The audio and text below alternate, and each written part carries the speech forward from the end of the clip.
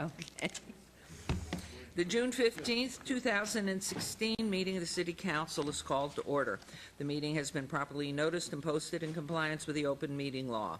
These proceedings are being video recorded as well as presented live on KCLV Cable Channel 2 and are closed captioned for hearing impaired viewers. Please note, customers of CenturyLink, you may view this program in high definition on Channel 1002, and some customers of Cox Communication who do not have a cable box may view this meeting on digital channel 69.9. The council meeting, as well as all other KCLV programming, may be viewed on the internet at www.lasvegasnevada.gov.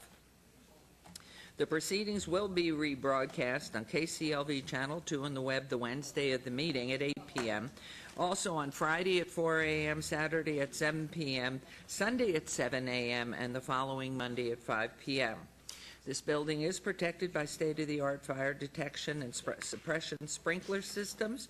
If alarms should activate during today's meetings, please evacuate using the exit at the back of these chambers out to the mezzanine. Proceed out the double doors to the terrace and down the back staircase. For anyone who has difficulty with stairs, please check with a marshal or fire official for assistance. Once outside, assemble on the northeast corner across the street from City Hall at Lewis and First. Employees wearing safety vests or our city marshals will inform you when it's safe to re-enter the building.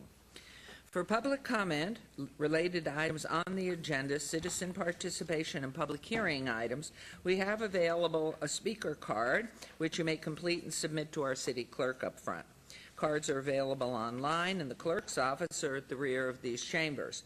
If you do not submit a card, it does not prevent you from speaking under public comment, citizen participation, or specified public hearing items. If anyone's present today who has need for hearing impaired equipment, please come forward to our city staff and they will help you. If you parked in the parking garage and did not receive a parking validation for your ticket, please also see the security officers when you're exiting. Before we proceed with the agenda, would everyone please rise for the invocation given this morning by Chaplain Sanford Marks, Interfaith Council of Southern Nevada, and then remain standing for the Pledge of Allegiance, and our ceremonials will follow. Thank you. Good morning. Good morning, Mayor. Before I give the invocation, I would just like to thank you for your words of support this past Sunday at relative to the Orlando shooting. Thank you very much. Loving Father, bless us as we gather today for this City Council meeting. Guide our minds and hearts so that we will work for the good of our community and the needs of our citizens. Bless our efforts today with clear insight, our deliberations with wisdom, and our work with clarity and accuracy. Help us to be generous in our outlook, courageous in the face of difficulty, and wise in our decisions. Amen. I pledge allegiance to the flag of the United States of America and to the republic for which it stands, one nation, under God, indivisible, with liberty and justice for all. Thank you, Chaplain. And we will proceed now on with our ceremonial portion of the agenda.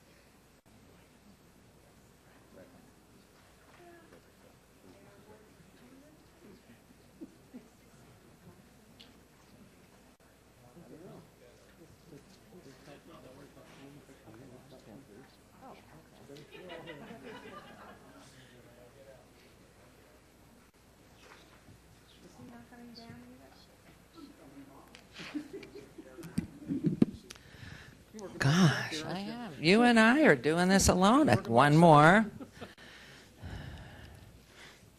Okay. No, it's good. It's all right. We all just love our people here. No, it's fine. You see, it's like herding cows. Although I don't come from a farm. No, he's the slowest. And every time he comes, I love this. Well, it's because he's the most senior, I guess. He's the slowest. Call him Zootopia.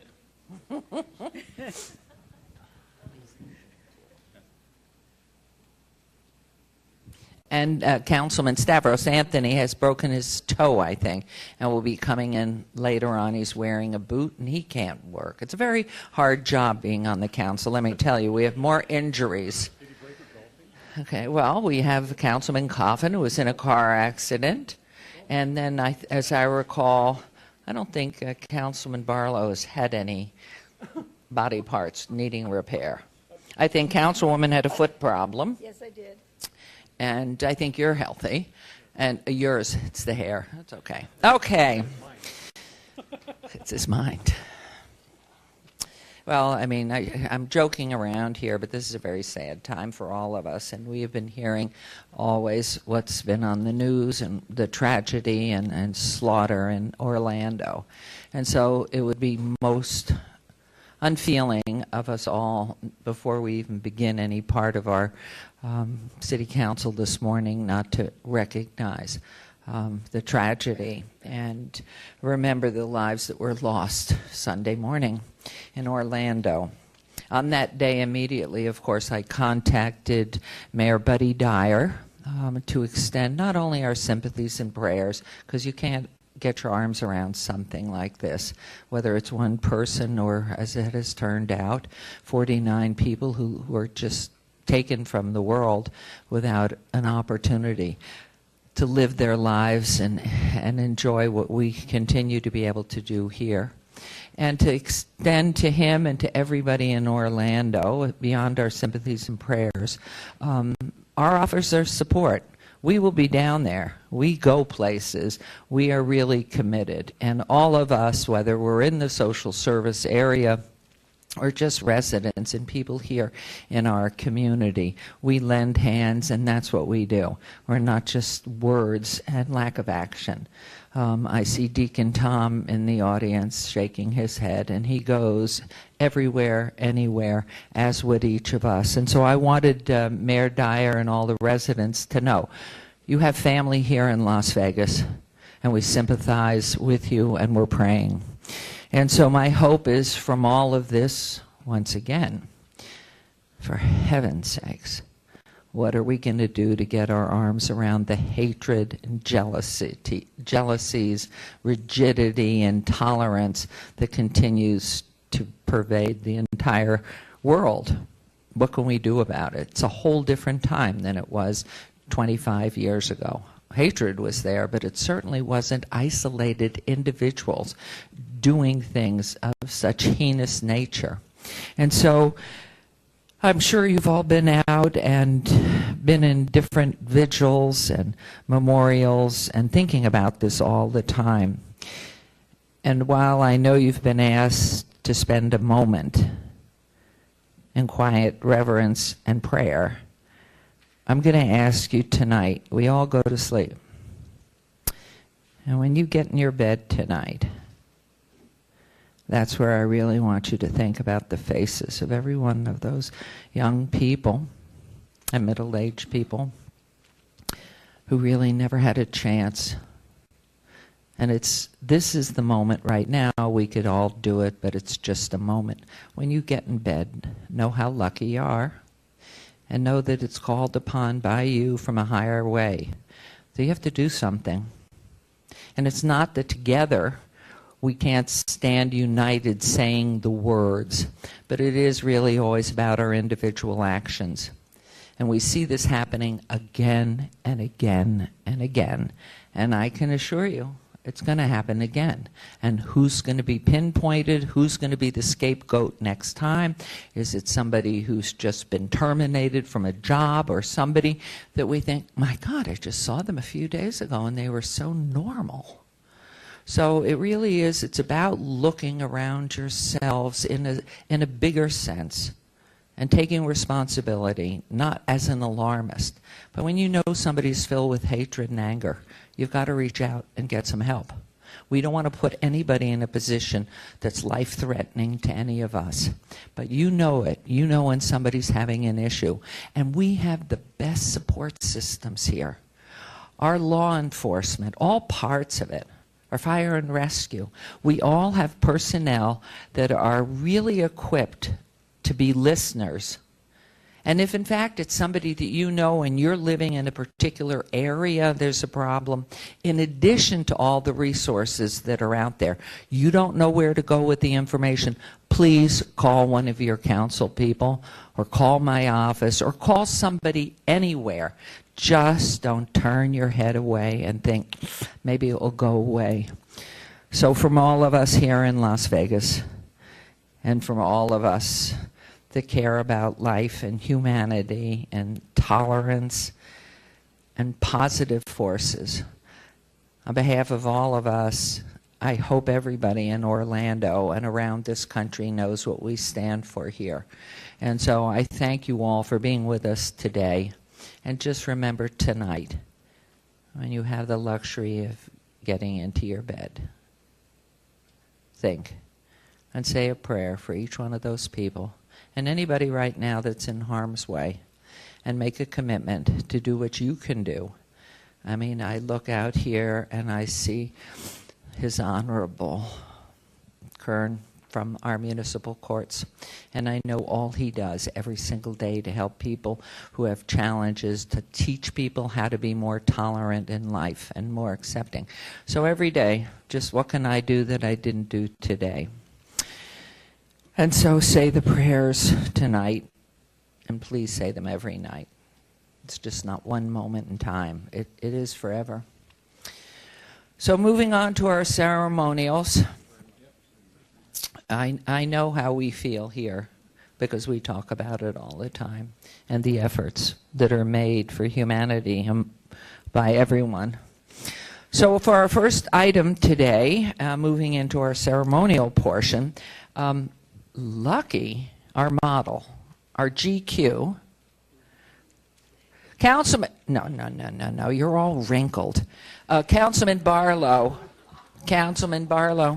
Citizen of the Month. Yes.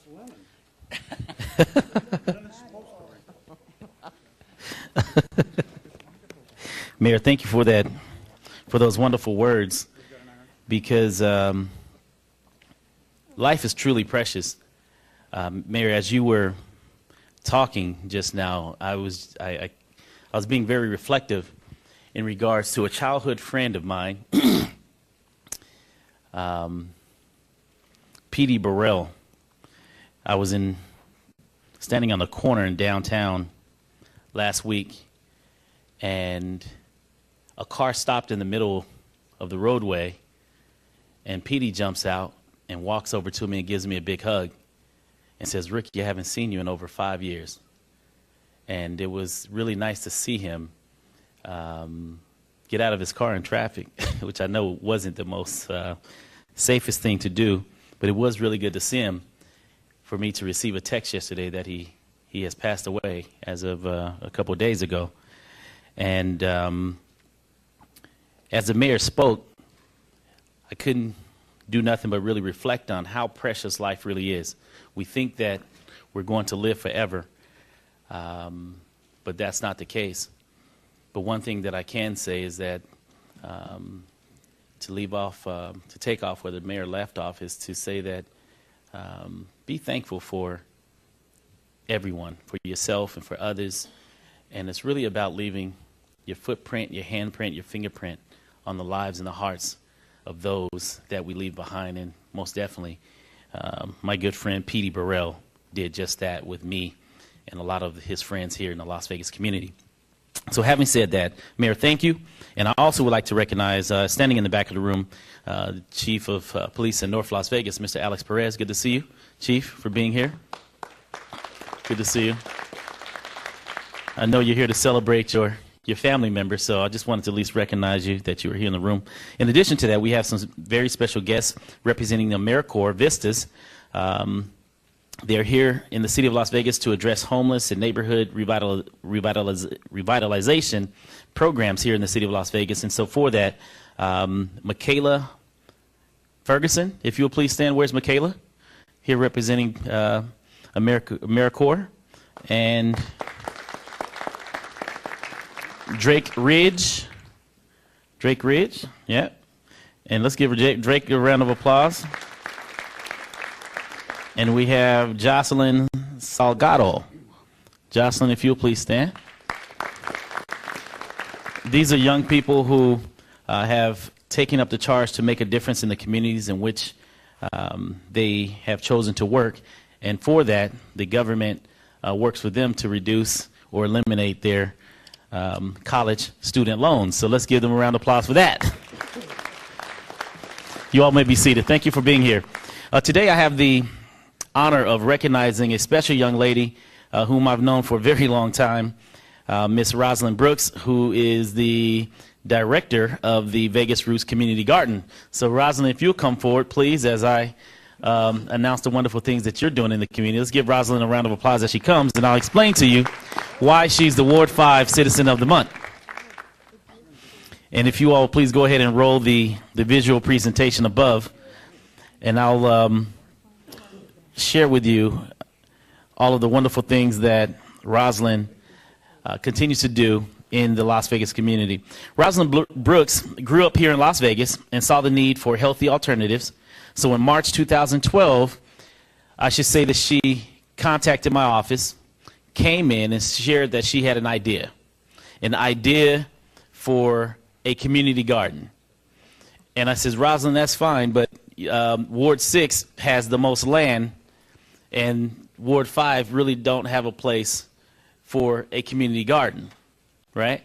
And she says, no, a community garden can be on a smaller footprint. It doesn't have to be on large acres of land. And so she identified a plot of land, which I believe is right under 5 acres, right on Tonopah and Bonanza.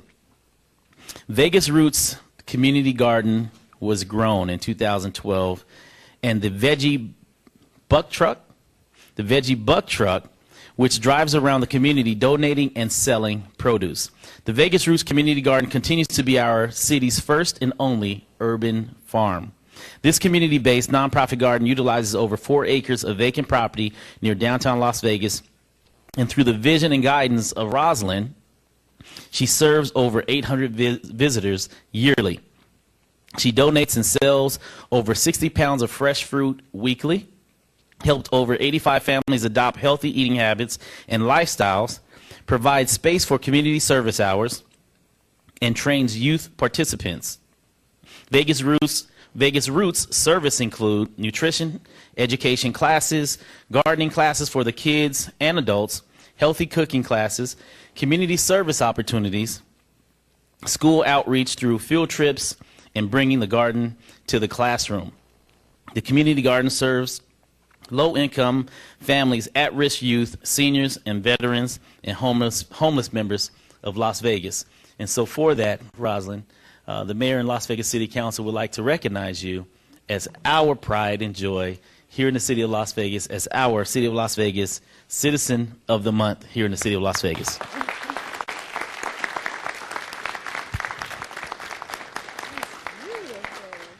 Is it beautiful? So what I would like for you to do right now, if you will please share with us your inspiration and motivation behind the garden, if you will, and I'll hold this for you. Good morning, everyone. I started the garden 6 years ago, and the purpose of it was just to bring everyone back to their roots. I was born and raised here in Las Vegas and never knew anything about gardening. never knew anything about fresh fruit and fresh produce. And so when I was donated the land by Frank Hawkins, that is exactly what I wanted to do with it. And it's been so amazing because we have adults who, there's asparagus growing and will say, "What's that?" You know, people don't know what fresh thing, we know what it is in the grocery store, but in the garden, in the farm, we don't know what it is. And so I love being able to educate and show people that health really is in the soil. It really is in the food. And so now we are, you know, kind of starting this whole garden pharmacy, FARM, so that it's not enough to just pick carrots and pick kale, but I want you to know what those health benefits are going to do and how it can reverse your health and disease. And so that is the biggest reason for the garden, to connect you to your food and understand that health is in what you eat. And that when you look at food, when you're eating your lunch or your breakfast or your dinner, look at it and say, is this bringing me life or is it bringing me death? And if it's bringing you life, by all means, eat up. And if it's not, you know, make a decision on, you know, kind of being mindful and creating balance in your life and in what you eat. And so that is the biggest purpose of the garden, and I invite you all down to take part. Thank you. So, Rosalind, you will invite everyone down to take part, but I understand you also have a foundation and a website. So for those that are listening and viewing this, view KCLV TV, why don't you share with them as far as how they can get in contact or get involved or contribute toward the cause? So there's a few ways to get involved with our organization. One is through volunteer hours. We are all volunteer ran, and so we're always looking for extra hands. The second way is that you can take part in our U-Pick farm. And so we're just like Gilcrease Orchard. We're an outdoor produce department, and you can come and just pick and pay. The third way that you can get involved is you could have your own space to grow your own food there. We have 32 raised beds, and we will teach you how to plant and grow. It's automatically watered, and we give you the seeds, gloves, tools. We build the bed. All you have to do is just show it with your beautiful face and take part. The other way is definitely through donations. We are a nonprofit and are ran just through donations and grants and all that kind of stuff. So our email address is, or our email website is www.vegasroots.org, and our email is contact@vegasroots.org, and our phone number is 702-636-4152. So we'd love for you to be involved. And Mayor and Councilwoman, you all will be pleased that Roz has been for a very long time a local educator, and she left the classroom to start the garden. So, I graduated from Western High School, and I graduated from UNLV. Yes, I'm local through and through. I taught kindergarten and first grade. And so my last school that I was at was Joe Mackey. I taught at Detweiler, Fitzgerald, and then ended up my last 6 years at Joe Mackey teaching our babies. So, yeah. And so the buck truck, yeah, still teaching, just on a grander scale and teaching nutrition education. But the mobile farmers market that we have just started is called the Veggie Buck Truck, as Ricky stated. Now we can actually go into the schools and we can go into communities. So right now we're going into low-income areas. So we're at the welfare office on Belrose. We'll be at the welfare office on Flamingo. We'll be at Huntridge Plaza actually this Saturday. And we literally just come into the community. We set up tents. We have tables. I have a scale, register, and we bring all the produce that we're harvesting from the garden. So I love that if we can't get you in the garden, we're going to bring the garden to you. So. Well, Rosalind, we have a sign to your immediate left that has your name, and it will be placed out front of City Hall for the month of June, basically letting the entire community know that this month belongs to you as the City of Las Vegas Citizen of the Month. So congratulations. Yep. Yes, ma'am.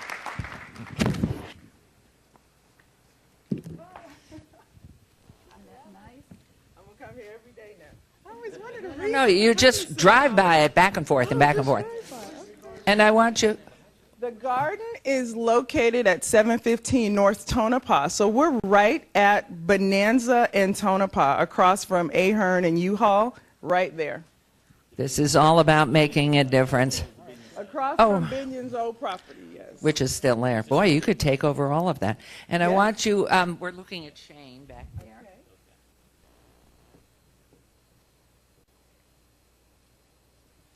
And I want you all to notice something. Look at the size of me. And look at the size of Rosalind. And I am proud of somebody who eats well and does the right thing. You follow her lead. We can Congratulations, get you out Theo. there and then we'll have you looking like. It's too old at this point. Thank you. Congratulations. We're so proud of you. Oh, yes. I'll call Cheryl. Yes. Wonderful. And aren't these lovely bags? These are wonderful. What a clever idea. Let us have a good time. So we're all for that. Okay. You know, I certainly, Councilwoman, you know, when you see somebody who definitely, if they weren't a teacher, should be a teacher because they're so giving and relaxed and warm. And where's Mom? Please, Mom. It's all in the genes, for heaven's sakes. She is who she is because of you. Thank you. Congratulations. She said she used to check the groceries out at Vegas Village. Yeah. I can't believe you were great then. Was that great shopping? Look at this smile. Look at that. Oh, my gosh. Vegas Village, commercial, you know, it's wonderful to get old because you do remember everything still. And if not, we can go to the Alzheimer clinic. But the reality is, Vegas Village, commercial center, Sahara just east of Paradise, had a whole shopping mall there in the 60s and 70s until it was turned into a bunch of other places. And Mom here was a checker at Vegas Village. And was she always smiling? No wonder we have such a beautiful, talented, giving daughter. God bless you. May your life continue as wonderful as it's been. And thank you for raising such a beautiful girl. Wonderful. Woo. I can't forget your smile, of course. For our next item, I'd like to invite our Chief Municipal Court Judge, Cedric Kearns. I saw you. You moved. Where are you now? Oh, talk about a great guy. And talk about making a difference every single day, innovative, and doing things that have made such a huge difference to repairing people in our community, to say nothing of everything else you do in the courts. I mean, just a man of love and dedication, and I hope we can continue your life for at least another 500 years. So our employees strive to be heroes in the workplace, meeting our values of action, which stand for achievement, creativity, teamwork, integrity, and ownership now. They build our community to make life better. And I'm proud to announce that the Employee of the Month is Joshua Vanoia. Joshua, please come join us. And he is related to the chief out in North Las Vegas. So congratulations to you. Oh, I love this lei. Who gave you that? My wife. Oh, you got a good wife. Joshua's been with the city since 2007. When we talk about ownership, Joshua is a great example of what our city employees do. We, of course, have all been witness to the increasing number of tragedies involving gun violence in our country and around the world, including just these 3 days ago in Orlando. Joshua has always been sensitive to these issues and decided to do something about it. So he took it upon himself to research, coordinate, and prepare a comprehensive active shooter training course for city employees. Working with the city's Department of Public Safety, our U.S. Marshals, and our organizational health team, Joshua has now taught this class to more than 500 employees. He's recognized that law enforcement officers are trained in how they react and prepare for active shooter events, but civilian employees may not have been so trained. Thus, through Joshua's efforts, his fellow city employees are now better prepared, making it a safer workplace and a safer city for Las Vegas. So Joshua, on behalf of all the city council, all the residents, everybody whose life you've been touching through these wonderful classes, and all that you do to safeguard our community, I'm proud to name you our Employee of the Month and want to present you, if you would, Mayor Pro Tem, with this award, and point you to the left where you will see a sign with your name on it that also will be displayed outside of City Hall for the next month. And lucky, His Honor Judge Kearns, I know you are so proud, and please, you're first. Let me say hi first. Mayor, Council, thank you. Josh, congratulations. Before we go there, Mayor, I was sitting down there where you were speaking this morning, and I was myself doing a gratitude list. And I have to tell you that I was sitting there thinking how great it is that we have a relationship with you, Your Honor, and this council, with the court and the city, because not so many people have that. And I have this opportunity, so I want to thank you for that. Speaking of gratitude, I got to tell you, we have the best employees at Las Vegas Municipal Court. And one of the people that I am so proud of is Marshal Vanoia. You know, this was not something that Josh was assigned to do. Josh does our defensive tactics, and he, on his own, decided that we need to help the civilians. And it couldn't be a better time than this, and sad times. But our job here in Las Vegas Municipal Court is to keep the citizens safe. And Josh takes that to a whole new level.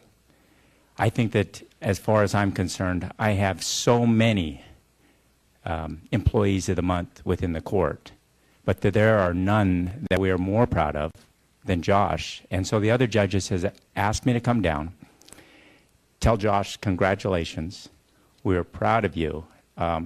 You can't stop the hard work just because you won this. We appreciate what you do. All right. And how about some words from you? Yes? Yes. I'm honored to be standing here today before you. Oh, I'm sorry. Mayor Goodman, City Council, our City Manager, I am grateful and honored to receive this selection as the Employee of the Month. Judge Kearns, Chief Judge Kearns, and the other judges of Municipal Court, Mr. Levac, our court administrator, and Jack Manning, my chief. I want to thank each and every one of you for believing in me and for trusting me to send out this information to all our employees. Thank you so much for allowing me to do this. Several years ago, I was given an opportunity to train with the U.S. Marshals for active shooter training for law enforcement officers. It was at that training I was sitting down there and I was thinking to myself, this is pretty cool. I'm learning this. I know what to do as an officer when there's an active shooter event, but my wife is also a city employee. I knew for a fact that she did not know what to do if there was an active shooter. So I asked the U.S. Marshal if he had any type of material that I can bring back to the courts so we can teach our civilian employees. And he gladly gave it to us, or to me. Later on, I was approached by Chief Manning, who asked me to put together, or if he asked me if I wanted to teach the civilian active shooter training course, and obviously I gladly accepted the task. So I took all the materials, put things together, and went over it, and I was like, boy, I have a pretty good product here. But before I sent it out, I needed somebody to teach it to. So I asked my family members. They're in the audience. I told them if I could teach them the active shooter course, and they said okay. And I successfully put all of them to sleep. I asked them, what can I do to make it more appealing to the audience? And they all gave me all their input. My wife accompanied me once to one of my presentations, and I wanted her true opinion on my active shooter class. After the class, I was proud that I did a pretty good class, and I turned to her and asked her to be brutally honest.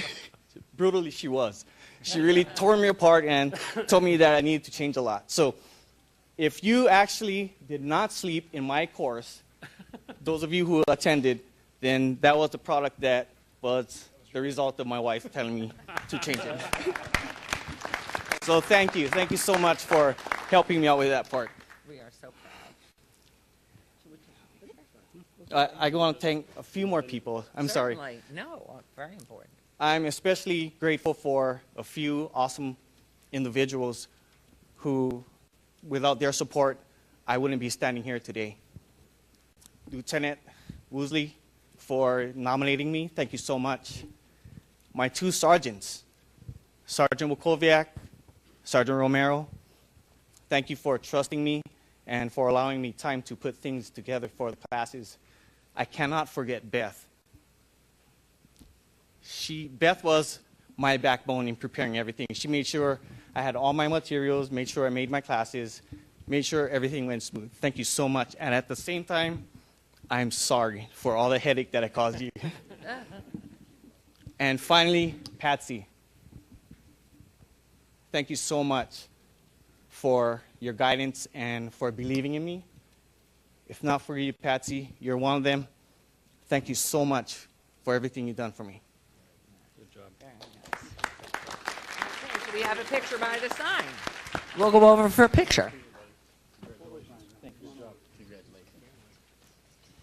How about introducing your wife and any other members of the family? She's a real sharpshooter. Bring the real sharpshooter down. My wife is Liliana, and my new baby. Oh, come on. Both my sons are here. Bring them both down. Everybody. All the kids. Do I need to bring my family? Yes, bring them down. My sister is here, and my brother-in-law, Alex. Good. Bring them. Wonderful. Come on down. Come on down. Well, how wonderful. What's the name of your new baby? Oh, Your daughter. her name is Naya. And how about your sons? My son, this is Noah, Hi, Noah. and this is Zachary. Hi. Oh, I see. Hi there. You going into law enforcement? No.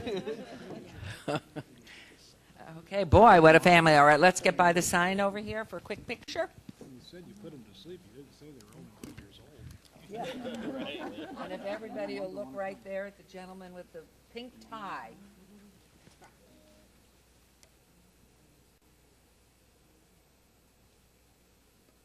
Great, thank you. Thank you, so proud of you. Thanks, Mary. We need to offer this to the general public. Okay, I know. As soon as we said it, I just leaned over to His Honor and I said, we need to make this available to the public. Because for some of us, we've had the opportunity to go down to Emmitsburg, Maryland, for the FEMA, the Federal Emergency Management Training. But for everybody that lives here, we need to know what to do. Obviously, staff throughout all the government pieces have a process in place. But I think it would really be helpful. And when I mentioned it to Judge Kern, he said, we're working on it right now to have something available. And I think that would really be very important. For our next item, it's the greatest pleasure to recognize one of our Valley's greatest charities, and I want to invite our wonderful Deacon Tom Roberts of Catholic Charities to join us. So proud of everything that you do and all of Catholic Charities. You just are so wonderful. Today is a special day because we are celebrating 75 years of Catholic Charities in Southern Nevada. That deserves the biggest round of applause. It's simply wonderful. This organization has been giving help and hope in Las Vegas since 1941.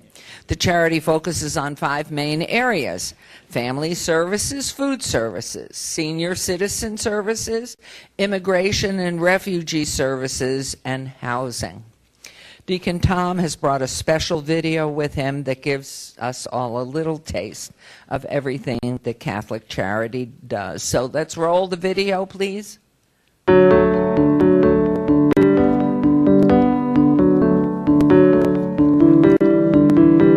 Way back in 1941, when the agency started, very simply, very humbly, with an operating budget of $10,000, starting with adoption services and community services. And here we are today, 75 years later, last year serving over 100,000 people in 20 different programs and services. So as Southern Nevada has grown and changed and grown up, so have we. Whatever the needs have been in our community, it's always been about providing help and hope for anyone that needs it.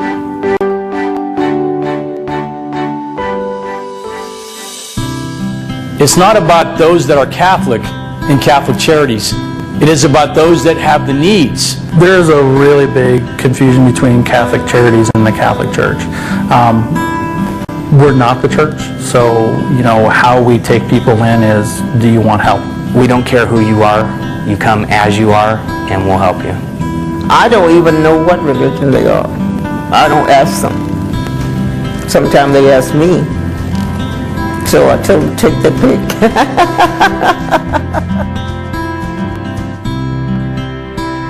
The programs and services that we provide at Catholic Charities are meant to give people the opportunity to get back on their feet. It's not an entitlement. It's not a handout. Shelter services, food programs, work programs, programs for senior citizens, allowing them to stay in their homes with nutritious food, giving them a chance to get the services that they need to survive, to stay independent. I had 2 accidents. I got so I couldn't walk very far, and so they bring the meals every Tuesday now. I deliver 7 frozen meals to the clients. I check on them, make sure that they're doing okay, because sometimes some of the clients don't see anybody for at least 4 or 5 days, and when I come in with the meals, they see a familiar face, they know they're getting their food. Oh, it was great, a great lifesaver. We slept for a while, several weeks, like almost a month, in a pickup truck. We were very tired, dirty, sleepy, hungry, lost, confused. They let us shower, they clean us up, they give us blankets. There's angels, God sent these angels. They, right in the moment, boom, right there, when we had nowhere else to go. When people first initially show up here at Catholic Charities, they have nothing but the clothes on their back. Most of them don't even come with ID, birth certificates, the essential things in life that it takes to get a job. They come into the shelter and they're actually see that we can help them. Then when they join the REP program, they go through employment classes, Dress for Success, all these other classes that help them work on them. It's a big change, very drastic. The amazing work that's done through Catholic Charities in this community would not be possible without the support of so many over the years.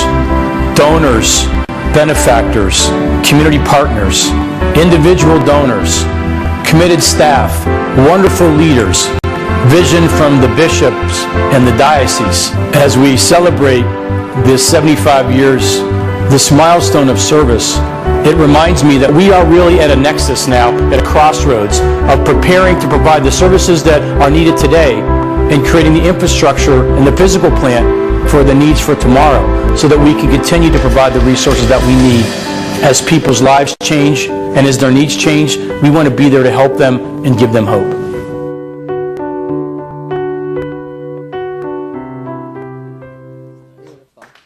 Beautiful. Deacon Tom. I have failed, I have to tell you. I know I'm not in church, nor am I Catholic, but I have failed grossly. We have a proclamation in celebration of your 75th, and I left it upstairs. So I just want you to know that we, all of us in Nevada and Southern Nevada, around the country, are so indebted for everything that you and everyone involved in Catholic Charities, how you take care of those who can't take care of themselves, the seniors, the needy, and are so open and embracing to everybody. So please, I'm going to give you the microphone, and then if you will introduce everybody, and I'm not sure, maybe I can run upstairs. I know where your office is, so it's okay. Good morning, everyone, Mayor, City Council. Let me first introduce the real heroes that make Catholic Charities work every day, a sample of the 250 employees that serve all of God's children every day. This is Leslie Carmine. She's our Director of Media and Community Relations, been with Catholic Charities over 10 years. Dawn Davis is our Executive Vice President and Chief Operating Officer. She's been with Catholic Charities 25 years. She started when she was about 13. And Marcos Valerio is our Senior Vice President and Chief Administrative Officer. And so these folks are really the ones in the staff that takes care of all of our clients are the heroes, because they're the ones that give help and hope every day. And Mayor, I couldn't help in your comments this morning to think about when you say, what can we all do? In our own small way, we try to provide help and hope for anyone every single day, those random acts of kindness that are available through Catholic Charities. And despite the challenges in our world and the fear and the audacity of some of these crimes, I think all of us can be the givers of mercy and the givers of forgiveness in our own families, in our neighborhoods, it's to strangers. And those are the people that we serve every day at Catholic Charities, most of which we don't know. That's okay. Because that's what we're there for. And as the video said, I like to say that we don't check religious ID cards at the door at Catholic Charities. So we serve anyone who needs help and hope. And it is an honor for me to think about the 75 years of service and the shoulders, frankly, that we all stand on. Monsignor Leary, many of the other leaders that provided such wonderful vision, and frankly, the partnership that we have with the City of Las Vegas and all your staff members, and you know and I know the literally hundreds of people at the city that support the work that we do. It simply would not happen if it wasn't for the collaborations that we do with the city, with our partners in the non-for-profit sector, 3 Square, the wonderful work of Salvation Army and Rescue Mission, and it is the spirit of stewardship.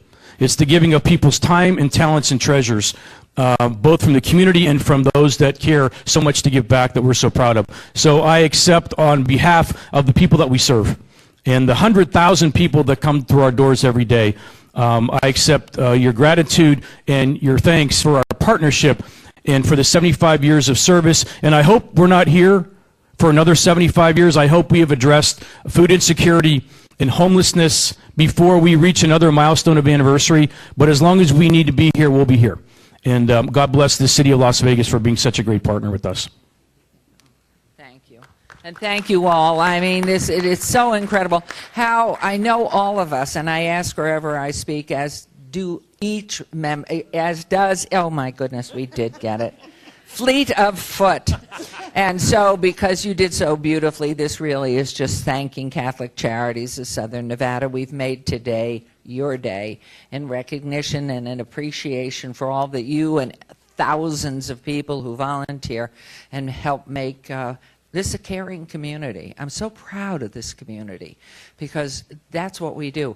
How, for anybody who's watching and really does have a few hours to spare, there's so many ways you can help. And if your time's limited and you don't have a car, there are things that you can be doing. So what is the best way for them to contact? Who do they contact? How do they contact you, Deacon, if you would? Thank you. It is about stewardship, so it is the sharing of time, talents, and treasures. And so there's wonderful volunteer opportunities. In fact, some of our seniors volunteer at the garden that we heard about earlier this morning. Some of our seniors from our Migration and Refugee Services program are already involved in that program. So the easiest way is to either go on the website, which is www.catholiccharities.com, or call the main number, which is 385-2662, and ask about volunteering, ask about serving. We all know that Catholic Charities last night had 500 men in our overnight shelter, 500. Today in the day shelter we'll have over 250. will serve 1,000 meals today at 10 o'clock for people that would otherwise not get food. And so if you want to participate and volunteer and support those missions, giving up your time or talents and your treasures, or as the mayor said, pray for us. Pray for the people that we serve, because it is by the common good that we do what we do. So we would love to invite you to come down and take a tour of Catholic Charities. We're always welcoming people to come and see what we do, and then perhaps think about volunteering. And our hotels, our resort corridor and downtown hotels, donate food, donate water. It's so important. It's going to be 113 on Monday. So this is such an important time. And Deacon No, when he mentioned the consortium that we have of our charities that are pulling together to avoid duplication of efforts, overspending, because each one of our top-notch, probably 10, 12, 15 not-for-profit entities have been working together now for 5 years. It has been such a pulling together of heart and soul, and all committed to everything that we believe in this community to make it a better place, and for all of us to be able to find that little piece of time we can to do something that's so meaningful to somebody else. So Deacon, thank you. And in memory of Monsignor Leary, who we lost 3 years ago, what a wonderful man. And I just prayed that we would have somebody following him in his footsteps, knowing full well there would never be another Monsignor Leary. And everybody's different, but boy, do we have somebody wonderful leading us. And thank you so much. We're so grateful for all that you do. Thank you all. Thank you. Do you want to say anything? Can I pin you, Mayor? With You can pin me. Okay. 75th anniversary pin. You might have one of these, but I had to bring another one for you. I love it. Thank you. It's taking a long time. Anyway, thank you so very, very much. We really are grateful and congratulate you. What leadership. It's magnificent. So we're so great. Thank you for coming, and I'm glad we got the proclamation. Thank you, Laura. So for those of you who really, we have several programs on KCLV that you can watch, our public TV channel.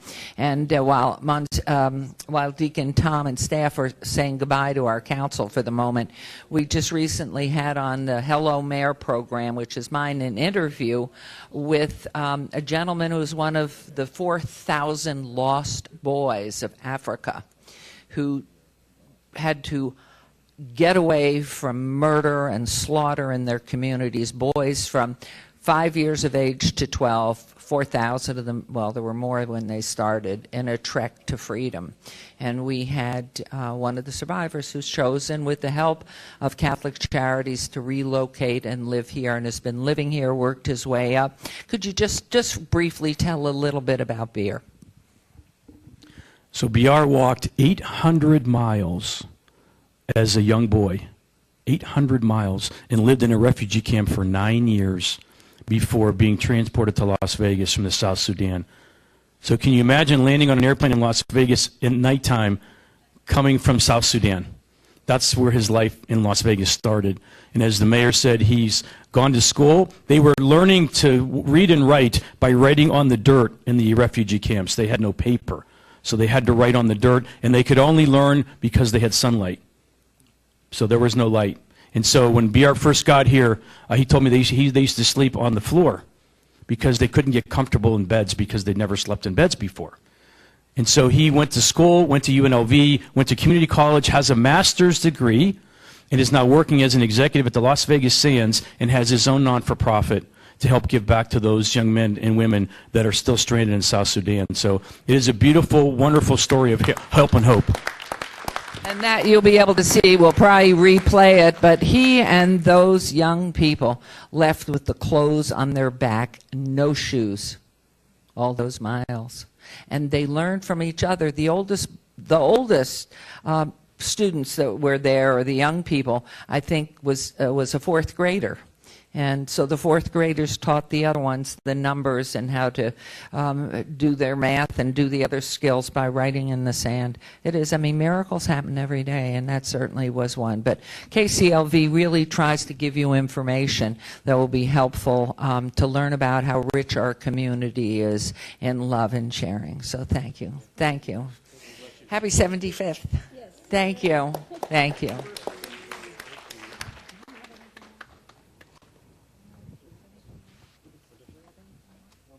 Okay, I have a few minutes before 10. We'll give council. He's had a haircut. He wants to give you one thing. When I parked my car in the garage this morning, Your Honor, I noticed that behind our city hall is a giant circus train. That's not for us, is it? He never says anything with a smile. It's always serious. We may go with them, though, but I like your tie, your Las Vegas tie. Mr. Karcher has one on, too. Where does one get a Las Vegas tie like that? Okay. Looks good. All right, so we will give us 5 minutes, if that's reasonable, and then we will reconvene. We'll just recess for 5 quick minutes.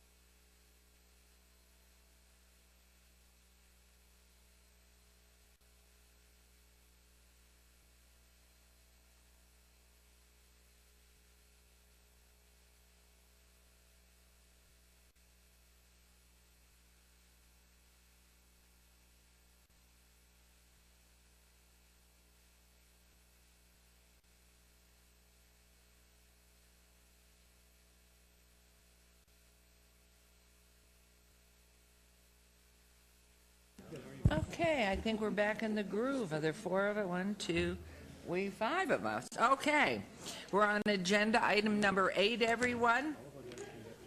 And if I could ask you to take your seats again and make sure if you reactivated your phones to deactivate them again, please. Okay, public comment during this portion of the agenda must be limited to matters on the agenda for action. The amount of time any single speaker is allowed may be limited. All comments will be made will be cross-referenced to those specific items. If anyone submitted a speaker card or who wishes to speak under this portion of the agenda, please come to the podium and state your name for the record.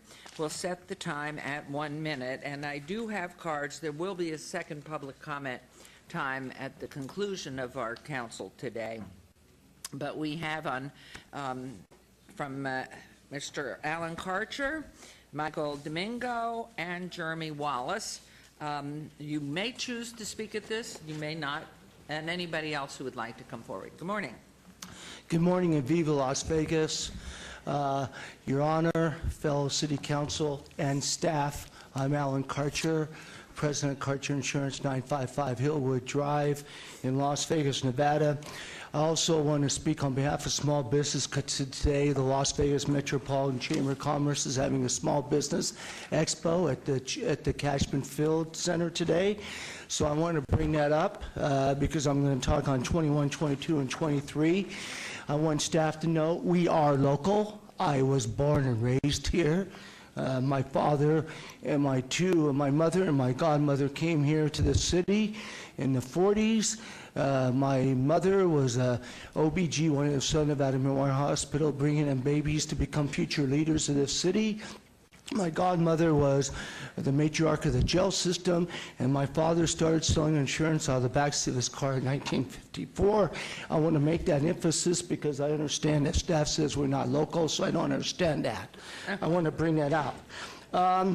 Also, my blood is born here, and my blood is buried here, so I want to put that in there. But on this proposal on 21, 22, and 23, you're sending this revenue out of city and out of the state of Nevada. It was $814,400.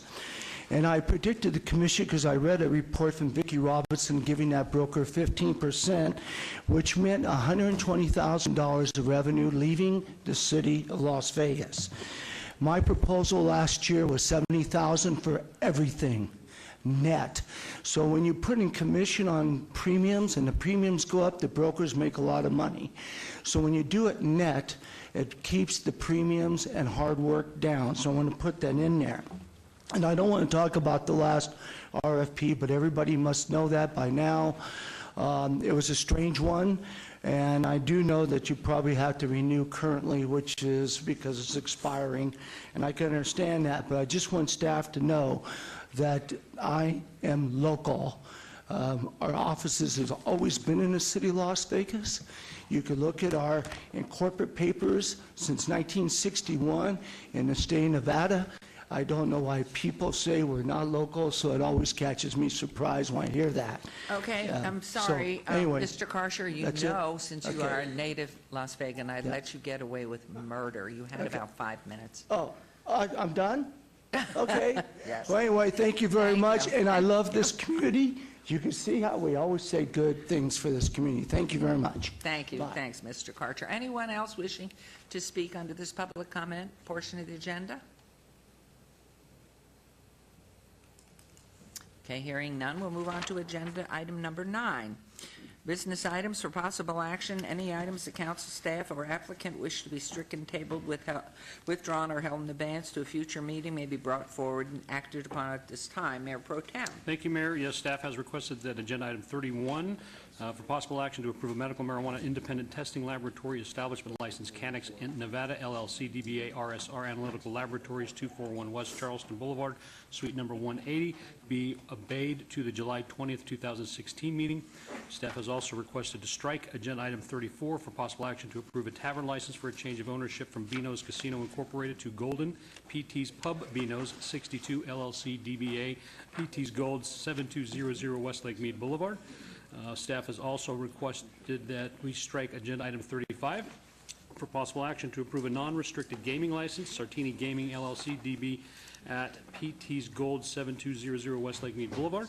Staff has also requested that we strike agenda item 54, which is an abeyance item, report by Jorge Cervantes, Executive Director of Community Development, and discussion for possible action regarding an unsolicited proposal for a deed restriction removal for the Royal Links Golf Course at 5995 East Vegas Valley Drive in Clark County. Staff has also requested an abeyance to obey agenda item 57 to the August 17, 2016 meeting. That is an abeyance item. Also, discussion for possible action regarding the approval of a medical marijuana dispensary establishment license, Clark NMSD LLC, doing business as Nuveda at 1324 South 3rd Street. Staff has also requested that we strike agenda item number 71, which is bill number 2016-48, and that is my motion, Mayor. Thank you very much. There's a motion. If you'll vote, please, and post.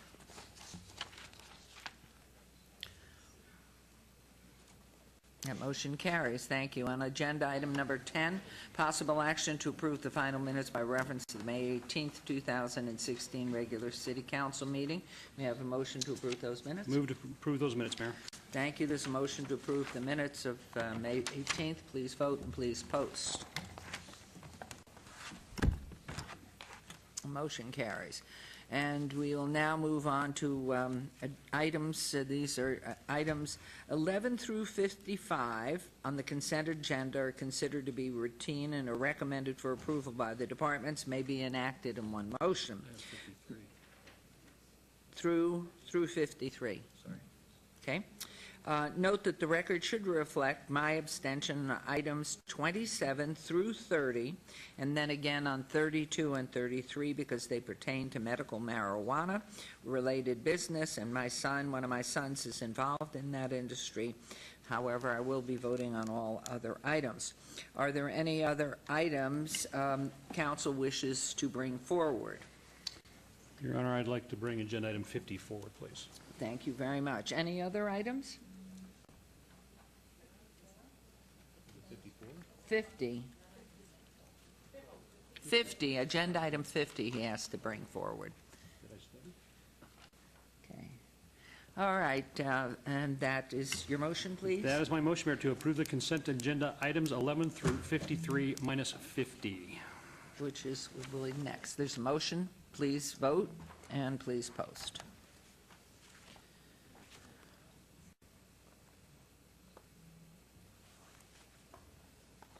And that motion carries. And now we will move on to agenda item 50. Oh, I did not. Let me do that. Do you want me to include that? Mayor, in that motion, I needed to include agenda items 31, 34, and 35 as well. As coming forward or As coming having, forward. as moving forward. All right, so we're adding that to the motion, and if you will let us. You good with that one? Okay. Okay, thank you.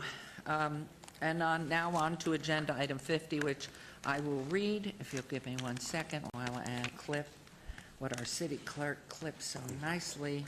Agenda item 50, resolution R26-2016 for possible action to approve a resolution affirming the city's commitment to diversity and an open and inclusive community, all wards. Purpose, background: City of Las Vegas has a long history of leadership in terms of inclusion characterized by employee benefits, hiring practices, award-winning adaptive recreation program. The city recently earned a 100-point ranking from the Human Rights Campaign on its Municipal Equality Index score that recognizes the city's accomplishments. The City Council is asked to support the resolution acknowledging the city's commitment to diversity and an open and inclusive community for our citizens, visitors, and businesses. And so, good morning. Good morning, Mayor and Council. For the record, Ted Olivas, Chief of Staff. You said everything. I'm done. No, you're never at a loss for words. I know that's true. This resolution, as you know, is an affirmation of our commitment to the diversity and an open and inclusive community. We thought that it appropriate for us to do this after we earned a 100-point ranking from the Human Rights Campaign on its Municipal Equality Index score. The mayor mentioned that. That was a pretty significant achievement for us, and our own Adrena Ramos King was involved here in helping us coordinate that effort on behalf of the city. So we're thankful for her efforts in that regard. If you look at the resolution, it just talks about our history of leadership and inclusion, talks about adaptive recreation, it talks about benefits, programs, and policies, talks about our belief in worth and dignity of every human being, talks about how we promote greater civility and understanding of collective differences and similarities. It also recognizes the fact that we did earn that 100 points, and not everybody got the 100 points. There were other cities nationwide. The average was 56 points. So we almost doubled that. And for the Nevada cities that participated, their average score was 73 points. So this was very significant for us. In addition, as an employer, it talks about the fact that we embrace and encourage our employees' differences in age, color, disability, ethnicity, family and marital status, gender identity or expression, language, national origin, physical and mental ability, political affiliation, race, religion, sexual orientation, social economic status, veteran status, and other characteristics that make us unique. That's significant. And this is something that we live with on a day-to-day basis as employees. And finally, among other things, it talks about that all employees are expected to exhibit conduct that reflects inclusion. We have some guests with us today that would like to address the council. We have Michael Domingo from the center. He's the CEO of the center. And we also have Jeremy Wallace, who's a representative from the Human Rights Campaign that, with your indulgence, Mayor, would like to say a few comments. We would love that. We appreciate it, and thank you for those really moving comments that you've made. And so we welcome you, Mr. Domingo, and Mr. Wallace. So, but despite that fact, if you will specifically say your name for our record, Absolutely. Please. Mayor Goodman, ladies and gentlemen of the City Council, City Manager Betsy Fretwell, ladies and gentlemen of the City Administration, my name is Michael Domingo. I'm the CEO of the Gay and Lesbian Center of Southern Nevada. And I'm here with several very dedicated members of our staff, as well as several members of the LGBT community who are here present. First and foremost, I want to express our appreciation to the City Administration in the wake of this past weekend's Orlando tragedy. Several of the City Administration, personally, the Mayor, the City Manager, were present with the LGBTQ community this past weekend, and we are grateful. I've received several notifications from safety forces, personally assuring our community of their extra watchfulness of our community. And I thank you for that resolve to protect our community at a time when emotions are very raw. And I have to say that we are grateful for the very resolution that is in front of you for your passage. It's rather ironic that that resolution and the work, the compiling of that, has been in the works for weeks by city staff and administration. And it becomes all the more compelling in the wake of what has taken place in the city of Orlando. We are grateful. We are grateful for your leadership. We are grateful for your reaching out. This is a time of extreme sadness and anger for our community.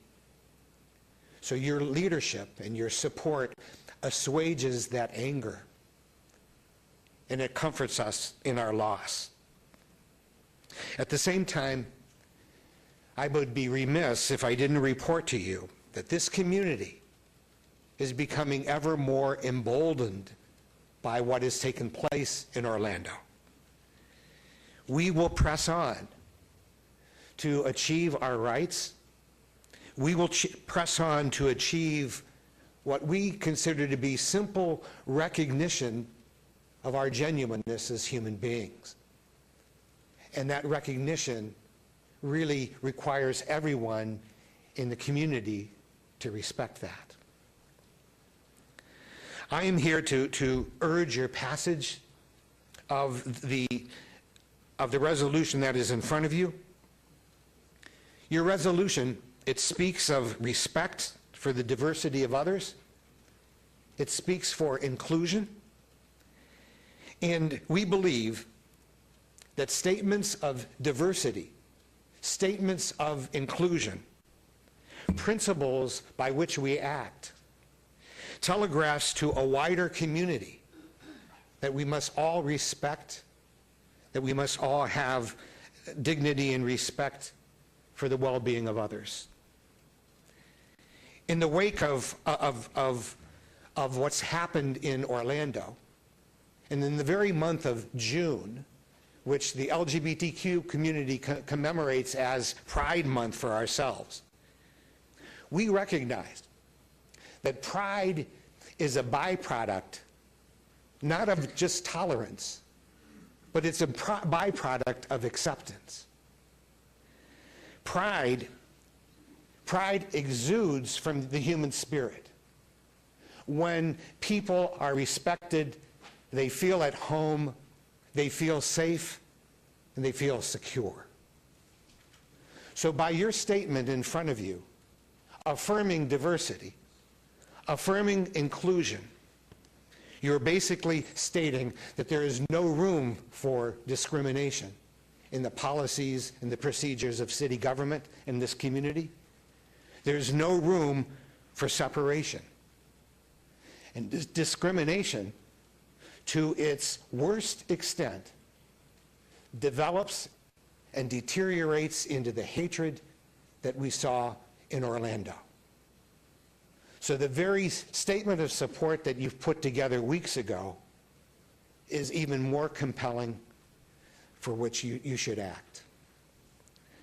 On behalf of our LGBTQ community, on behalf of all people seeking recognition, on behalf of those victims of Orlando whose voices are now silenced, I urge you, please, to pass this resolution and to declare to our entire community that we are open and affirming.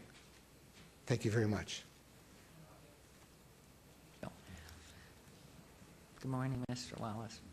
Good morning, and thank you, Mayor Goodman and the City Council members, for giving me a chance to speak to you this morning. My name is Jeremy Wallace, and I'm here on behalf of the Human Rights Campaign, which is the nation's largest LGBTQ civil rights organization. Locally, I am a member of the HRC Las Vegas Steering Committee, as well as co-chair for community engagement. And on behalf of HRC, we want to thank the City of Las Vegas in advance for passing this resolution, and affirming the City Council's continued commitment to diversity, openness, and inclusion.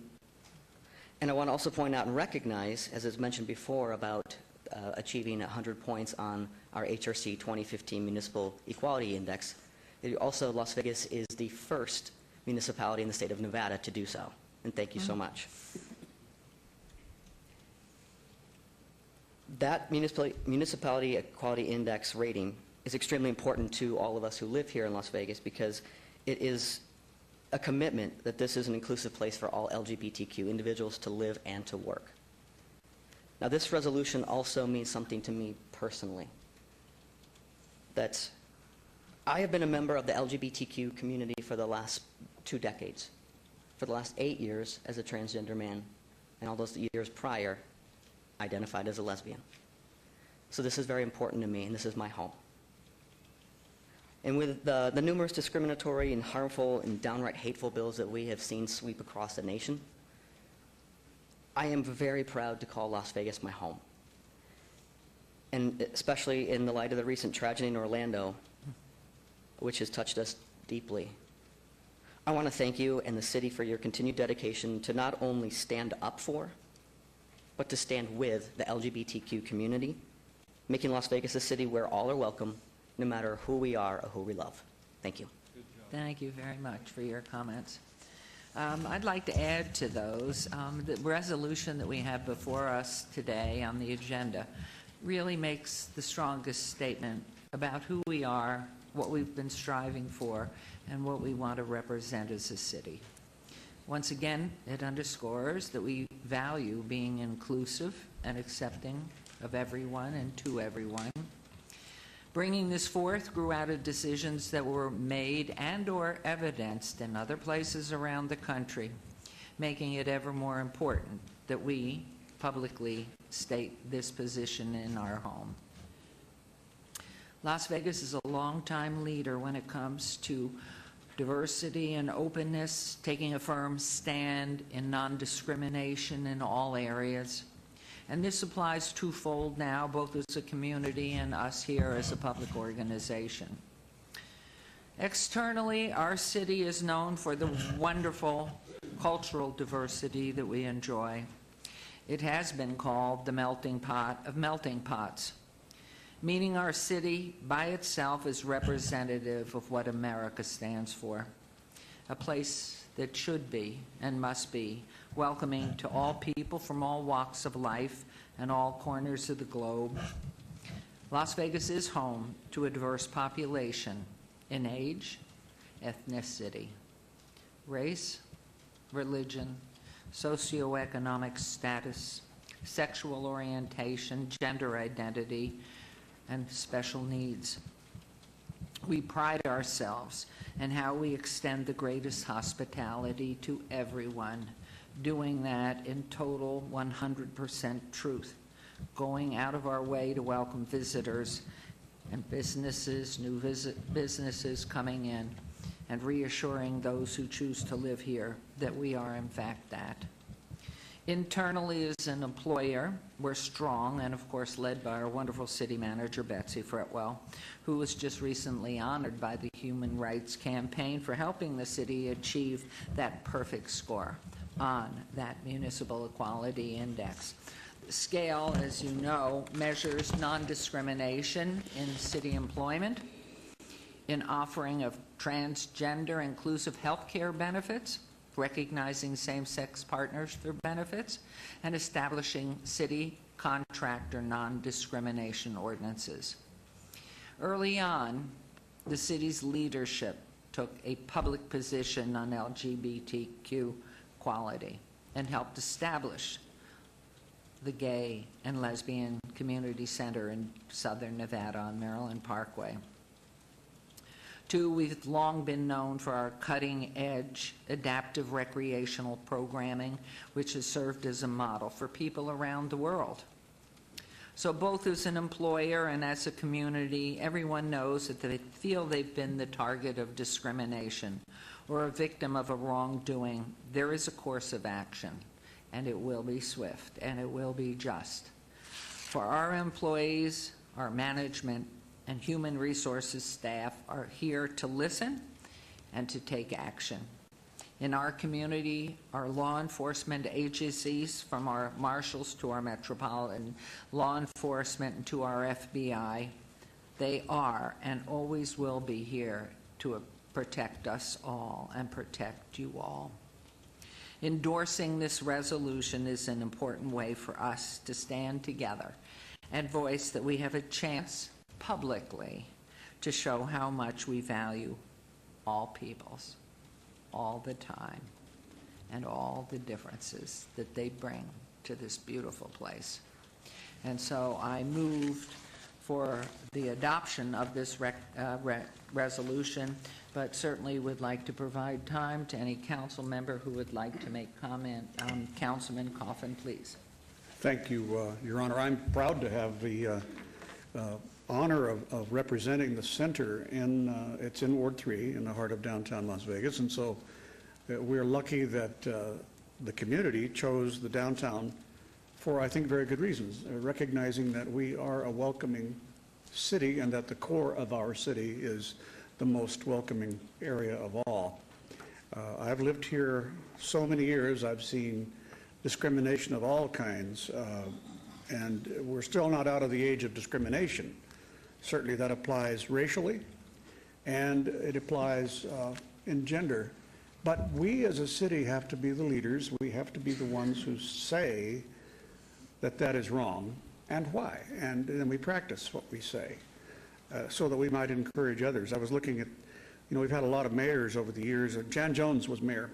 Jan, I think, was one of the first who raised this issue as a city leader and realized that she and the successor mayors, you and Oscar B. Goodman, Your Honor, have made sure that the city has been in the forefront of inclusion.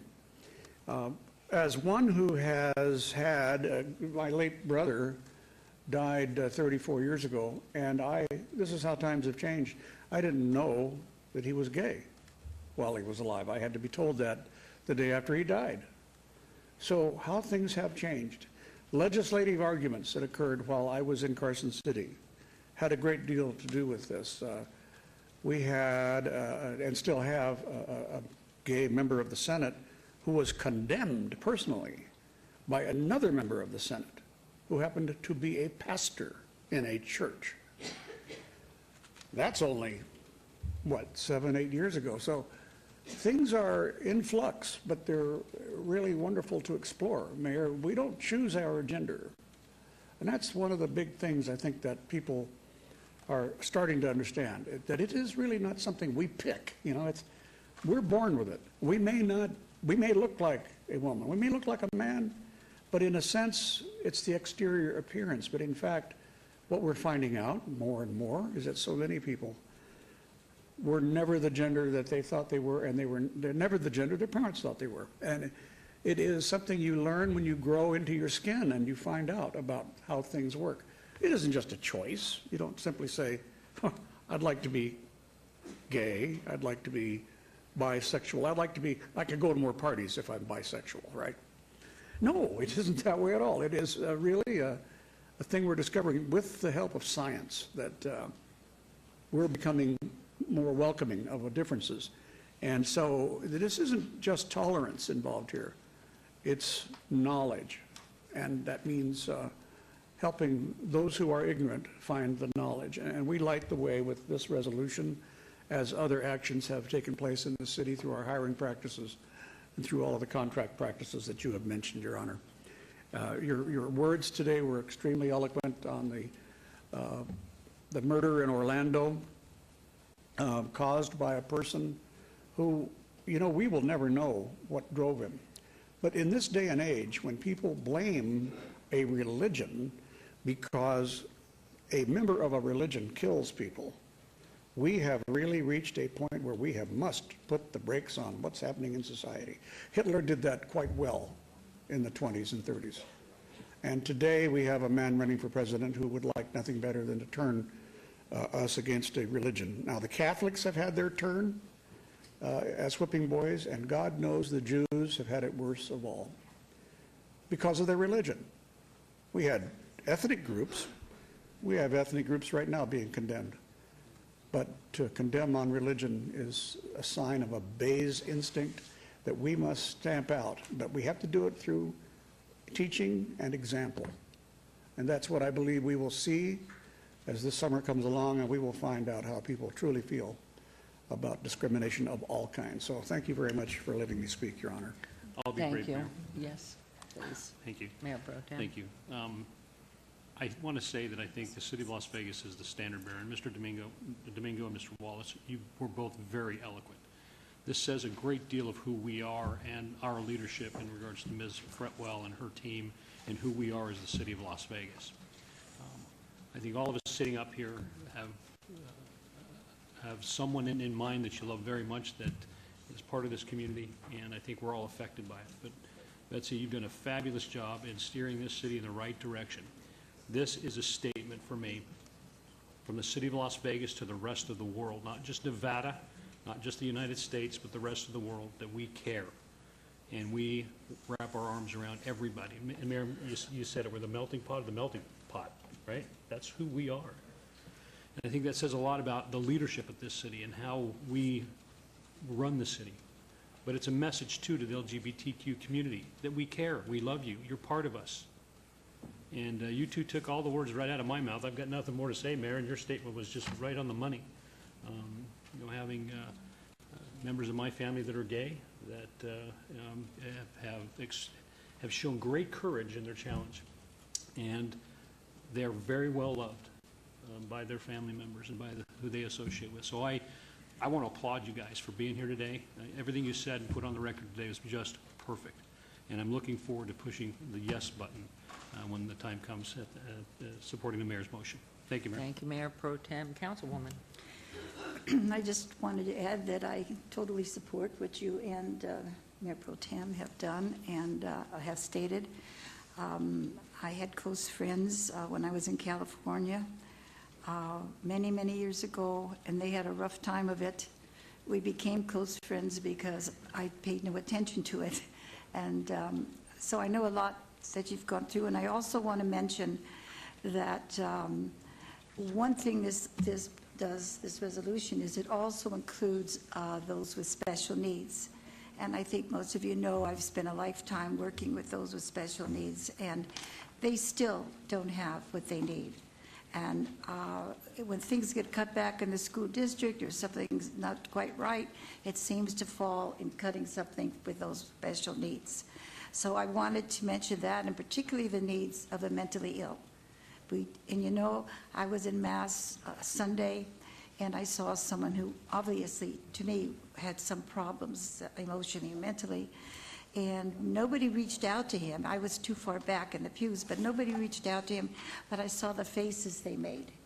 And I was thinking at that time, they don't understand, nobody's offering help. So we have lots to do in so many areas. Congratulations on the progress you've made, and hopefully we'll be able to do the same in other areas too. Thank you, Councilwoman. And with that, I am making the motion that the city and city council support this resolution and move for its approval, please. So vote, please, and post. And it's unanimous, so thank you all. Thank you all. Thank you all. So let it be, the word goes out from this city council around the state of Nevada that this will be passed in every municipality and in every corner of this state, because that's all that we have the power over, except for individuals, all of us spreading the word as we have relatives everywhere. So thank you for sharing with us, and hope you have a blessed and safe week, and God bless our marshals and law enforcement for being so attentive. They have just been wonderful. So with that, we will then move on to, we have gone through 53, is that correct? And 54 has been stricken, and because agenda item 55 is, I'm going to let you read that, and I'll just sit quietly. Okay. This is agenda item 55. This is administrative discussion for possible action regarding the naming of the plaza area in front of City Hall, located at 495 South Main Street, the Oscar B. Goodman City Hall Plaza. This is in Councilman Coffin's ward, Ward 3. I will turn the time over, Mayor, with your permission, to Mr. Olivas. Thank you. Good morning, Mayor and Mayor Pro Tem. For the record, Ted Olivas, Chief of Staff. I'm joined today by Ryan Arnold, who is a member of our Centennial Commission and was one of the authors of the letter that you have in the background. Just let me kind of set the stage here. We received a letter from Senator Bryan and 4 other members of the Centennial Commission recommending that the plaza in front of City Hall be named for former Mayor Oscar Goodman for his distinguished public service. I am sorry to inform you, Senator Bryan sends his regrets. He had a family commitment, and so he couldn't be here this morning. He really wanted to be here, but he sends his regrets. As the letter indicates, and that's part of your backup, they're recommending that the plaza be named that. It says, during his tenure as mayor, his effective advocacy on behalf of downtown Las Vegas led to the most dramatic revitalization in the city's history. He talks about the Cleveland Clinic Lou Rubo Center for Brain Health, the Smith Center, the Discovery Museum, the Mob Museum, and the new City Hall. You all know that there is a long list of other things. That's an excerpt from this letter. Additionally, there is, as a part of the backup, a map which depicts the area that they are asking us to designate. City Hall would be the north part of the plaza, First Street to the east, Clark Avenue to the south, and of course Main Street to the west. This is a multi-stage process here. All we are doing is asking for your consideration of this. If you approved it, then staff would go back and work with the departments and follow up with you as we progressed on something more formal. And so this is just to get your direction and advice on this proposal. So with that, I'd like to turn it over to Ryan, who'd like to make a few comments. Good morning, Ryan Arnold. Something's wrong that I'm the backup to Senator Bryan. We all know I can't compare to his oratory skills, but I do think it's important to stand here and on behalf of myself and my other colleagues, Hannah Brown, Tim Cashman, Bob Stodahl, and obviously Senator Bryan, we couldn't think of a more deserving individual to be bestowed this honor and really want to show all of our support. He's done wonderful things for the city. And Mayor, again, apologize to Oscar that it's me saying these things. But no, we really do recognize everything he's done and would fully support you guys doing the same. Thank you. Thank you. I'm going to, as I was advised by counsel, I best say that regardless of the fact that I have the same last name, it is Oscar Goodman, who is my husband of 54 years, and therefore I will be sitting here quietly. Thank you. Thank you, Mayor. Thank you, Mr. Levis. Thank you, Mr. Arnold, as well for the support for doing this. We'll turn the time over to any council members. If you have any comments before I make my own, go ahead, Councilman Barlow. Yes, thank you. Outside of Steve Ross and Lois Tarkanian, I think I'm next in line to have served with Oscar for the time of office from 2007 to 2011. However, I do also have the longest time serving on the floor with him, which is since 1999, which basically outpaces both Steve Ross and Lois Tarkanian. And one thing that I can say about Oscar is he's a man of his word. And when he speaks, believe me, when he wants to get something accomplished on behalf of the city of Las Vegas, he goes all out to get it done. And he has such a vigor about him and such great passion for the city of Las Vegas that he calls home. Now, although he was born, as I understand, in Philadelphia, Mayor, I truly believe that that Oscar, in some mysterious way, was actually conceived in Las Vegas, because this is a man that loves this community and everything about it, the makeup, and he travels the world, and everyone that he sees and speaks to, it's all about how to improve the quality of life for the residents of this city, and also how to celebrate this city by being culturally diverse and engaged and in tune to every aspect of this community that not only he, but the approximately 2 million members that live within the Clark County community call home. And so I couldn't think of a better opportunity than to lend my support to name the plaza here at the City Hall in honor of the honor, because he most definitely moved mountains for this building to be where it is today. Although he due to term limits, did not have an opportunity to sit in the building and serve as mayor. So for that, I'm very proud and elated to have not only served as a liaison during his administration, but to also have an opportunity to serve with him in elected office before his term ended. Congratulations in advance.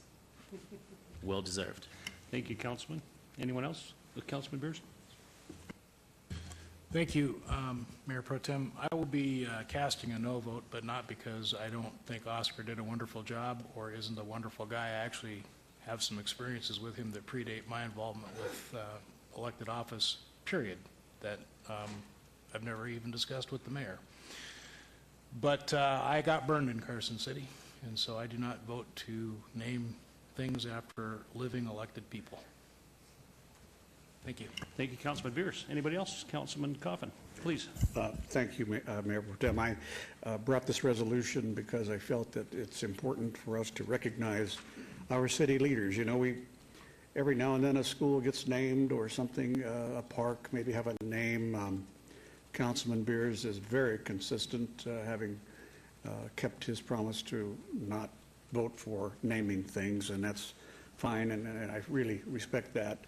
And I believe that everybody else will vote for this. But I think the important thing is we honor all our mayors. We have Oscar B. Goodman, who's larger than life, and I've known 7 mayors since we came here in 1951.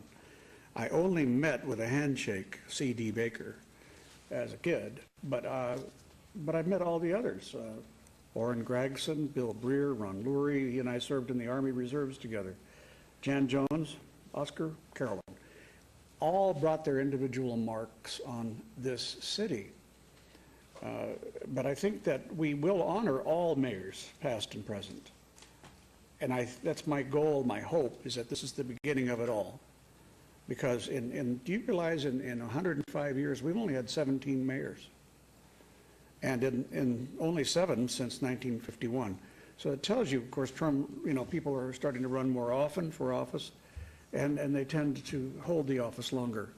And it is through holding the office longer that you can develop greatness. Because you will make mistakes. You will perform great deeds. You will take risks. If you don't take risks, you're not a leader. And I guess the thing that attracts me to this man is that he is a risk taker of risk takers.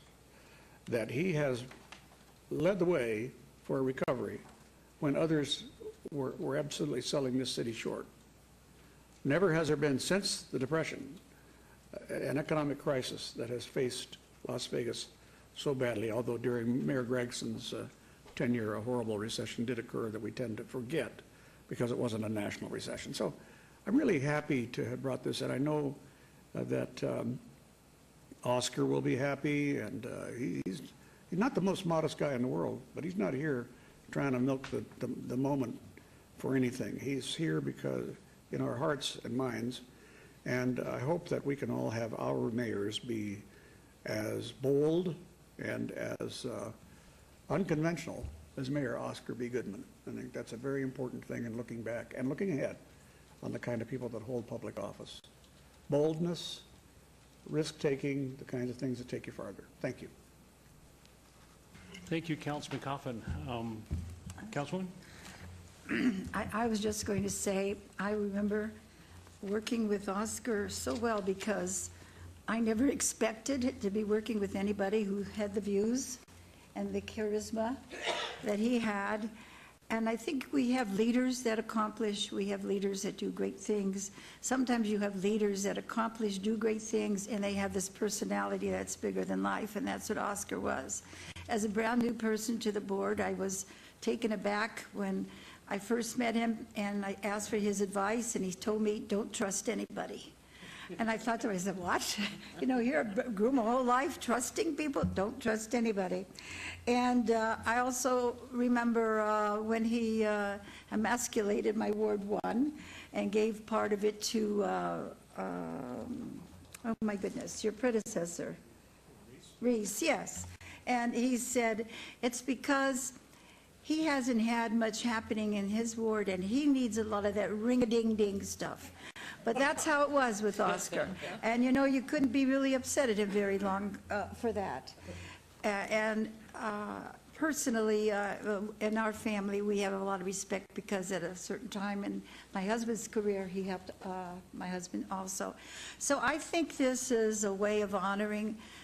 You know, I don't know if they honored every mayor of New York, but there were certain ones that were bigger than life, and they honored them. So I will back this motion. Thank you, Councilwoman, and I echo all the wonderful things that all of you have said about Oscar Goodman. Councilman Barlow kind of hit it on the head. He's been here, certainly worked with him much longer than Councilman and I have, but still had that opportunity. And he has got the passion for the city of Las Vegas like the rest of us do. And he shows it every day. He's still on the host committee for the Las Vegas Convention and Visitors Authority. He's out there every single day promoting our city to the entire world. And this is a great opportunity and way to honor him in this way. So Councilman Coffin, I think we'd entertain a motion if you're prepared. I move for the passage of the resolution. Okay. There's been a motion to approve agenda item 55. Please vote. And make note of the mayor's abstention. That motion passes. And congratulations to Oscar Goodman. Thank you. Mayor, it's all yours. Thank you. I know he will be honored and really appreciates this because he does love Las Vegas. I wonder, Mayor, is he going to treat all of the council to a steak dinner at Oscar's? Good call. You better ask I would him. like you to announce that he did not offer that up front. No, he did not offer that up front. He did not offer. But I will ask. And even him. if I ask, I'm not thinking we're going to get it. Right. Councilman Barlow said on the backside it's just as fine. So I'll be sure to ask him that tonight, unless he texts me that he was watching. And yes, dinner at Oscar's on Oscar for council, if that's legal. Yeah, that may not be legal. Is that legal after the fact? He's without words. Legal is without. Dinner at Oscars on Oscar? On After Oscar. the fact? Yeah, that's fine. That's fine. Holy So cow, if you're If I get to go, that's call. fine. If I get to go, that's fine. I just sort of meant, Sex included. I sort of meant that as a joke. Okay, well, he takes it to heart. So we'll move on now to agenda item 56, and that is an abeyance item, presentation by the Department of Planning regarding an update on the status of the Las Vegas Downtown Master Plan. Good morning. Thank you, Your Honor. Tom Perigo, Planning Director, for the record. There's something about the tone of this meeting that it seems particularly fitting that we are presenting to you for your consideration the Vision 2045 Downtown Master Plan. While the Downtown Centennial Plan has served us well, guiding investment, public and private, and by all measure we have momentum in the downtown. But it's time once again to reinvent the legend that is Las Vegas. And it starts downtown, where it all began. This plan represents the vision of hundreds of constituents who spent untold hours helping us put this together, sharing their expertise, their ideas, their hopes, and their dreams. I want to thank the Executive Steering Committee who provided us with their wisdom, their insights, their knowledge, their passion for downtown and for our community, the City Manager's Office for their guidance, their mentorship, RTKL, who took all of this information and synthesized it into this beautiful document that really clearly lays out our vision for the future. Robert Summerfield, our manager for this project, went above and beyond. And although many in planning participated in this, particularly I want to thank Karen Duddleson, Mike Howe, Dave Knoyer, Marco Vallada, and Mark House, who spent a lot of time on this going above and beyond. But mostly I want to thank the City Council for your leadership and all you've done to support this project. Before I turn it over to Robert to give you a brief update, I'd like to invite Mr. Steve Clark, the Executive Director of the UNLV Downtown Design Center and Professor at UNLV. He is here and he'd like to share a few words with you. Thank you. Good morning. Good morning, Mayor Goodman and members of council. It's good to see you again, Councilman Barlow as well. You might remember me from our good work at the historic West Side and the 100 Plan. So standing here as a member And of the if community. you'll repeat your name for our record, please. Stephen Clark, Director of the UNLV Downtown Design Center. Sorry. Standing here as a designer, as a landscape architect and as an urban designer, I understand the challenges of working through public process. And as a community member in this case, I was able to participate in the process, the number of workshops at the historic Fifth Street School. And so, again, I experienced energy from the community. Las Vegas cares about the downtown, and so it was really good to have that outreach and to have that experience to be able to contribute to the vision, to the aspirations of a place that we call home. So again, I understand the challenges of trying to balance all of these visions and aspirations, and so I applaud the City of Las Vegas Planning Department, and I also applaud your fine team of consultants who managed to root through these visions and competing visions and bring them together as a unified plan. So thank you. Thank you for helping us, guiding us, and for all the creativity that you've brought to the whole process. It's really remarkably satisfying. Thank you. Thank you. Mayor? Yes, If I please. may, please, while Mr. Clark is still there and Mr. Perigo continues with his presentation, I would like to thank UNLV and specifically the UNLV Design Center and Mr. Clark for hosting countless neighborhood meetings in the West Las Vegas community as it relates to the overall master plan of the 100 Plan, and how, in fact, their efforts basically have interwoven some of the context that we have before us in the 2035 plan as well as the 2045 plan, encapsulating it into the overall global growth and view and vision and direction in which we're going into the future. And so I just really want to thank all of the students, past and present, from UNLV under the leadership of Mr. Clark, by not only introducing them to the neighborhood meetings, but it also provided those students with an opportunity to learn and listen and be able to take those notes inside of those countless neighborhood meetings and basically bring them back into the classroom and apply them in a systematic format to where they can understand the teachings of the classroom with the realities of what's happening at the street level.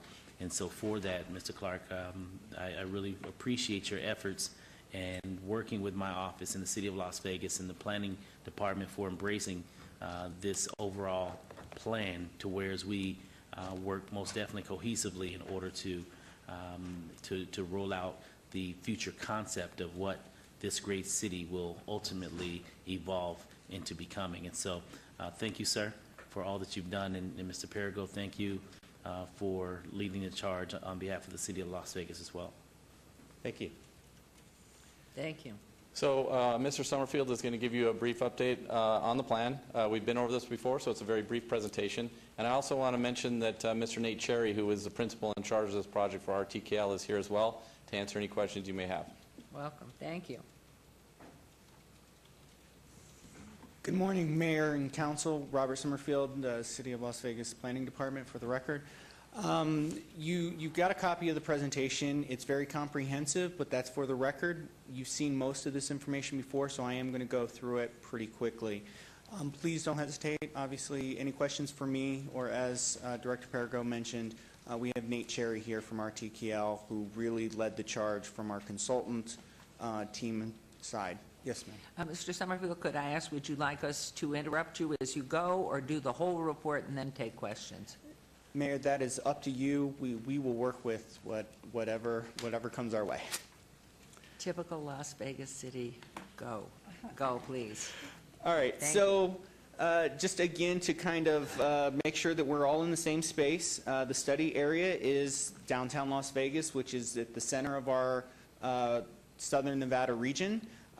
It's got a lot of competing interests and a lot of assets that we talk about in this plan on how we build on those assets and build towards our future. As was already mentioned, we had a very intensive outreach program with the Downtown Master Planning effort. We began this program back in October of 2014. So we're about 20 months of work that has gone into this plan. A lot of that has been done out in the community, neighborhood meetings, interviews with the stakeholders. And, you know, you've seen this slide before, but what I also want to talk about in the participated, it's also our community partners. It's not just the members of our steering committee and the hundreds of people who attended our outreach event or the thousands of people who logged on to the website. It's our community partners. You saw Steve Clark from UNLV. UNLV has been a tremendous asset to this plan, not just to the work that they did on the 100 plan, which is now incorporated into this plan and will be continued to be incorporated into this plan with our new historic West Side district. But it's also been that this is a plan for the city of Las Vegas. Too often in the past, when planning spearheads something and comes forward, people think of it as, oh, well, that's planning's plan. This vision has been very clearly the council's vision, but also it's been a very multi-departmental, multidisciplinary approach. And so I want to thank, while I have the moment, thank our colleagues in Public Works, specifically Mike Jensen and Joanna Wadsworth, who have been instrumental in helping us with this plan. Our friends in EUD, Shawnee Coleman with the medical district plan, Scott Carter with the Symphony Park plan, and all of the folks in EUD, you know, Julie Quisenberry, who's been helping us have the discussion about how we bring that retail component to downtown that will help support the residential growth that we want to see. I also want to thank O&M, Operations and Maintenance.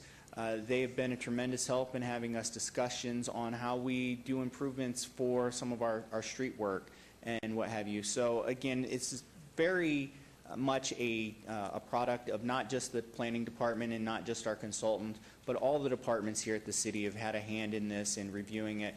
And I'd be very remiss that if I didn't mention Director Nancy Diener in the Office of Cultural Affairs. One component of the plan that somehow got past us in the early stages was addressing public art. And so she worked, I can't even speculate the number of hours she put in this month since this item was held, helping us get the public arts component integrated into this plan.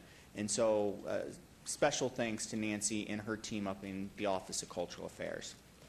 So what we heard all along, it's very clear that gaming and tourism maintains a prominent place in the future of downtown.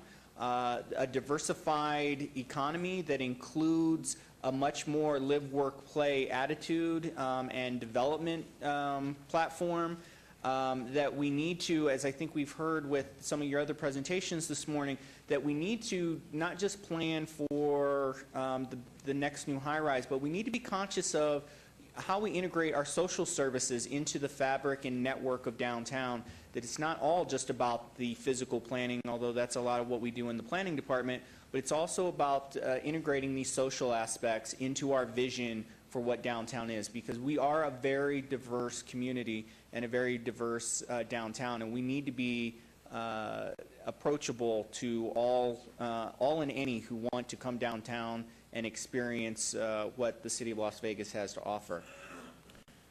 Again, this plan and this vision are all about celebrating our history while we prepare and make the future happen, and that starts today. But it's also important to note that this is a 30-year plan, and so there's a lot of things called out in this plan. Not everything's going to happen today or tomorrow.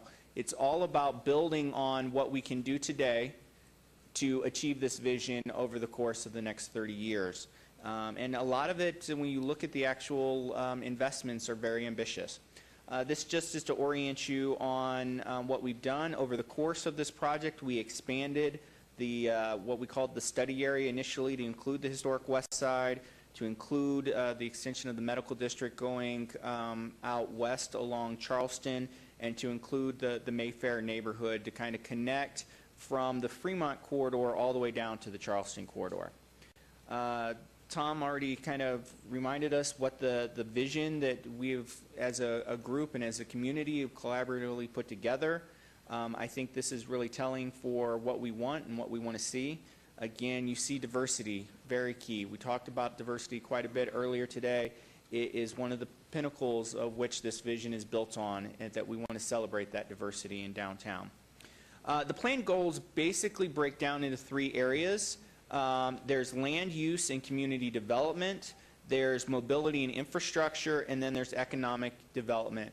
And economic development isn't just bringing that new big corporate headquarters downtown to Symphony Park, which I think, you know, amazing when we make that part of the vision happen.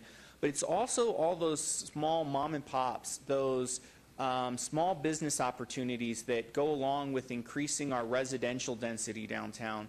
It's improving and increasing those entertainment venues and cultural offerings with the, you know, the work that's being done to bring a new modern museum to downtown, with whatever we end up happening at the Cashman Center with potential for future sports venues in that area and mixed-use communities.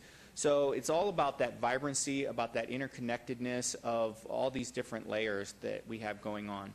I think we all talked about this. One of the reasons why this plan has grown from originally conceptualized as a 20-year plan to a 30-year plan is we've taken, to Councilman Coffin's earlier remarks about former Mayor Goodman, we've taken a very aggressive approach with this. We believe that bigger is the way to go, and especially when you're envisioning the future of downtown. And so that's what we put together in this plan. That's the direction we received from this council. And I think while it is a super aggressive approach, I think it is very doable with the decisions that you make and with the development community's interest in downtown, particularly as we're moving out of the recession and moving into in the future. So big idea structure, the plan, again, diversification of the economy, moving towards this centers of excellence concept. You know, this is our ultimate case scenario. This is where we want to be in 30 years. We want these communities of interest to grow and kind of overlap and, again, create this interconnected fabric, almost tapestry for downtown, where we're highlighting our cultural assets, increasing and improving learning opportunities downtown, not just bringing higher ed options and vocational training, but also as we increase residents downtown, we need to work with the school district and with the nonprofit private schools and what have you to bring K through 12 and pre-K opportunities to the downtown community. Again, creating that full community neighborhood. It's about employment, education, services, housing, all those things that I just mentioned. One of the ways we get there is through the mixed-use hubs concept. As our transportation investments continue to be planned for downtown and occur, you know, we all know about the Maryland line that is underway by RTC. We all heard at last month's City Council meeting when the Mobility Master Plan was put forth about the efforts on Charleston to, you know, from the city's perspective, that would be a great addition to a higher order transit opportunity. So it's bringing online those multi-use hubs around our transit investments that really help energize these downtown districts. One example, just the Cashman District. We have a tremendous opportunity with the redevelopment future of the current Cashman site. You know, from a planning aspect, we think it's going to be a great opportunity to maintain some kind of sports venue in downtown, but also grow that into a mixed-use, you know, kind of kitschy, urban, residential environment, some lofts and things like that that really kind of build on that sports venue concept. Streets for people. We're taking a layered street approach in this downtown plan. That means we have some streets where we're focusing on more transit-oriented streets like Charleston, which has already been mentioned, preparing that for its future as a higher order transit corridor. We also have streets that have a bike emphasis, and so while Main Street, for instance, has become a part of the one-way couplet system, we also are not forgetting all the work that our Public Works Department has done to improve bike mobility in downtown. And so while you think one-way street, you often think more auto-centric types of street. the bicycle facilities that our Public Works is putting into these plans is tremendous, and so we want to maintain a bike emphasis on certain streets. And then certain streets we want to look at for more pedestrian orientation. So for instance, Fremont, we want to look at increasing and enhancing those sidewalks, those amenity areas.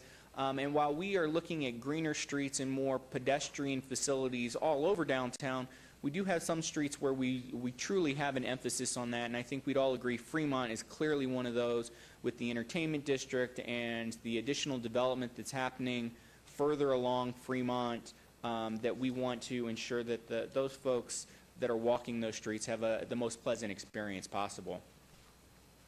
One of the concepts that we've talked about, and I know this has been particularly important to Ward 1 and the Councilwoman, is the sphere of influence conversation. While we have specific areas that are in the downtown plan now, we have what we call the sphere of influence, and these are those neighborhoods that surround this downtown planning area, because we know that even though we have to put lines on a map, downtown and the people who feel like they are a part of downtown is bigger than those lines on the map. And so we want to be conscious of what we're calling the sphere of influence and how these mainly residential neighborhoods influence the downtown development in the future of downtown, but also are influenced by what happens in the downtown area. And so this plan for the first time really takes that into account. You know, this is a great image of going from you know, what we see here in this kind of alleyway to really broadening these streets and making them much more inclusive for people of all mobility options to be able to use them.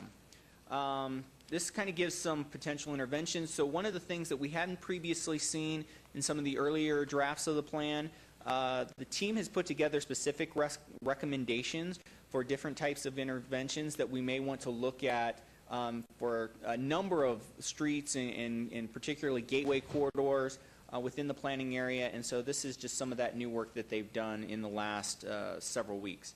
Greener Downtown, again, we talked about expanding open space opportunities and looking for multiple ways to deliver that open space.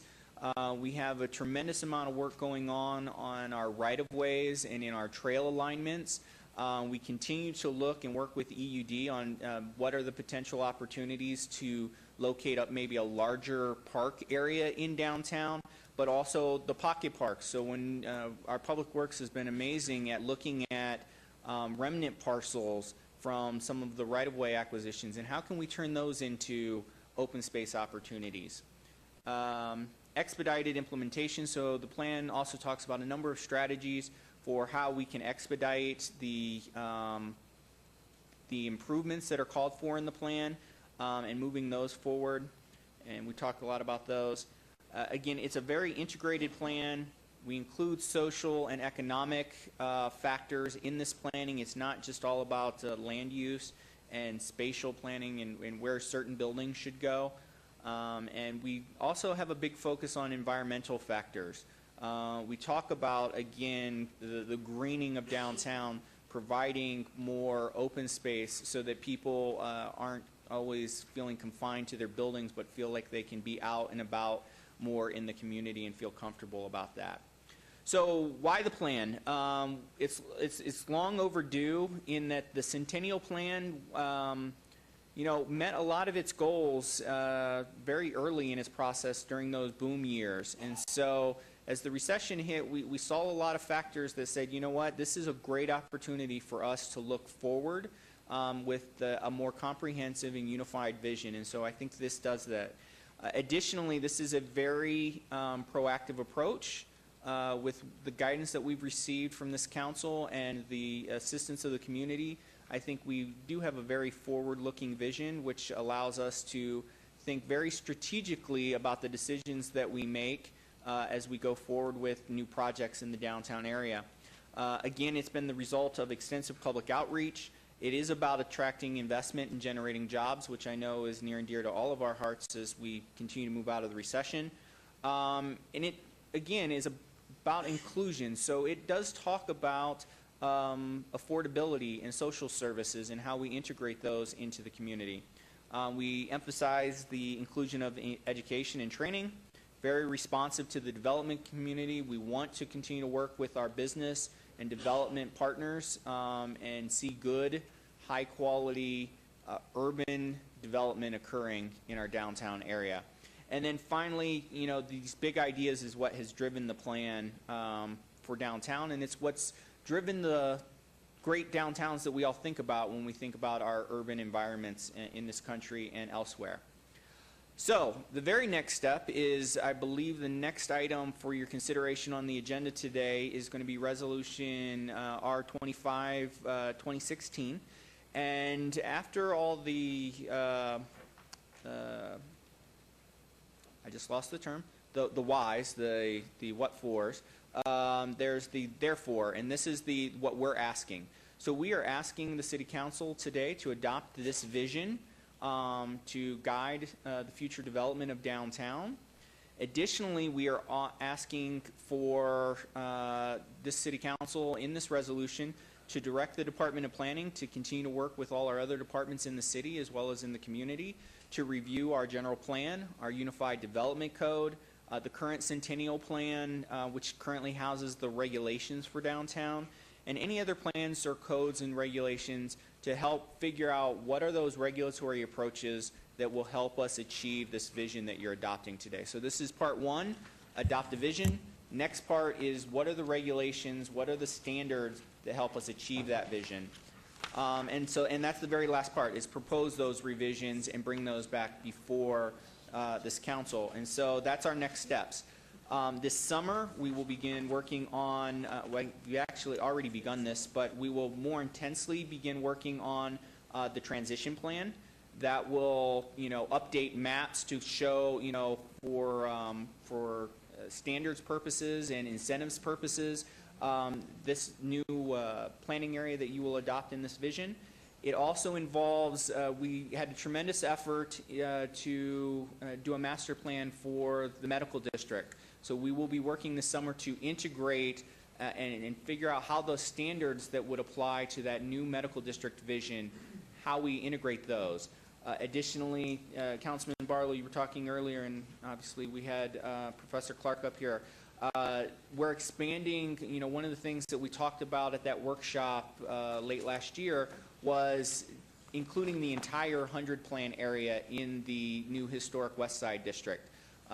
Because of the contract constraints, we weren't able to do that at this point, but we're going to work on having that done for the summer for the councilmen and for the community in Ward 5 in the historic West Side. Madam, and then, if I could just ask a question there. What are your future thoughts on that area? We're going to develop on that. What are your goals in that particular area? well, that's part of the conversation that we need to have through you, Mayor, Councilwoman. We need to talk more about the mapping for the medical district. So, we adopted a map for the medical district as a part of the medical district plan that includes other districts of downtown. So one of the conversations that we've been having is a medical district overlay that really addresses the fact that part of Symphony Park itself is considered the medical district for planning purposes of the medical district, marketing purposes of the medical district, but Symphony Park itself also still has an identity that we want to highlight. I understand that. I went over that when you helped brief me on spheres of influence. But what I'm thinking of is that's a very large area, and I don't know if you're going to use it all for the medical district. We've been talking We're about... talking about the west side area, I believe, in Ward 5, right? Isn't that what you were talking about? Maybe I'm in the wrong area. No. It's called the Historic West Side Extension. You were discussing the expansion of the historic West Las Vegas community and the 100 plan, and that's what the councilwoman was referencing, and you jumped to the medical. I'm sorry, I misunderstood. My apologies. Okay, so Councilwoman, so if you can see in this map, the northern boundary, northwestern boundary is the historic West Side District, And so the expansion that I'm referring to will take that boundary from Washington up to Owens along the MLK corridor over to the I-15 eastern boundary. So that will include the entire area that's currently that the UNLV students in the Downtown Design Center worked on. Their plan goes all the way up to Owens. We weren't able to go all the way up to Owens at this time. So when this plan is turned over from the consultant team to staff, what we're going to do is we're going to take that map all the way up to Owens from where it ends right now at Washington. And I think my question was, I understood that part of that would be for maybe the medical district. Are you considering all of that for the medical district? And I'm talking, now this is the cream area, right, up there? Yeah, that would be that cream area. The cream area. The medical district for the overlay would be basically where we take the medical district up to the 95. Basically, just around the Bonanza. Yes, yeah, just south of Bonanza there at the 95. Yeah.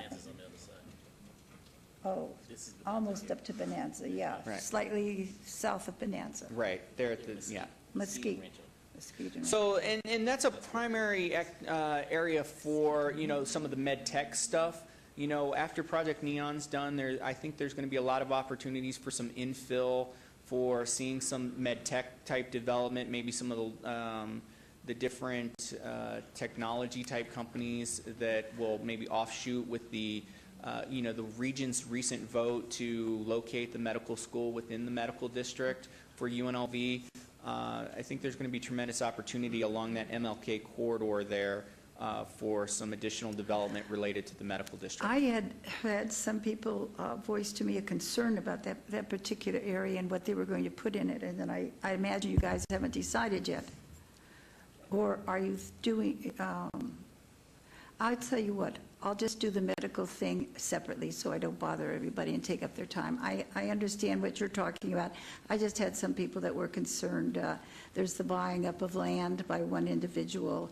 I believe, Ricky, you've already had some people talk to you about a neighborhood concern they had, and we took it off the agenda. But in any case, I'll just go over that another time. And ma'am, we can continue to work, that's part of what this summer is about, is working through some of these issues that have arisen since this vision was crafted. And so we can address that. We do anticipate already through conversations with you about some adjustments to the medical district. And so working with the city manager's office and working with your office, that's what these next couple months are going to be, is fine-tuning some of this and having it so that when we roll out the regulations, we're very clear on where those standards would apply and what the expectations would be. You're fine-tuning it before we make the final vote? Correct. You will. Okay. This will all come back to you for more votes on the refinements that we'll make through some of these additional discussions that have come up. Okay. Thank you very much. Just to clarify, the vote today is the final vote on the vision document, just to make sure we're clear on that. What Robert is talking about in this conversation is about the implementation then, where we have to roll up our sleeves and really think through some of those difficult policy questions about how do we implement this vision. And so that's the refining that will take place. But this is the vision that we're looking for your decision today on the document as it stands. Well, what if your vision changed some with your fine-tuning? It seems to me you'd fine-tune first. And that's fine. I mean, before you vote on it. And that's fine. We will find, it is a living document. I mean, it will be refined as we go through considering and adopting implementation measures. So that's where that refinement will occur, when we get down to the details of how do we implement this thing, okay? So it's kind of I think of it as a large vision. This is the direction, the concept. This is where we see ourselves heading over the next 10 or 20 years. But as we go through that period, just like with the Downtown Centennial Plan, we modified that thing along the way to react to current conditions, to react to changing vision, changing thoughts, but it was still a guiding document. That's what this is, only taking us forward now. It's like a pivot on where we are to take us, continue that momentum and propelling us forward. So that's absolutely part of how this will work over time. It will be modified, it will be refined as we go forward implementing it. I would like to ask on this, knowing it's very global and it is a working document, at some point, hopefully, and which will change, obviously, because of a variety of things, what the prioritizations for implementation will be. Obviously, that will change, but as we move forward, what are you seeing as the critical first pieces? I didn't see in here, but I know it's there, major emphasis when you talked about Nancy Diener, and knowing around the country that large art presence, whether it's traveling, and it was the cows in Chicago years ago that moved all over the place, the implementation of really significant art statements that are part of this. And the last piece is, again, which will really change, ballpark financing pieces. As you prioritize what may be in the first decade that we're aiming towards, what does that look like for funding? What is the estimate of what it will cost? And suggestions of how that will be funded. We are right now at the top of the mountain looking at the whole thing, and it's very visionary at this point, and wanting to make sure that at this high level that we are being very inclusive. I get that. And I know it will change, but I think as we look, I'm curious as to what the committee, the enlarged committee, thought was the most significant piece at this time to be working towards implementing first. And then how's that going to be funded, and how does it, you don't have to respond to it because I know we're right up here. I realize that this issue too, this particular agenda item 56 is just a report and advising us, and just appreciate everything that you've been doing. It certainly is exciting, and I just wish it said a little bit sooner rather than 45, because I certainly won't be here in 45. Would love to know that I would be here in 45 to see if you've accomplished it. But very exciting, and I know that agenda item 57 has been obeyed anyway to August 17th, I believe, so 58 really is the piece right now that you want us to encourage the continuation, as Mr. Summerfield has just said, which will ignite the staff to continue, move forward, and do what you're doing over the summer as first step. I'm going to let Betsy give a real quick response to all that. Okay. But yes. Mayor and members of the council, so this is a framework document, and if you, I know you all have this or have it in your office, this document. It has in the first section, basically starting on about page 52, the goals of this plan. And they're aggressive, but we're also looking at a 30-year horizon to get them all done.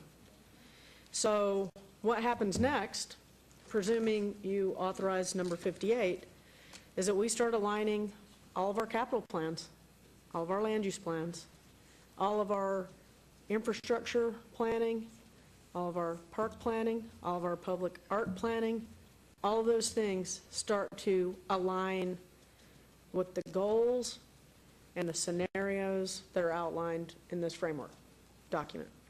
So just like we've done in the past, we bring those plans to you in the form of ordinances, new programs, new capital projects to achieve the vision that's articulated here through these series of goals.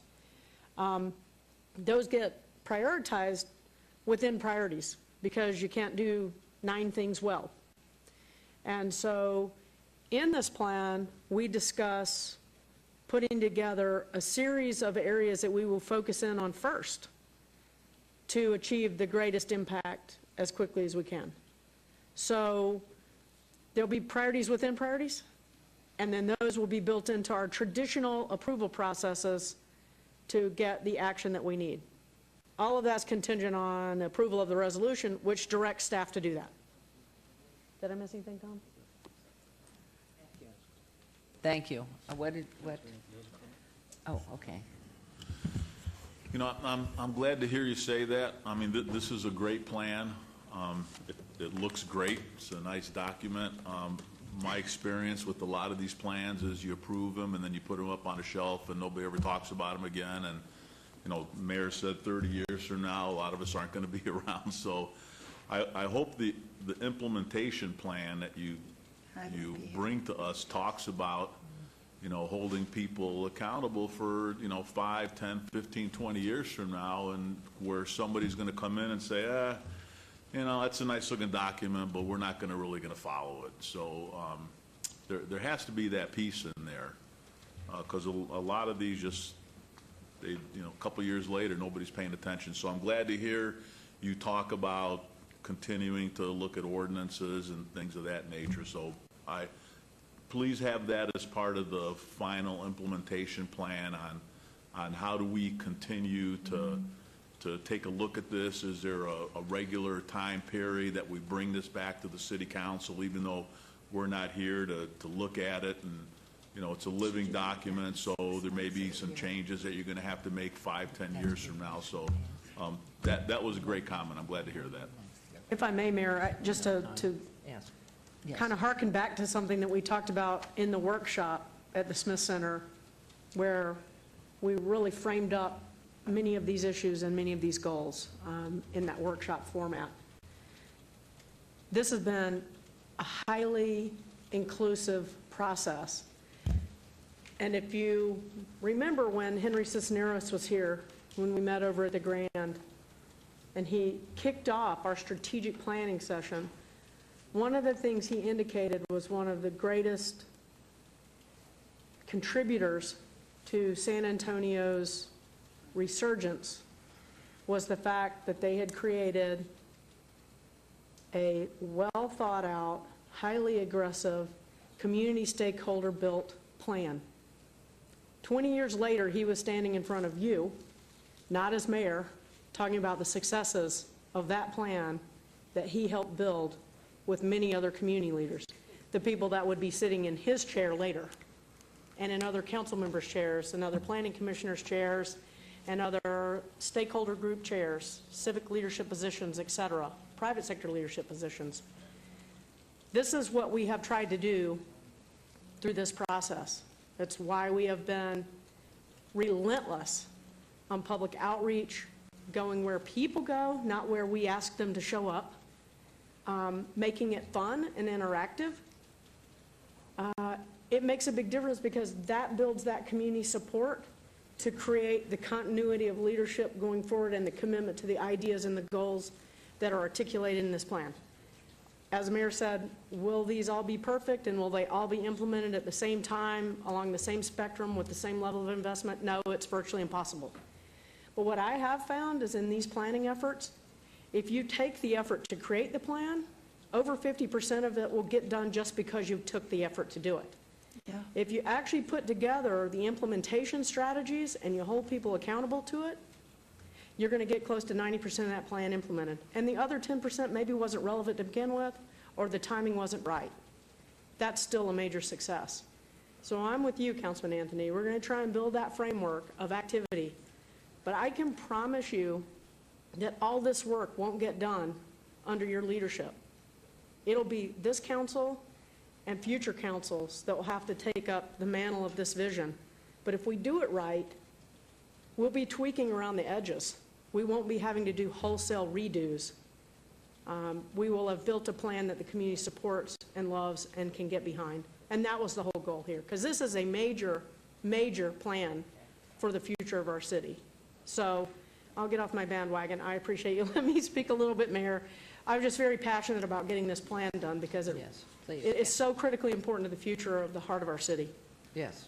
So, thank you, Mayor. Just one, so maybe, you know, maybe kind of think of this as part of your implementation plan, that there's maybe a Vision 2045 standing committee of city employees and downtown stakeholders that meet quarterly to discuss the plan, how it's moving along. Yeah. Maybe an annual report, you know, something like, so at least there are people that are constantly looking at the document. that are constantly evaluating the document, that are making recommendations. And I know people in our community that are going to want to do something like that. So just something to think about when you get to the fall/winter 2016 implementation plan. Thank you. Thank you. And Councilwoman, you wanted to add one thing? Should we have a motion to approve this presentation that's been given to us today? And maybe for Councilman Anthony, ensure that we have quarterly reports on it to us? Mayor, I think the first item you don't take action on is just a report. Yes. But then if Councilwoman is so inclined, she can make the motion for approval of the resolution. That would then direct staff to begin the implementation planning. So there's two pieces of this puzzle, and What this we is the have way to we've do done is these kinds of plans in the We have past. to get off of 56. And which go to had no- 58. It was just a Right. report, no vote. Right. 57 has been obeyed to August 17th. And so at that point, we come to 58, which I'll read into the record, then get the motion to follow the, to approve the resolution, to move it forward. And then you could add perhaps at that point for how often there should be a report back, which is what your recommendation is what? We can, if you approve the resolution today, what we can do is put together an implementation timeline. We have some meetings set up with all the department heads to talk about that towards the end of July. And so it may be better if we could kind of tee this up in briefings about how we feel we could report back. We'll be able to gauge community interest in kind of a panel that we convene periodically to review progress with citizens and staff and/or council members. Let us figure out how we can work that in, and we're happy to report that back to you. Okay, that's great. Well, I'm a little bit lost here. I want to make sure that I'm not making a motion for a permanent thing. I'm doing it for a living document, which will have changes. And do I need to say that? Well, let me first read it into the record so we know we're Okay. on number 58. So we have gone ahead, accepted the report, but there was no vote. Thank you very much on 56. As I mentioned, 57's been obeyed. So agenda item 58, resolution R252016, abeyance item. Discussion for possible action to approve a resolution adopting the Downtown Las Vegas Vision 2045 Master Plan, Wards 1, 3, and 5, Councilwoman Tarkanian, Councilman Coffin, and Barlow. And now the motion would be, I guess, to approve the resolution adopting the Downtown Las Vegas Vision 2045 Master Plan with a request from staff to get back to us on an appropriate timeline of reports. yes, with a request to staff. And I believe that Councilman Anthony, you requested a quarterly meeting? Actually, it was just a recommendation. I think, as Betsy mentioned, when they come back for the implementation plan, that'll give them some time to talk about that and find out what. So we could say no less than a quarterly. Kind of give them some time to Leave take it a look open. at it. I would recommend leave it open, let them come Correct. back, just the request for a consistent reporting frame back to us. That you would let us know, staff will let us know the reporting scenario. So that is, we're adopting the resolution. Yes. And we're saying you should come back to us on a consistent basis so we can keep aware of what's happening. Yes, perfect. On a consistent basis. That's All your right. motion? That's my motion. Mayor And Goodman? this is a very complicated, lengthy. Here we have Oops. point legal. Oh, Mr. Steve, please. Just wanted to point out for the record that you had before you, before the meeting today, a draft version of this plan, and I think what planning would like you to do is adopt something that planning has brought here today, which is an update. Does that sound right, Robert? Through you, Mayor, yes. So they'll substitute what they brought today for what is in the record. And that has been submitted to the clerk's office. They have the most up-to-date version. That was the version that Director Perigo distributed to the council offices yesterday. That's the final version that you'll be adopting as part of this resolution. which you said. And when he says final version, it's still a vision document.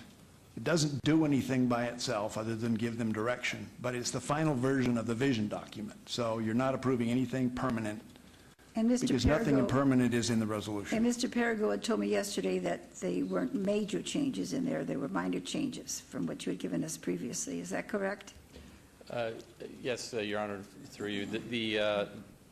With the exception that we added, as Mr. Summerfield pointed out, the entire public art section was added in, but beyond that, it was minor adjustments that had been pointed out to us by council on certain mapping actions and things like that.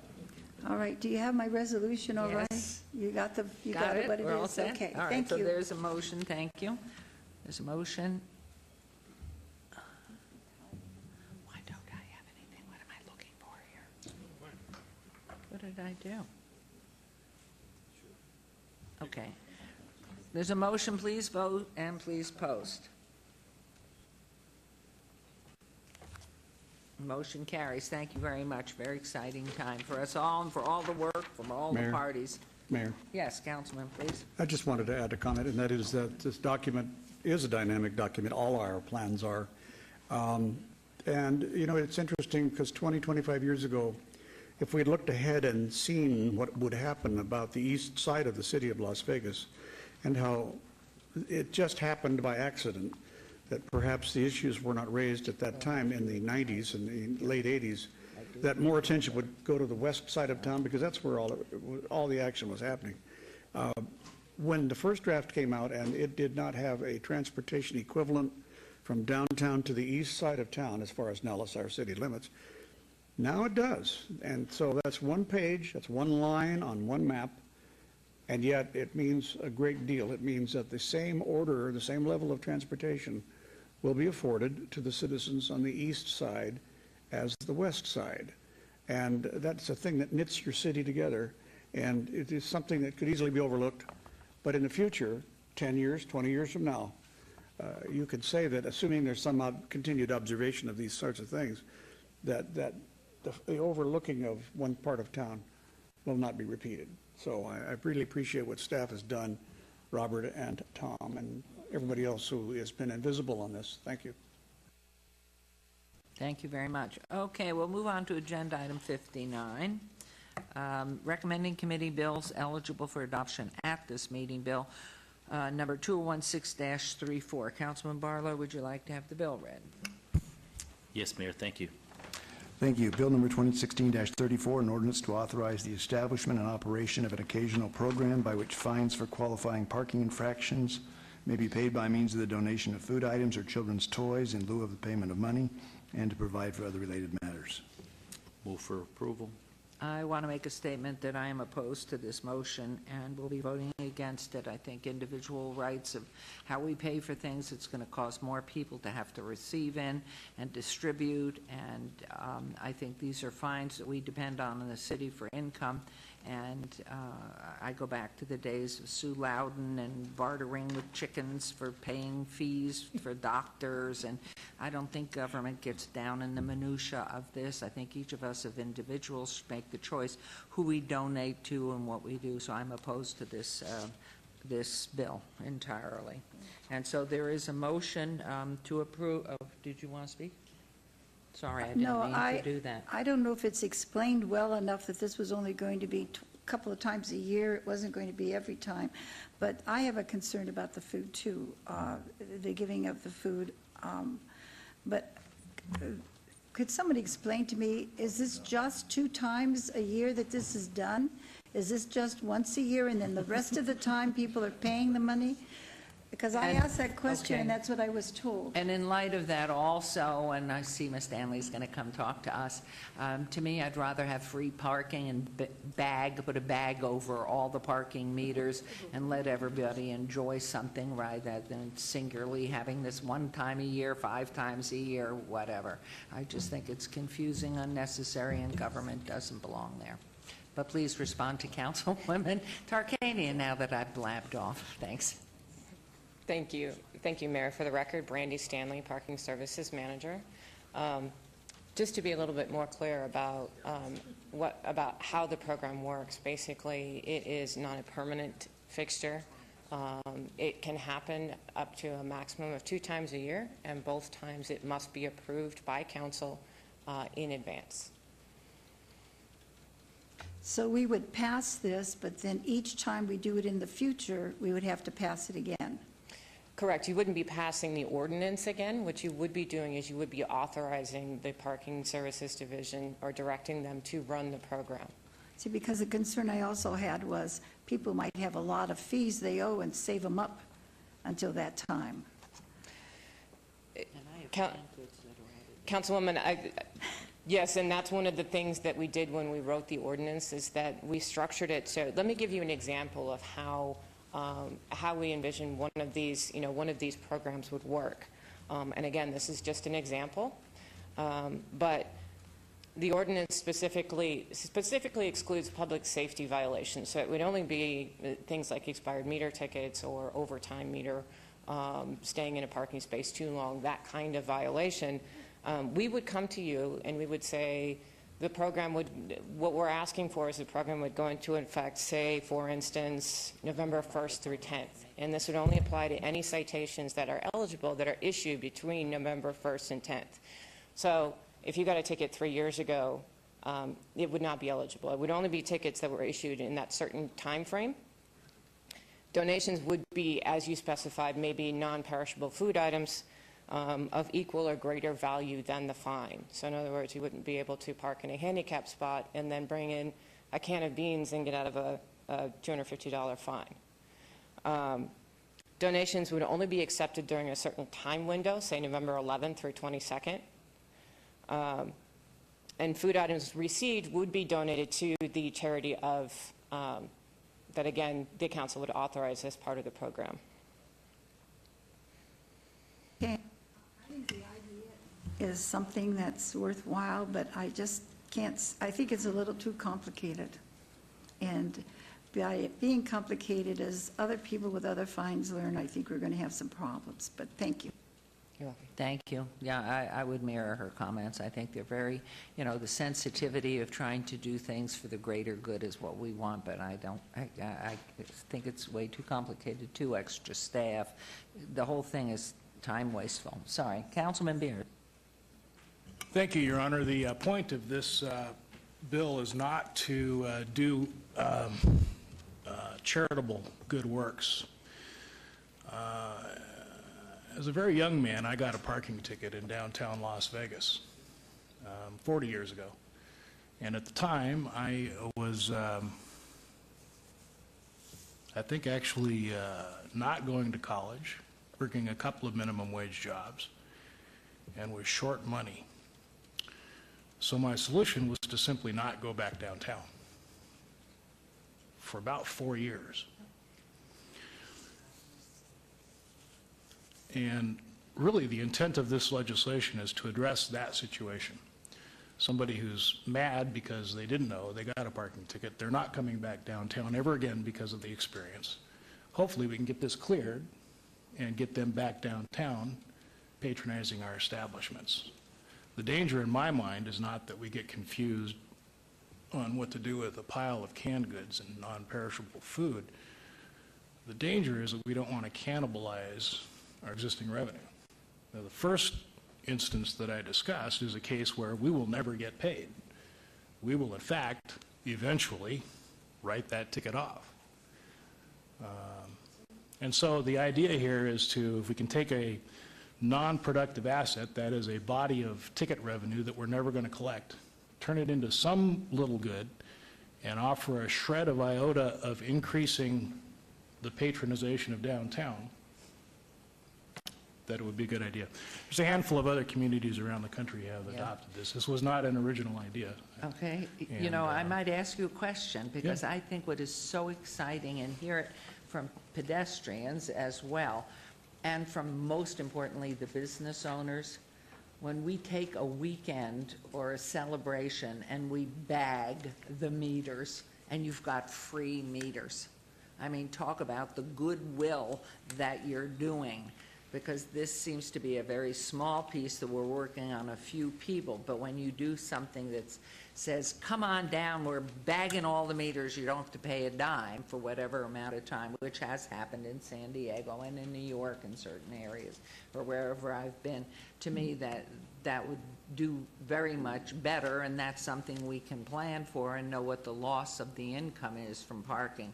But I really do, having had 4 children and grandchildren get involved in a can drive, the cans that came in that they had collected, some of them were out of date. You need somebody who's going to be there on the receiving end, go through the goods, and then decide what you're going to be doing with them. There's so many pieces with it, and it's time taken away from the normal job. So I think the concept is a great one. I do look at it as a charitable effort, because hopefully you would be feeding the needy or doing something. And shame on you as a young man that you took a parking ticket that you couldn't pay and wouldn't come back for 4 years, and you're punished now. That's why you're sitting on city council for many years. This would be an easy job, except for all the citizens. Still has the library books. So, yeah, I think Your Honor, Brandy indicated that this was not designed as a permanent program, and it is not. In fact, I was hoping that she would be able to, upon proposing and getting approval for us for the first shot at this, have an ability to analyze the results to determine exactly where we're seeing activity, if it's that infrequent parker or if it's the regular violator. If somebody comes in with $3,000 worth of tickets, that's not what we're looking to do here. And that upon executing it one time, we would get the data back from Brandy to be able to decide if it makes sense going forward. It's kind of experimental. So, thank you very much, Thank you, Your Councilman. And believe me, I don't want to rain on your parade. It may be the greatest idea since chopped liver was first made, or grape leaves. You know, when I first saw this, the way I was kind of envisioning it was, you know, you designate December. If you get a parking ticket in December, instead of paying $20 and being mad, you bring a bunch of toys down to the parking enforcement, and those toys are donated to Toys for Tots, and people feel good about it. So if they're going to get a parking ticket, they probably deserve the parking ticket, but they get to donate toys to some kids, and everybody's happy at that point. It's during Christmas, and I think that's kind of, and I'm assuming you can handle that. Your people would probably rather collect toys than money anyway from a parking ticket. So I think this is a great experiment. We can take a shot at doing, you know, during Christmas, or maybe during the 4th of July, we collect patriotic stuff and give it to veterans, you know, some of those sort of things. So I'm in support of it. I think it's something great to try, and I think it's going to be good for the city of Las Vegas. Councilman, Mayor Pro Tem. Thank you, Mayor. Ms. Stanley, I think it's actually innovative and out-of-the-box idea, and I think you guys can definitely handle it. However, I think I'd like to expand upon this with the permission of the one who originated this. I think we've got some opportunities with our inner-city schools that we include school supplies in this ordinance as well. You like that? I like that. At the beginning of the school year. I mean, we could do that at the beginning of the school year. I mean, all of us have back-to-school events, but I think that'd be a good addition that you guys. In fact, I think you guys proposed that to me anyway from your department. So I'd like to add that to the ordinance if we can do that, Mr. Scott. Madam Mayor? We're talking that through now just to determine if, in fact, you can make some kind of supplements at this point. So. Yeah, There may be some issues with regard to definitional, there may be some issues about definitional terms in terms of what are considered school supplies and who you give it to and that kind of thing. So it may need to go back at some point to And I see Mr. Steed has something. Mr. Steed was just going to say that there's no legal impediment to you expanding it here. The only question is, can we define it in such a way that would make people happy and be limited? And are we talking about university school supplies? I don't think so. So we would need to figure it out. Could we maybe do this once or twice on an experimental basis before we get to the ordinance? Do we have to have the ordinance first? Or could we try it out and see how it goes and then have more information on this? I think it's a nice idea and trying to help others. I just have a concern about some of the complications of it taking up more time by people who are salaried than not getting what we would want out of it. That was directed to you, Mr. Steed. I'm sorry, what was the question? The question was, why couldn't we do this just on a vote of the council? Go ahead and do this twice this year and see how it turns out, see if there are any problems, instead of going to a full ordinance. Well, the idea of the ordinance was to do exactly that, authorize staff to do it, see how it works. If it needs tweaking, we'll tweak it. The communities that have done this already did so without the benefit of an ordinance. I know. So they had that's even why- less basis for doing it, and we thought it was appropriate and important to have an ordinance basis for doing this as an enabling piece of legislation that allows staff to do something and see how it works, and to tweak it if necessary, or to do away with it if necessary. I just don't know, maybe you have the information, I don't know of any place that has done this, and I'm aware of some that have, that had an ordinance that did it. I thought they just made the vote and the councilman went, so maybe you're more aware. Okay, so any other comment? You Yes, look Your Honor. pregnant with thought. Yes? I gave her. Okay.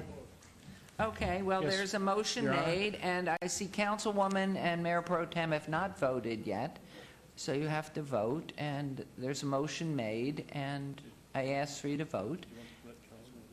Do you want to make more comment? I do. Yes. Your Honor, one of the things that the Ward 2 office, quite frankly, stole from Councilman Coffin is the practice of delivering a small pallet of school supplies to each of the schools in Ward 2 in September, that the principal then uses to distribute to the teaching staff. And over 3 or 4 years now, Councilman, of doing this, we have together developed a list informed by the teaching staff of our schools as to what kind of school supplies they want, and they need, and they use.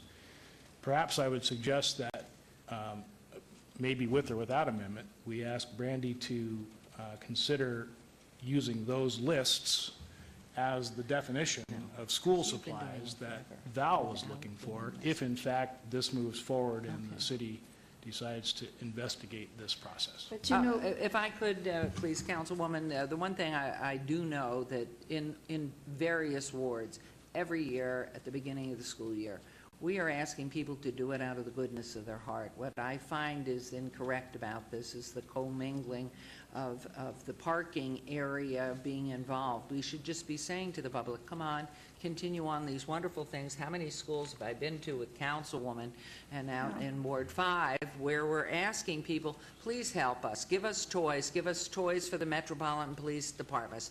Step it up and ward this one or that one to go ahead and give these supplies. What concerns me is that we're getting involved in income that should be coming in, and there are people that don't pay tickets. So what they do is they give a what do you call it, a free period where if you don't, we're not going to penalize you. Amnesty, thank you very much. And I just think the concept's great, and you want people to help to continue to give to things here. I just think putting them into a parking program is really, because it's been ongoing, as long as I've known Councilwoman being seated here, we go to schools every single year. And it's not taking away from something or causing more work other than what's already there. So you go ahead, Councilwoman. no, I was just going to say, we have done that every single year. Sometimes we varied it, but we use pallets at times, such as Ward 2 and Ward 3 do, and sometimes we do it another way, and we do get the information from the schools. I just, looking at government, I just think this gets us into a too complicated situation, and I agree with mixing the funds. So I won't vote for this, but I do vote for the warmth in Councilman Beer's heart to try and help others. Okay, so everyone, that was your vote. You didn't put your vote in, please. And Mayor, was the motion as it's written or with an amendment? That would be up to Councilman Beers, because he has it. Your Honor, I would accept, well, I didn't make the motion, did I? Well, I would be more than happy to accept Councilman Ross's conceptual amendment. Okay. All right, so who are we waiting for? Councilman Councilman Barlow made the motion. Oh, did he make that? It's been a while since we started the discussion. Okay, Councilman Barlow made the motion. So do you accept Councilman Ross's. Yes, Mayor, I would like to accept Councilman Ross's addendum to the motion as stated. Thank you. Okay. Mayor Goodman? Yes. Down here again. I think what we would do then is every place in the bill, not only the title, but the summary and the text of the bill, we would add to the list school supplies.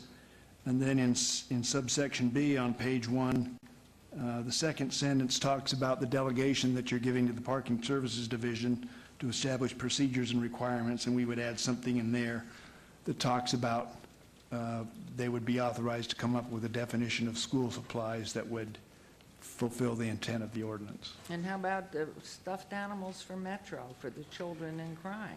We've got all day to add as many things as you want, but maybe we ought to see how it works first. Okay, there's a motion. Please post. Where are we? Okay, the motion has passed, and then you can come back with whatever. Yeah, that's the First Amendment, correct? Okay, let's go on to agenda item 60. Bill number 2016-36. Councilman Barlow, would you like the bill read, please? Yes, Mayor. Bill number 2016-36, an ordinance to extend the boundaries of the city to particularly describe the land to be annexed, to make its inhabitants subject to the laws, obligations, and benefits of the city, and to provide for other related matters. Move for approval. There's a motion to approve on agenda item 60. Please vote and please post. Your Honor, Yes, please. if I could briefly take a moment and introduce my intern.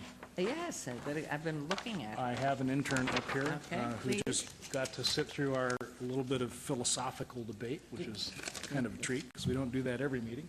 I'd like to introduce you all to Macy Nichols. Macy is going to be a senior next year at Palo Verde High School. She actually technically lives in Ward 4, but she Ooh. attends high school in Ward 2. And so we are very excited to have her attached to our office for the next month, and going to plan stuff for her to do, to learn about what the Wonderful, city does. welcome. And actually, you could move your chair between Councilman Anthony and Councilman Beers, and they could share you. There you go. Welcome. Make it scary? Okay, we're on to agenda item 61, bill number 2016-37. Councilman Barlow, would you like the bill read? Yes, Mayor. Please. Thank you. Bill number 2016-37, an ordinance to extend the boundaries of the city, particularly describe the land be annexed, to make its inhabitants subject to the laws, obligations, and benefits of the city, and to provide for other related matters. Move for approval. There's a motion to approve agenda item 61. Please vote and please post.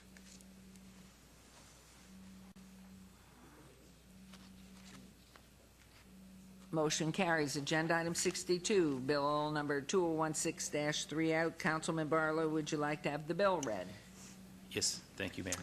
Thank you, Your Honor. Bill number 2016-38, an ordinance to extend the boundaries of the city, particularly describe the land to be annexed, to make its inhabitants subject to the laws, obligations, and benefits of the city, and to provide for other related matters. Thank you.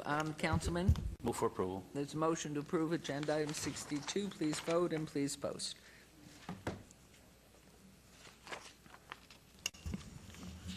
Yes, thank you. Councilman Coffin, we need your vote. I'm sorry, Your Honor. It's okay. We pass unanimously. Keep going, Councilman Barlow. Every once in a while, I'll Yes. do that. Bill number 2016-39, I gather you would like it read. Yes, yes, I would. Thank you. Thank you. Bill number 2016-39, an ordinance to extend the boundaries of the city, particularly describe the land to be annexed, to make its inhabitants subject to the laws, obligations, and benefits of the city, and to provide for other related matters. Move for approval. Thank you. A motion to approve agenda item 63. Please post. Agenda item carries. Agenda item 64, Bill 2016-45. Councilman, would you like the bill read? Yes, please. Please. Thank you. Bill number 2016-45, First Amendment, an ordinance amending ordinance number 6260 and authorizing a First Amendment to continuing covenant agreement in connection with the outstanding City of Las Vegas, Nevada General Obligation Limited Tax Adjustable Rate Various Purpose Refunding Bonds, additionally secured by pledged revenues, Series 2013, authorizing the execution of the First Amendment to continuing covenant agreement, providing other matters relating thereto, and providing the effective date hereof. This bill was passed out as a First Amendment with some minor adjustments to the terms. I put before each one of you a copy of the First Amendment, and that's what's recommended for approval.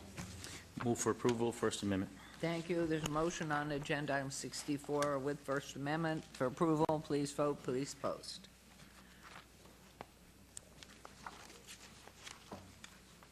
Motion carries. Recommending committee bills eligible for adoption at a later meeting. Item 65 to 68, bills number 2016-41 through 2016-44 will be heard at a later meeting. We will move on now to new bills. New bills, items 69, 70, 72, and 73. Item 71 was stricken. Bills number 2016-46, -47, -49, and 2016-50 will be heard at recommending committee Monday, July 18th. City Attorney, would you please read the new bills? Yes, thank you. Bill number 2016-46, an ordinance to extend the boundaries of the city, particularly describe the land be annexed, to make its inhabitants subject to laws, obligations, and benefits of the city, and to provide for other related matters. Bill number 2016-47, an ordinance to extend the boundaries of the city, to particularly describe the land be annexed, to make its inhabitants subject to laws, obligations, and benefits of the city, and to provide for other related matters. Bill number 2016-49, an ordinance to amend the Unified Development Code regarding medical marijuana establishments, to allow mandatory signage requirements and limitations to be waived in connection with special use permit approval, and to provide for other related matters. And Bill number 2016-50, an ordinance regarding the use of non-motorized vehicles on city streets, including animal-drawn vehicles, by amending LVMC Title VI, to add a new section to provide business licensing regulations for the use of pedicabs and pedal buses, by amending LVMC 11.39 to revise and clarify the rules and regulations for pedicabs and pedal buses, by amending LVMC 6.44 for horse-drawn carriages, by amending LVMC 11.02 to clarify where such vehicles may operate, and for other related matters.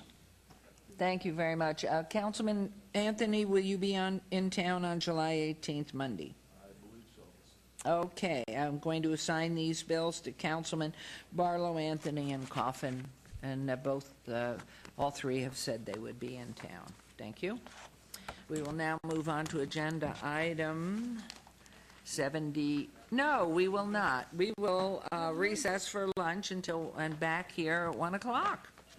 Thank you.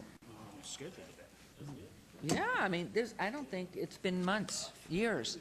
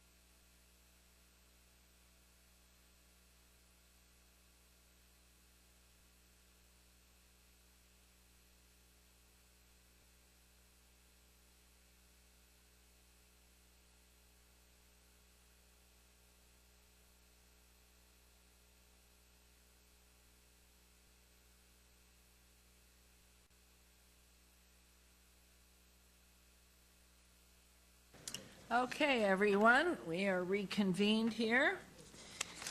And so we're starting with agenda item number 74 for possible action. Any items that the council, staff, and/or applicant wish to be stricken, tabled, withdrawn, or held in abeyance to a future meeting may be brought forward and acted upon at this time.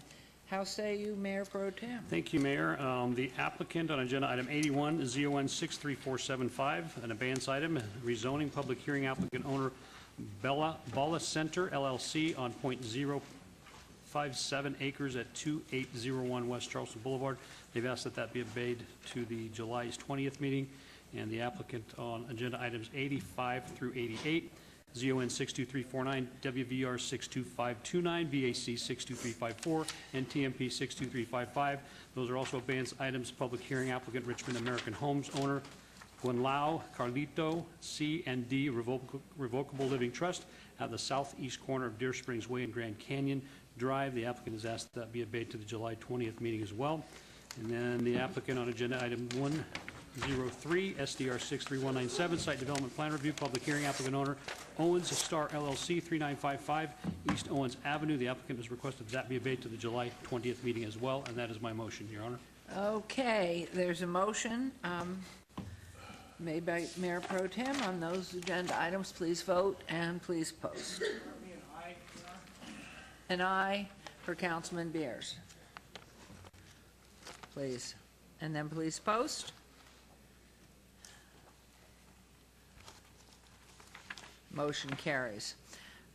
Items 75 through 77 are on the consent agenda, considered to be routine and recommended for approval by the Department of Planning.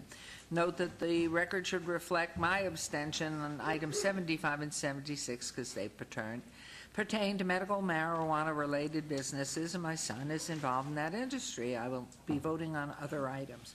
May I have a motion to approve the consent agenda 75 through 77? Motion to approve the consent agenda, Mayor. Thank you. There's a motion. Please vote and please post.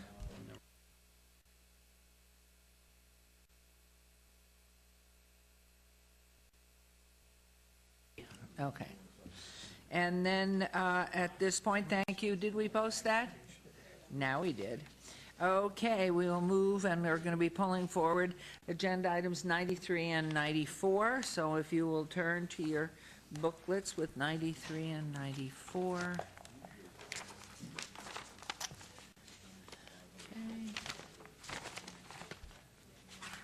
Okay. Agenda item 93, VAR 61777, on a request for a variance to allow an alley to terminate in a dead-end design where cul-de-sac or perpetual vehicular access through the site is required on .88 acres on the south side of Clark Avenue, 140 feet west of Las Vegas Boulevard, C2 General Commercial Zone. And agenda item 94, related item VAC 61552, on a request for a petition to vacate a portion of a 20-foot wide public alley east of 4th Street between Clark Avenue and Bonneville Avenue. The applicant is LV Land Company, LLC, and the owner is LV Land Company, LLC, et al. The Planning Commission recommends approval, and staff recommends denial on both items. These are in Ward 3 with Councilman Coffin. Public hearing items, which I declare open. Is the applicant or representative present? Yes, Your Honor. Greg Borgell, 300 South 4th Street. Here on the matter, also at the other microphone, is Justice Hardesty from the Supreme Court, who will have some comments as well. And by the way, we thank you for accommodating his schedule by bringing this forward. And in return, I promise not to talk at my usual length. But there are a couple of things I do need to put in the record. First, we appreciate the recommendation of the Planning Commission in this matter, and they were quite firm in their belief that this is something that needs to be done. We do understand the staff's position that it's our job to make the record as to what is special about this instance that justifies the variance, and we're prepared to do that very briefly. I would say to you that there are procedural and philosophical and frankly practical reasons why this variance meets your test of the code as to being essentially unique and needing to be done. Of course, the starting point of the practical is that this is a security measure for the Supreme Court building, and I think under the circumstances of this week, I won't spend a lot of time talking about the need for security on obvious public targets. So that's the purpose in mind. That's the practicality element.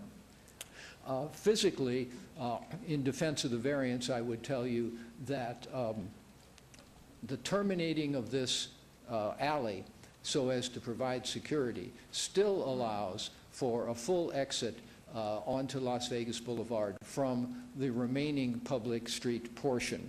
And that remaining public street portion affects only one property owner not involved in this application. Could you point right here on, I see where it is, but just so that we see, in relation to that prior diagram, please? Well, actually, I think we're probably better off with this diagram, if you don't mind. This is the building in question. This is the property. Oh. Okay. Clark Avenue, Las Vegas Boulevard. This is the new Supreme Court Court of Appeals building. This property is under common ownership. This is the area proposed to be vacated. This is the remaining property owner, which I was referring to. This property has immediate access by multiple driveways from 3 streets, including to Las Vegas Boulevard. So this property is not inconvenienced in any way. However, the question was raised at the Planning Commission as to whether this property owner felt the same way. Well, part of our procedural issue here is that the property is in a receivership's hand. The receiver could have chosen to join the vacation and abandonment, but didn't feel that that was his duty, obligation, or right. However, what he did provide, upon authority of his appointment, is an affidavit of agreeing to our part of the vacation and abandonment. And so he has consented to ours, and at such time as the receivership issues are resolved here, they could, if they want, proceed to vacate their part of the alley as well. But the key point is they have access in 3 directions without this alley, and even your staff report points out that this will have no significant effect on traffic flows. So I will introduce this for the record to show that we have the consent of the property owner, only other property owner affected by this matter, and that, I think, carried some weight with the Planning Commission as well. So that's the physical issue, and I spoke briefly to the procedural matter, that it's in the receiver's hands, and he didn't feel free to join in vacating the street. But there's also the kind of odd situation here which also affects the appropriateness of a variance under your law, and that is, it is not just a surface access issue here. There is an aerial easement component by which these 2 halves of this development are joined by a walkway to which, as I understand it, the city is some kind of party in granting or conditioning that easement. So when this comes about, that will have to be separately addressed, but doesn't affect our half. So we think the case is here that physically, practically, and procedurally, the variance is in a unique situation and isn't providing some sort of special benefit just to the applicant here. It is, in fact, dealing with reality as it stands. And given the staff comment to the effect that there is no anticipated effect on traffic, we would ask that you follow the Planning Commission recommendation of approval on both items, including on the vacation and abandonment, the staff's, if approved, conditions.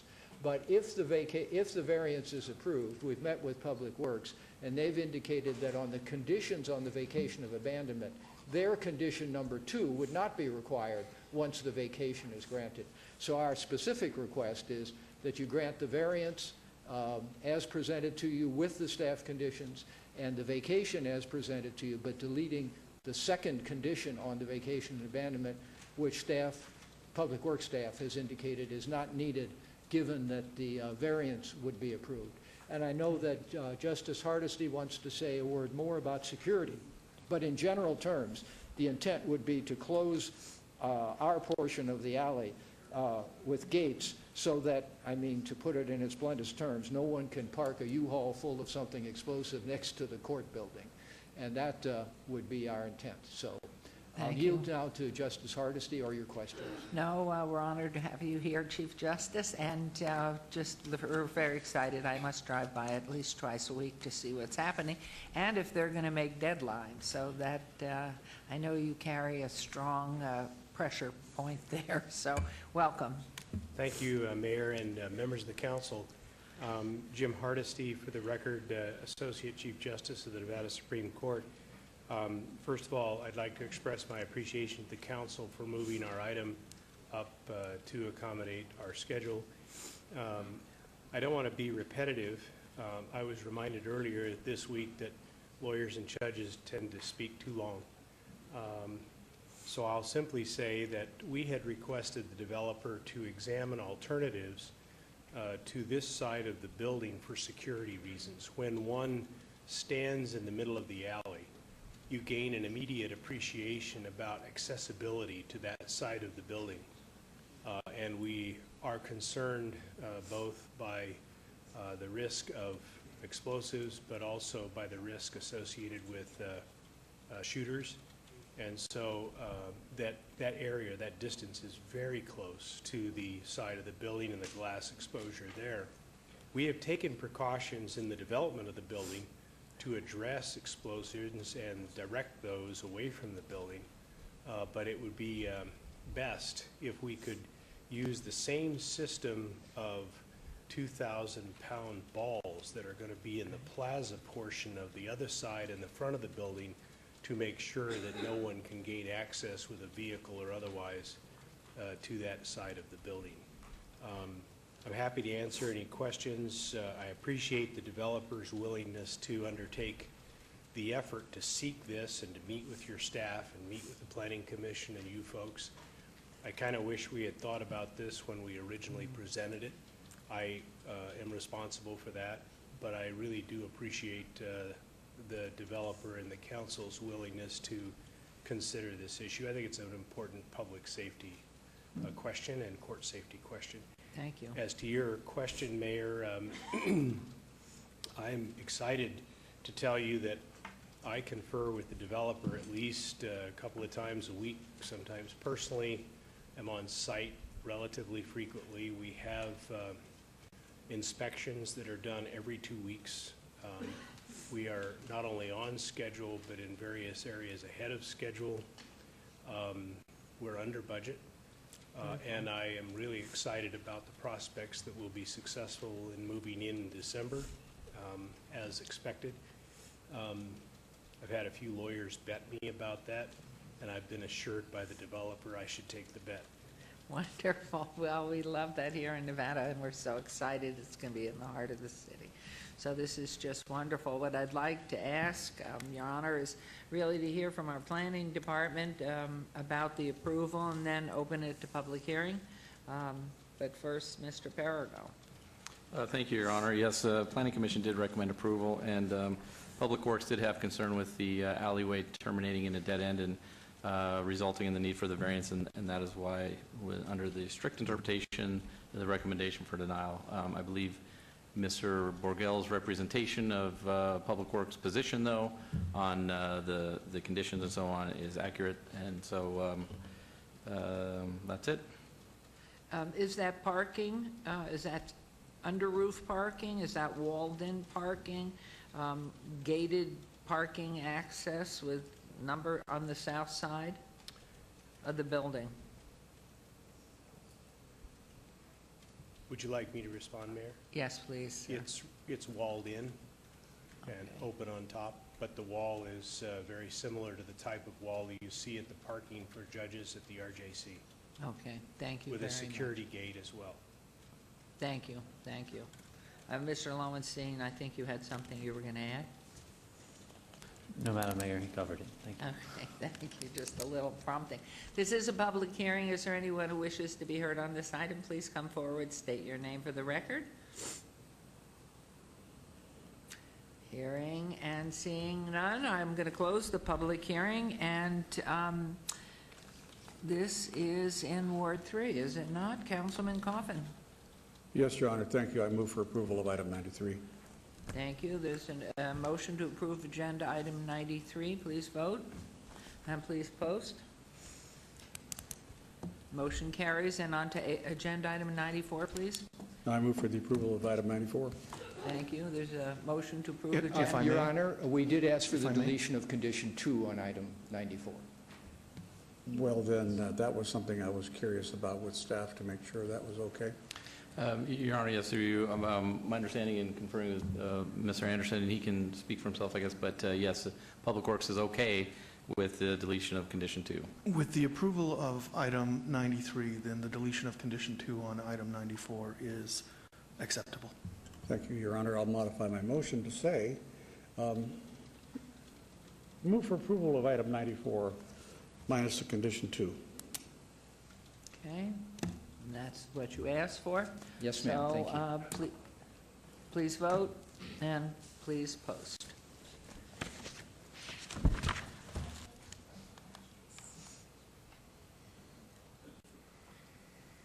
Of course, unanimous. Thank you very much. Be safe as you walk around town, please. Well, thank you very Thank much, you. and a special thank you for staff for working through this with us and for accommodating the justice's schedule today. Thank you. Thank you always. Thank you very much. Thank you. Okay, I think we are now back to agenda item 78. Okay.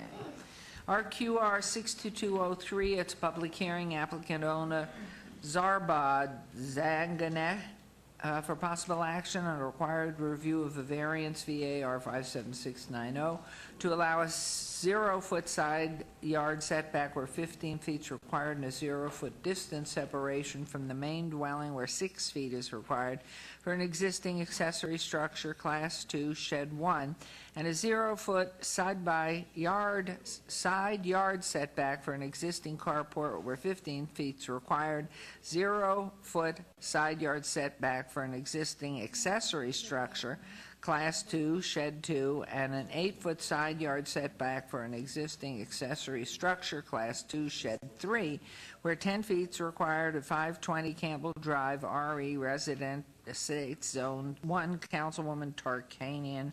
Staff recommends denial. This is a public hearing which I declare open. Is the applicant or representative present? Madam Mayor, we had spoken with them about this. Okay. And the gentleman who owns the property has corrected almost everything necessary to repair what was wrong from the previous owner's doing, but he has not had time to get the final permits, and I'm moving for an abeyance for 30 days for him to get that. Okay. Yes, we did see it before, and he's got everything done, but there's a holdup on the permits, and I had said I cannot vote approval until they got that, so that's why we have to vote. And you want a 30-day? Just a 30-day. I think it's going to be very simple. July when- 20th, isn't that that is what, the only meeting we have in July? So July 20th? Yes, that's fine. Was there anybody in the public that wanted to come forward and make comment on this item before we go ahead and vote on it? You'll have another opportunity when it comes back on July 20th, but since somebody may have come here because we hadn't abated earlier, I just want to double check. And hearing, seeing none, I'm going to close that. And so there's a motion made by Councilwoman to obey agenda item 78 until July 20th council meeting. Please vote and please post. That motion carries. Agenda item 79 and 80. 79, GPA 63487 on a request for a general plan amendment from DR Desert Rural Density Residential to R Rural Density Residential, and number 80 ZON 63488 on a request for rezoning from U undeveloped DR Desert Rural Density Residential General Land Use Designation to RD Single Family Residential Restricted District. The applicant is DR Horton. The owner is Greendale Properties LLC on 37.35 acres in southeast corner of Elkhorn and Teneo Way. The Planning Commission and staff recommend approval on both items. These are in Ward 6 with Councilman Ross, are public hearing items, which I declare open. Is the applicant or representative present? Yes. Aye. Good afternoon. Jay Brown, 520 South 4th Street, representing the applicant. With me is Brad Burns, the division president of D.R. Horton.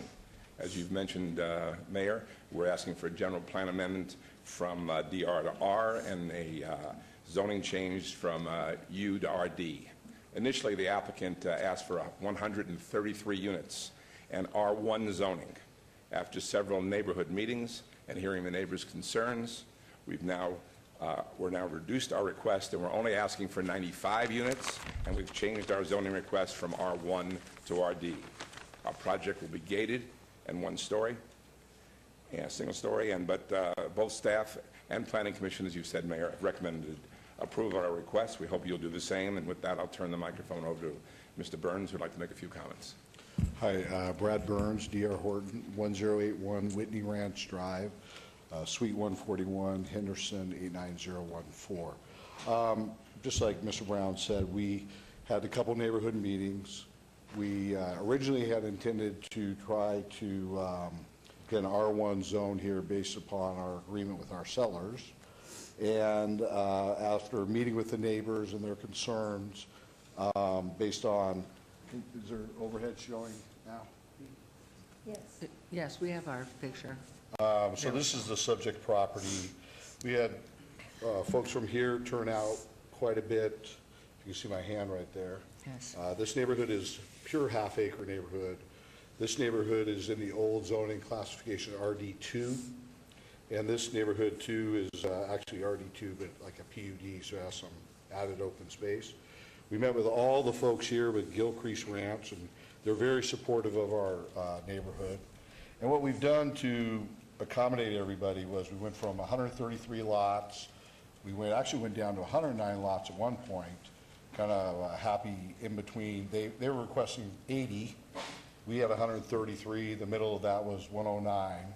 But then as we looked at it further, we determined that we best be served if we even drop it further than what that happy medium was, and so we went to 95. In addition, we've had some requests where the folks across the street here and the folks across the street here, how the lots were to line up in a sense with their lots.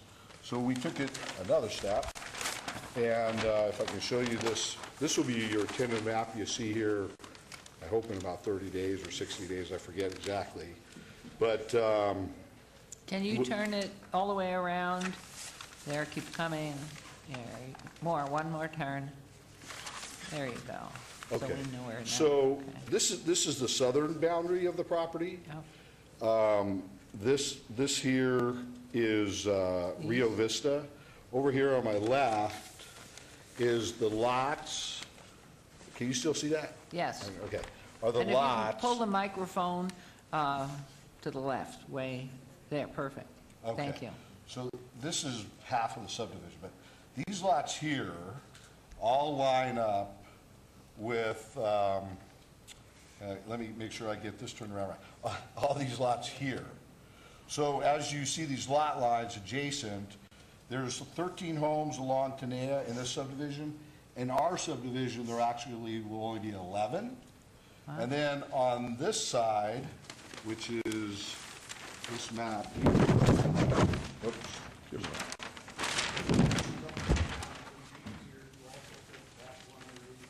I'm sorry, sir. Flip that one 180 degrees too. See how this is what they see. So they fit the same, whatever you're showing us.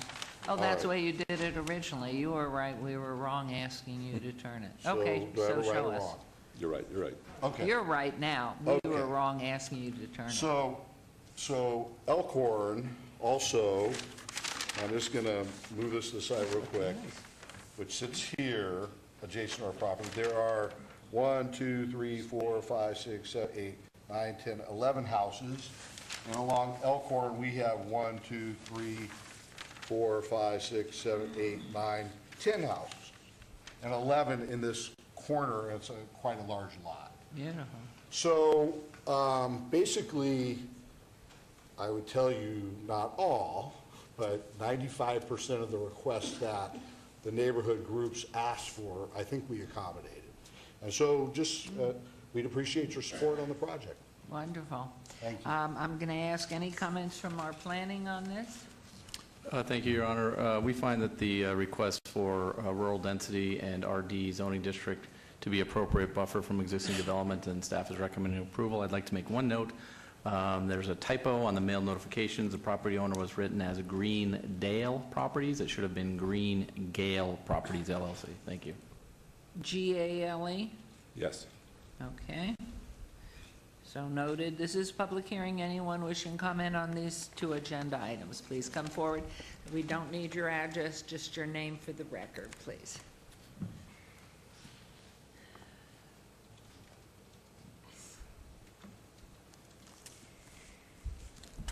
My name is Beth Bazanke, and I Do you want to spell your last name just so we have it clearly for the record, please? Sure.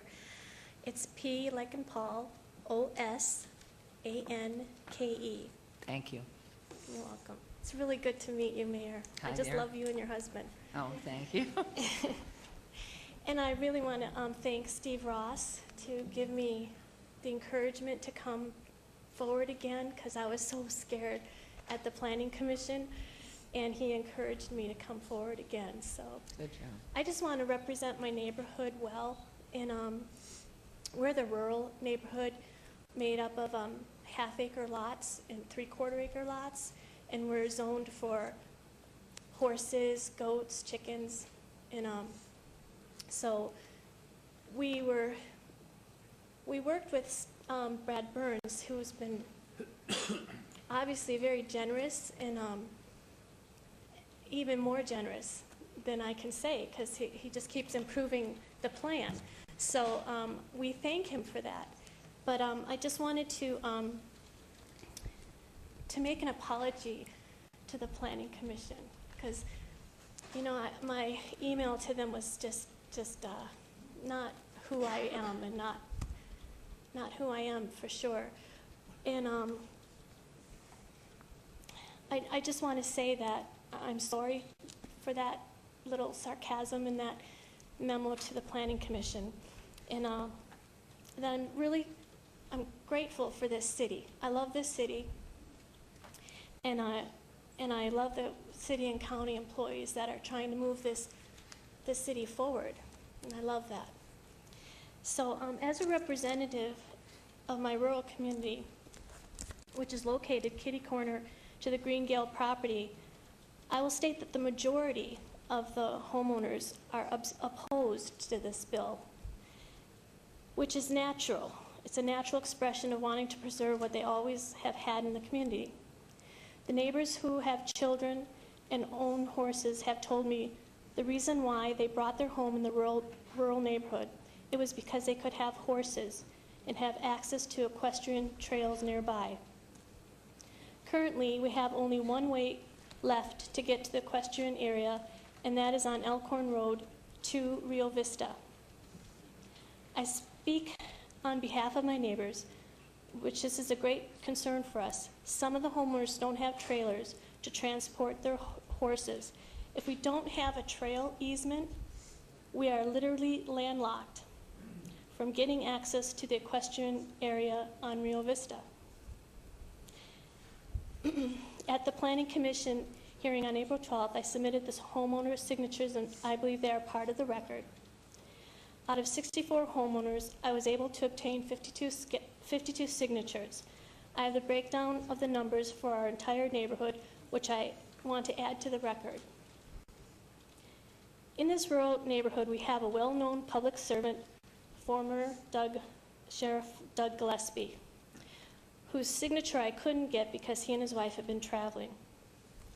As neighbors, we wish them well, and God bless them in their travels. So today, if the City Council approves both the rezoning of this land and D.R. Horton's general plan to develop this land, we ask for only two things. That D.R. Horton commits to the City Council that they will build what I thought were going to be 98 homes, but now it's even more improved. That's going to be 95 homes. So that's like pretty mute, but thank you, D.R. Horton, for doing that. And the second thing that we wanted was to provide the trail easement for the horses on Elkhorn Road, which when asked by the neighborhood, when asked at the neighborhood meetings, they said they would consider. So I'm hoping that it'd be more than just consideration, it would be hopefully done. It'll be done for our children and their horses. As an individual, I want to express my appreciation for D.R. Horton. D.R. Horton's Brad Burns and his team of engineers. They really worked hard to strike a balance between what D.R. Horton wants to build and what the neighbors in our community can live with. Some say I am naive, but I believe that D.R. Horton will keep their word and build 95 lovely homes on spacious properties, just as they were presented to the Planning Commission and now to you, the City Council. Thank you. Thank you for coming forward. And could we have the prior slide? So I'd like to ask you, if you would not mind, on the real slide, not one more back, I guess. It was the actual footprint of there. Where do you live, and these 64 homes that you were talking about, where are they in relation to the subject property? Well,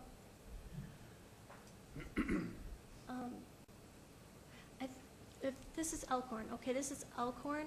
We're here. Where? I don't see your finger. On the overhead, can we, all right, there we go. All right, so here. You're there, and the Yeah. property is right up there to the left, right? Correct. Their property, this subject property that's going to be developed is, you live there, and this is the What? property, right? What? This upside down? Oh. So We the- just want to see where she lives and the If I neighbors may. who are signed in relation to the property. They live, this is the neighborhood that she's referring to. Okay, This is the neighborhood we're building. okay, that's what I wanted to Okay. know. And the path that you wanted, the access, Oh, Trail, north is here. the So this trail. is the northwest corner of Elkhorn and Tenaya. Yeah. We're the southeast corner of Elkhorn and Tenaya. okay, and the bridle path or access, you Trail. wanted to get to where? Well, right now, the horses can go down Elkhorn Road, which is all dirt. But when it's developed, we're just wondering, is there going to be some trail easement for the horses to get to Rio Vista? All that equestrian area there, where it's nice, where the horses can walk through, and it's a beautiful area. So right now, we're landlocked. And if this is all cemented, Is, if I may ask, and probably you know, the area immediately, I guess it would be to the, if that's south, it would be to the east, this area that they're trying to get to, is that subject to development as well also? Or is it so mountainous and, May I interject? please do. Okay. So we did have preliminary discussions with them relative to a bridle path. And this being zoning, this is not where we would address that. The city staff we can come in with our tentative map and request a bridle path along Elkhorn. We're happy to accommodate that, frankly. I just don't know if they're happy to accommodate that. I don't know. They may not, and that's certainly in the long run up to you folks up there. And what we're trying to do is get them, What she's trying to accommodate is that the rural estates here who Right. do have equine uses, right, they want to be able to traverse across Elkhorn. which you are and going Rio to Vista develop with is a public sidewalks? trail. You will be developing that as you Correct. develop with sidewalks rather than a bridle path. Correct. And that's the issue at hand. So there's a balance between, public safety and sidewalk, and balance between the equine effort and then the width of the right-of-way due to the public road. And so, we're happy to work with staff and Public Works to try to accommodate this, of course. It's certainly a benefit, to what we do. We've built, bridle paths in the path, bridle paths in the past. Paths? Ooh, okay. It's a mouthful. Okay. Anyway, If we can, we're happy to, that'd be a variance request, and we'd be happy to accommodate that. But I just don't know how Public Works will feel about it. I don't know how, the school district will feel about it. And so we have those kind of hurdles in front of us. But we are going to be in front of you very shortly, and them again in a neighborhood meeting with a tentative map application, and that's where we would address those concerns. So I think in good faith, he's already shown you he's willing. It depends on what we are dealing with at planning and through infrastructure and other commitments that we have to take into consideration. So he's honored your request, I think, just by his comments right there. Whether it should not happen, if that's the fault of what happens through city, that's a different story, but I think you should be very pleased that Mr. Burns has at least gone as far as he can, at which point I'm going to ask Mr. Perico, please, what are the chances to be amenable here? Well, thank you, Your Honor. And of course, we'll be very happy to work with the applicant to see if there's a way to sort this out without seeing a design and a cross-section and all that stuff. It's really hard to say, but yeah, we're happy to look at that and see if we can't make it work. Good. Thank you. So you've got at least that assurance. And we thank you for coming down and being brave and strong, and you did a great job. Anyone else wishing to be heard on this item, please come forward and state your name. You did a very good job. I'm going to close the public hearing now and turn to, is this Councilman Ross? Everything that happens with horses. Mayor? Yes, please. If I may, Councilman? Please. Would like for Mr. Burns just to point out a couple things for me, and also planning. If we can go back to the overhead. Currently, the property in which the young lady lives in the community. Yes. What's at the corner that allows them access outside of? What allows them out of their neighborhood? The horse is out. I don't think there's a horse trail there. I think they just go out. What happens in the rural estates, you have the, the, call it open rural standards. Mm-hmm. I don't know what the official, like a rural preservation area. Right. So it's just dirt and rock, and so they're just able to walk out as opposed to hard concrete. So how do they exit on their horses out of the community? I don't know that. Maybe she does. Okay. And secondly, this is more so for planning. What is the back street right there at the southeast corner of your property, the subject property? Yes. What street is that? This is Elkhorn. Okay. This is Tenaya. Okay, Elkhorn is in. This is Rio Vista. Okay, I'm with you. It's just upside down when we look at it from here, so I'm just trying to orientate myself. So, Tom, currently, is the street unpaved from Tenaya to, what is it? From Tenaya. Other way, go the other way. Oh, this way. Yes. There. Excuse me, from Tenaya. Yes. To Rio Vista. Right. The half street is unpaved. We have to improve that. So you have to do your half, that's what I was getting to, the half-street improvements. Correct. So And you're then we required will by the have a city to gated do your entry half-street improvements. That's correct. Okay. And so, Tom, what is the width of the street on Elkhorn? Is it 80 or 60? Bart? Maybe check with Mr. Anderson. The status of the other 3/4? I'm sorry? What is the width of Elkhorn? Is it 60 or 80? 100, yeah. Oh, it's 100? Yeah, it's a primary arterial. Okay.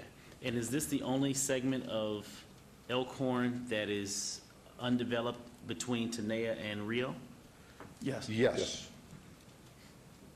And the remaining portion of the roadway system, does it have the curb gutter, sidewalks, and lights, the full improvements?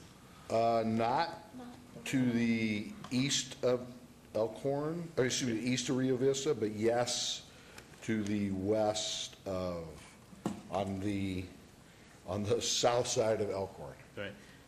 And so ultimately, Bart, Tom, in order for this to be one contiguous roadway system, we would have all of that synonymous, right? That's what we're As far as requesting. development, correct? That is what we are, by condition, requiring, yes.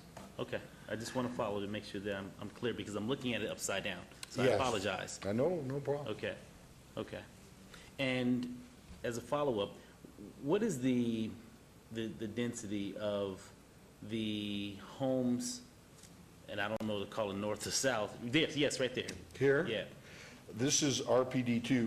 What you have here is, you have, the smallest lot is 12,632 square feet over here.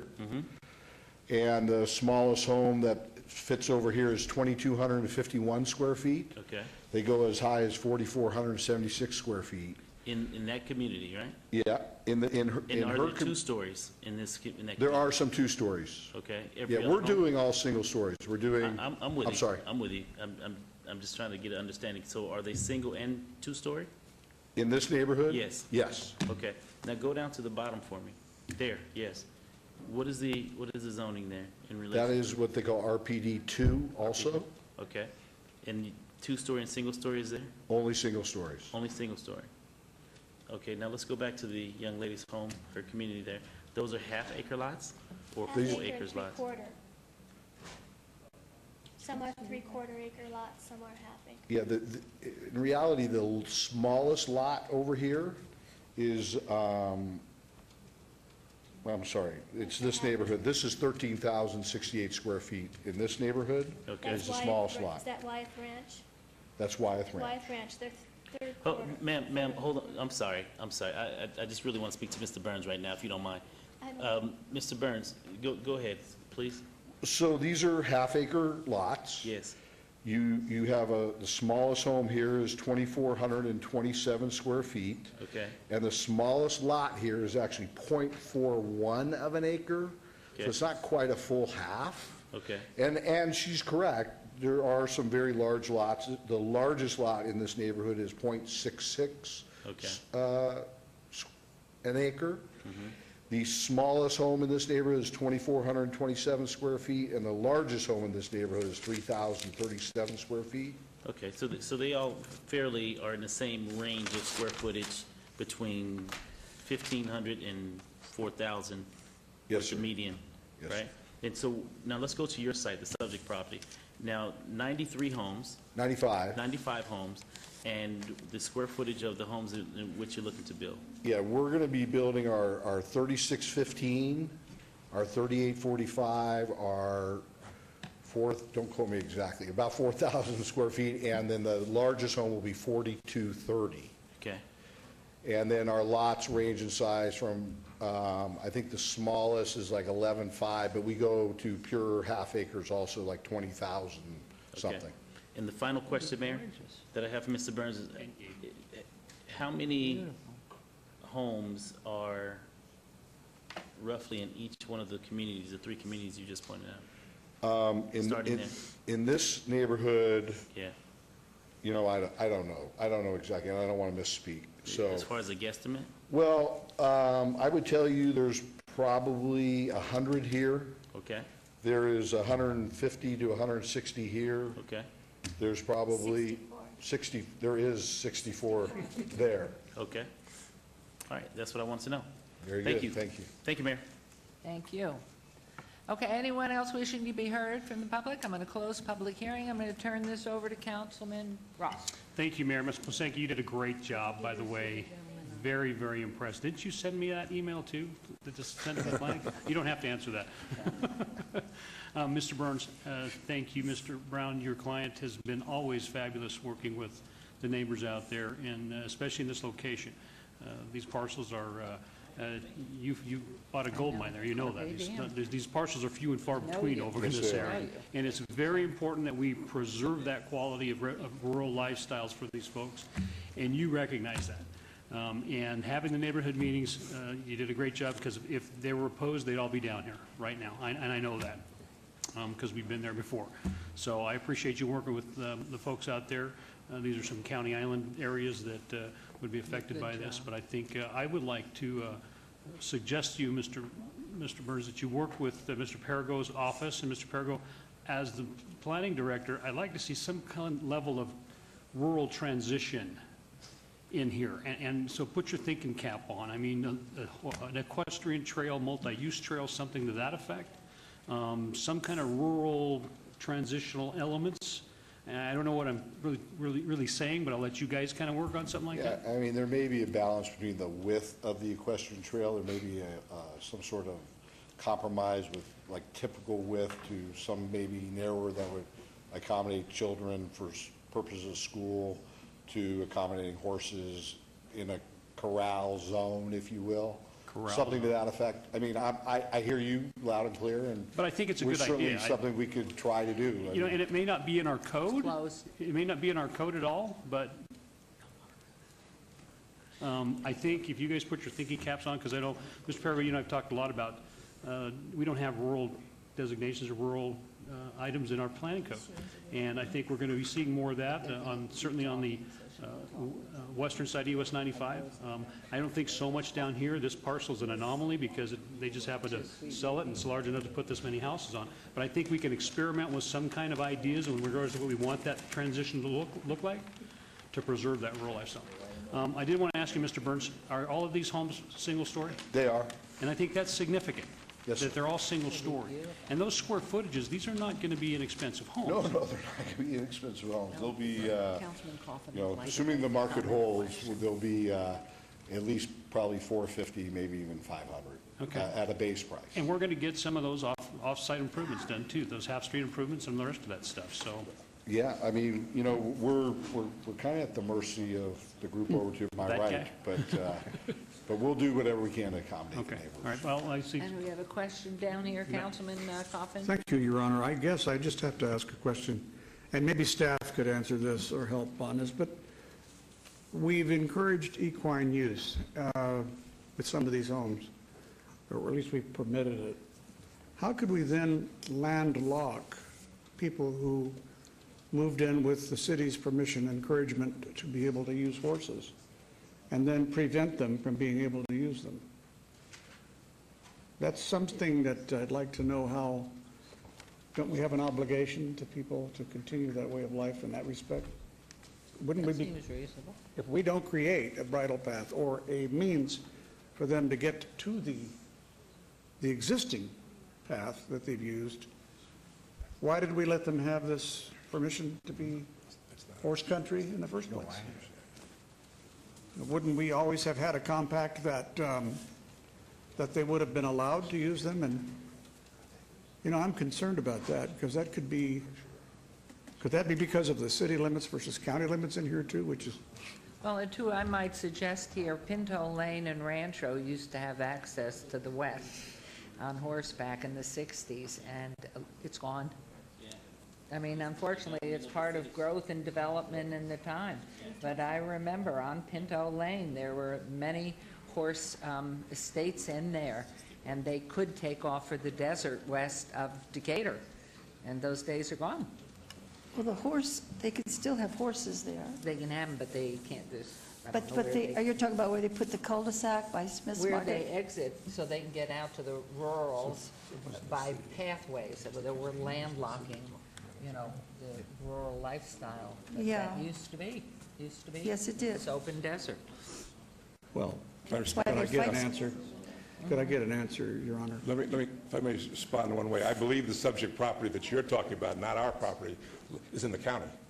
So I don't think the city made any representation. I stand corrected by staff, but I'm not so sure that it's not county property. You mean the protesters are in the county? That's right. I think.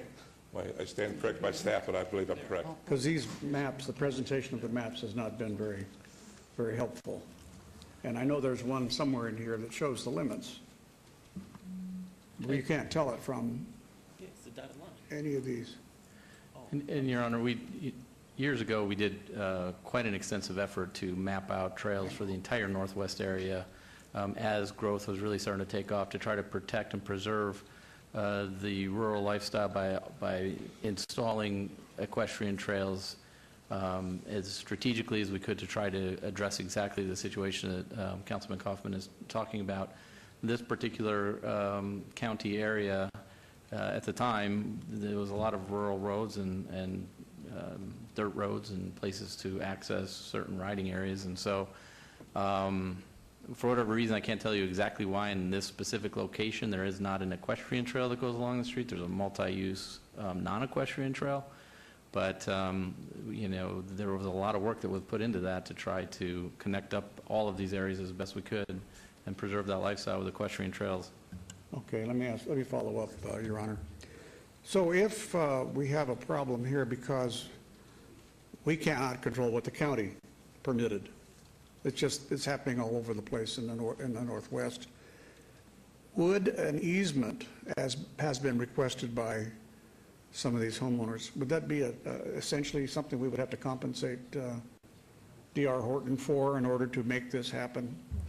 Would we have to essentially buy that from you? I mean, in other words, instead of saying you'll take it under advisement or you'll like it, or you like the idea, but you're not really legally required I mean, to put it frankly, in. we're happy to accommodate it if the staff and Public Works will allow it. It's a matter of you will have some combatant issue with the school district. You'll have an issue with other people who aren't equine supporters, frankly, who want to walk on a public sidewalk that will, you know, Rio Vista is a very unique trail. It allows the public to go into this area that is really quite lovely. And so there's a balance between, you know, trying to keep everyone happy. I mean, we're good neighbors. We always try to be. So I think, again, I don't think we have any issue with it. It will really be more about, you know, how Public Works sees it, or if the school district has a concern or has input. And frankly, I just don't know how that.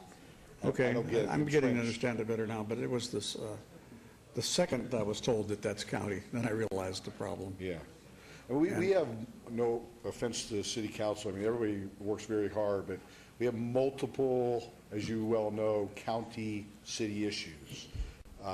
In the Northwest, we're basically under a moratorium to not be able to build houses because we can't get sewer and attach it to yours, even though we put it in. So it's a real issue out there. But, you know, as a builder and your number one builder in your valley, we're here to support anything that you folks need us to do. And we're here to work with not only you, but the county and all the citizens, frankly. Well, I like what you're doing just because you are the ones who are specializing in infill, which is what we really need. We sprawled way over the boundary, way over what we should have. You're making lemonade out of the lemons that were created in previous generations. So, all right, Mayor, thank you very much. Thank you very much. Back to you, sir. I forgot where I left off, actually, Mayor. Well, actually, Moving for it's approval. We just start over? 2:00. Let's just start over. We just finished the recess. Here we are. No, if you would, Mr. Perigo, you and your staff get with Mr. Burns and try to come up with something that's transitionary, something tasteful, but let's kind of preserve the ability for them to ride their horses and meet all the needs, make it a multi-use. So I'm prepared to, and I want to make one more comment. This is just a GPA and a zoning. You're going to be back. You're still going to work with the neighbors on the site plan and what that's going to look like. So you're not finished yet, and you'll be back before this council, and we'll go from there. So I'm going to move to approve agenda item 79. Okay, there's a motion to approve agenda item 79. Please vote, please post. Okay, Councilman, vote in. Thank you very much, and please post. One more. Oh, my God. And Councilman, there you go. Motion carries. And on agenda item 80, please. I will move to follow Planning Commission and staff's recommendation for approval of agenda item 80 as well. Thank you. Following staff's recommendation on agenda item 80, it's to approve. Please vote and please post. You know, I have a little thing that keeps. Oh, it says you can't. We thank you very much. Motion carries. Thank you. Thank you, too. Thanks for working, and thank you, ma'am, for coming in. You did a great job. Agenda item 81 has been obeyed to July 20th, and agenda item 82 Agenda item 82, VAR 61046, on a request for a variance to allow an existing detached accessory structures, Class 2 horse corrals, to be located in the front yard, which such is not permitted, to allow 1-foot distance separation from the main dwelling for an existing detached accessory structure, Class 2, shade structure, where 6 feet is required, and to allow a 1-foot side yard setback for an existing accessory structures, Class 2, A 192, whoops, wait a minute here, square foot hay barn and a 48 square foot well house where 10 feet is required to allow an 8-foot rear yard setback for an accessory structure, Class 2, animal shade structure where 10 feet is required and to allow a 12-foot corner side yard setback for accessory structures, animal shade structure, and tack room where 15 feet is required on 1.29 acres. Agenda 83. Related item SUP 61047, on a request for a special use permit for an existing animal keeping and husbandry use to allow 22 horses, 1 alpaca, and 10 goats, where a maximum of 7 horses and 7 goats are allowed. My goodness. And 84 SUP 61183, on a request for a special use permit for a proposed horse corral or stable commercial used to provide instructional or recreational activities for other than occupants of the premises. The applicant owner is Kim J. LeClaire, 5525 West Rome Boulevard, RE Residence Estate. Staff recommends denial, and Planning Commission recommends approval on all 3 items. These are open and in Ward 6 and are public hearing items, which I do declare open. Is the applicant or representative present? Hi. Hi, good afternoon. I'm Kim LeClaire at 5525 West Rome Boulevard. How do you do, everyone? So you're representing yourself, Yes. so go for it. Tell us about this. Okay. I have since the Planning Commission meeting, I had wanted to do the 15 horses instead of 22. I was encouraged by City Planner Mark Rex to go in for more horses and perhaps settle for less. So that's why the 22 came up. And as of the latest postcards, they still went out to the neighborhood at 22. So a lot of them were opposed to that number. Planning Commission approved me at 12. I would love to be able to go in for the 15, as the 12 would be a big hindrance on my programs because the horses need to be rotated so that we don't wear them out and stress them out. So I'd like to ask for that exception. And then also I'd like to ask for the exception to continue to have the turnout area in the front, just reduce the number of horses that I put out there. It's in the front of the property, but the property is unique because the house sits catty-cornered. So about half of my lot size is in the front of the property. I've got a beautiful front yard area where there's green grass and landscaping and everything. And on the other side of that, the street side, there's a turnout paddock. I believe it's 74 by, I want to say 104 wide. I've been keeping horses out there 24 hours a day, 7 days a week. I can reduce the number of hours or the days that I put horses out there, but it's crucial to have for the rehabilitation of horses. I've got a lot of older rescue horses that need to have time to be out of a 12 by 24 stall. I think my smallest stall is 12 by 24. My largest is 22 by 16. And then there's some variances there. But I'd like to be able to keep that. One of the conditions also from Planning Commission was to pave all of the surface areas where parking would be. And right now it's all gravelled with a type 2 gravel, so the dust is very minimal, if any. And it's been that way, and it's pretty typical for the area for people to have that type of parking. We don't have a big heavy traffic. There's not a lot of traffic that comes and goes. It's mostly parents that drop their kids off for riding lessons and then they leave. Occasionally they do stay to watch, especially with the kids just starting, if they're just starting to ride and learning. Excuse me, what's the cross street? You have Rome and what's the Rome other and one? Helen. Helen? Rome and Helen, Okay.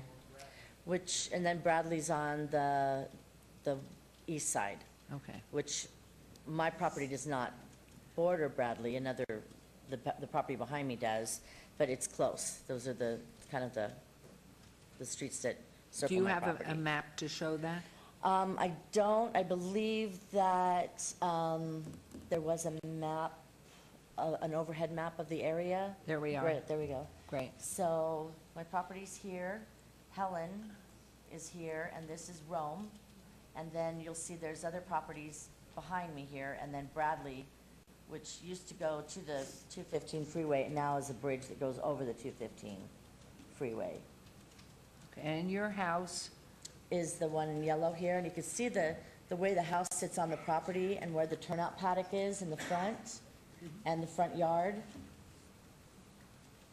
So It's the 10. prevailing wind being from the southwest, is this oriented correctly?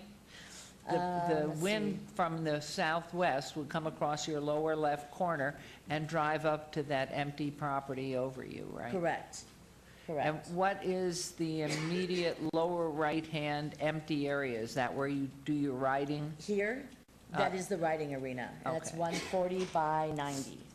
Okay. And then the stalls are along Rome. And then the green roof is the barn, which I need to get permitted. Whenever my ex put the barn in, he was told that it was not necessary to permit it because it was considered a temporary or portable structure. So that's what happened there, and that was 14 years ago, And how long have you been on the property? since May of 2002. May of 2002. Okay, so this is now the drawing of how it all is, I see. And the Right. properties up there in the upper right-hand corner of this drawing are what? What are those little 20, those are your stalls? Oh, yes, these Up are all in the upper right? stalls. Okay. And there's two more stalls here. There's a 60-foot round pen or exercise pen here. Yes, And then the barn with turnout stalls. Yes. And then there's a goat area, chickens. and where was the property you mentioned that planning or we asked you to go ahead and resurface Oh, that for was the parking. Which is Parking where? here, which is all type 2. And then there's type 2 in the front of the property also on Rome, or I'm sorry, on Helen. Okay. And as long as they parallel park on Helen, the wheels don't hit the pavement, so parking enforcement said that it was okay as long as they parked parallel and not nose into the property. And in all your meetings with what you're asking here, you have met with your neighbors, or have you not had to meet with We your had a neighbors? neighborhood meeting. It went okay, didn't go great, but I think that a lot of the neighbors that are in opposition are not affected by my property whatsoever, with the exception of Chuck Williams across the street. He is here today. But he is also doing very much the same thing, if not more, than what I'm doing. He's selling hay off of his property, he's got lessons going on, boarding, everything. So I don't know how he can live in a glass house I and think throw what we're going to rocks. do is I'm going to go to our staff first and ask for input, and then the report from planning, and then as well, because I'm sure you were there the other night, and then go to public hearing, and we'll see, and then give it to, it's all yours, isn't it, Councilman Ross? Yes. One other thing that I wanted to touch base on is there's also a condition for me to connect to city water and septic, because the word commercial being thrown out there as a commercial facility. They think that I've got a high, I don't know, I guess I'm going to be using more water, or there's going to be more barrens on my septic system. It's just me and my daughter that live in the house. I have a porta potty that my customers use, so there's no additional burden on my septic system because of the porta potty, and people don't come into my house. The water usage, I use way less than the allowable water per year, because I have horses. I water my horses, but the property is not covered in grass, so I'm not, continually watering grass to keep grass alive. I've got a lot of desert landscaping, and then, of course, the horses. So I'm asking to have that removed as a condition also, because there is no adverse effect on my well or my septic. The septic is directly in the grass area in the front of my house. The leach field is actually the grass. So the gray water, if you will, leaches into the grass. So that also helps to water the grass, even though it's below the surface. So it's a pretty efficient thing that we've got going on there. The well, if you look at the barn, you'll see there's a little square, Yes. and that's the well house. And when was the last time you had to dig deeper on your well, or have you not had to do so? How to what? To go down further on your well? Oh, to I've get never had to go down. You've No. never had to We're do at that. 420 feet, and last I've heard, the water table has risen a full 100 feet in that area because they're not drilling wells anymore. So we're good for water. We're plenty Excellent. good for water. Okay. Yeah, I just had to replace my, my well pump, and I went from a 4 horsepower to a 3 horsepower for less electricity usage, and it's worked out really well. My electric bill's gone from almost $500 a month to $150 a month. Wonderful. Yeah, that well was drawing a lot of power. Wonderful. Good. Okay, Mr. Perigo. Thank you, Your Honor. Staff finds that the number of variances that accompany this application illustrate that the site is too small to accommodate the number of animals requested and recommends denial of all applications. Planning Commission did recommend approval with the following added conditions on the variance, VAR 61046. The horse corrals located within the front yard are not approved and shall be removed within 90 days. On SUP 61047, the animal keeping and husbandry shall be limited to a maximum of 12 horses, 1 alpaca, and 8 goats. The applicant has 90 days to bring the number of horses into conformance with this condition. And how about 1183? Any conditions on that? No, Planning Commission felt that as long as the number of horses and the issues with the corrals in the front yard were addressed, that the operation of the horse corral stable was acceptable. It's not a horse corral in the front area. It's more like a pasture area, a dry pasture area. There's no grass. It's not horse corrals. It's a very large area. The overhead's gone again. Where you said you can before see- it was for rehab. It's for Rehab. rehabilitation, yes, and for younger horses to get out and move about so that they're not kept in a stall. Because we do rotate. This is the arena area that you see in the picture here.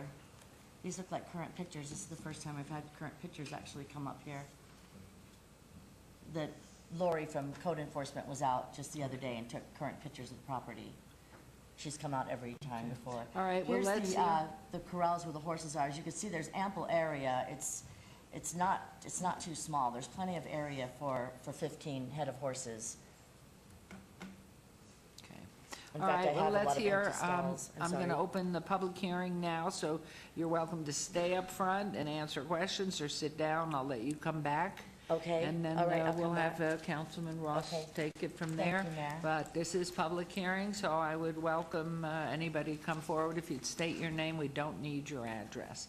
And then make your comments. Thank you, ma'am.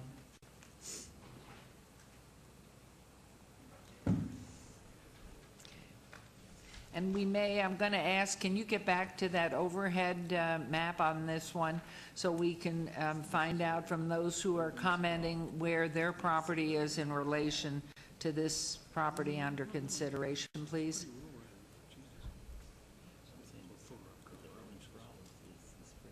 That one, perfect. Thank you. If you'll just leave that there, great.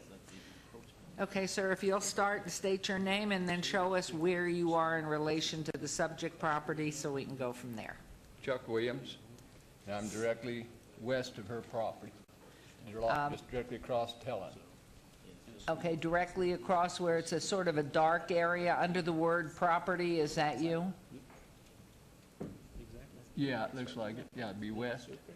And you also have that area, it looks like a ring or something Yeah, to I the got a west. full-size roping arena in the backyard. I got 2.5 acres right there. Okay, thank you.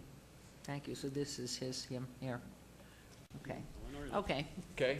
Please go ahead. All right, what she calls her front yard, you know, she does have a nice little plot there, it's green. Because, you know, that's only out there probably about 20 feet, and the rest of it's nothing but horse manure, all the way to Rome. So it's not that, you know, elegant as she says she is. And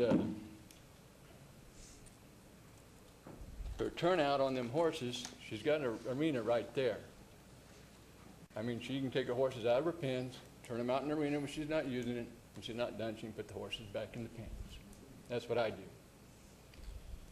You know, if you got a front yard, you got an acre out there, and you got all alfalfa out there knee-high, got some horses and cows out there, that's nice. You know, it does look good, but she does not have the property to do this. And she doesn't clean it up enough, even, you know, to go with it. And this backyard she was talking about is all paved. You can look on that one picture where she has her house, back door. She's got her horse trailer there. You can only drive one vehicle in there. You know, it ain't like she's got all the abundance of parking and whatever right there. And on the other side where she wants to come in off of Rome there, she's got a little 10-foot gate.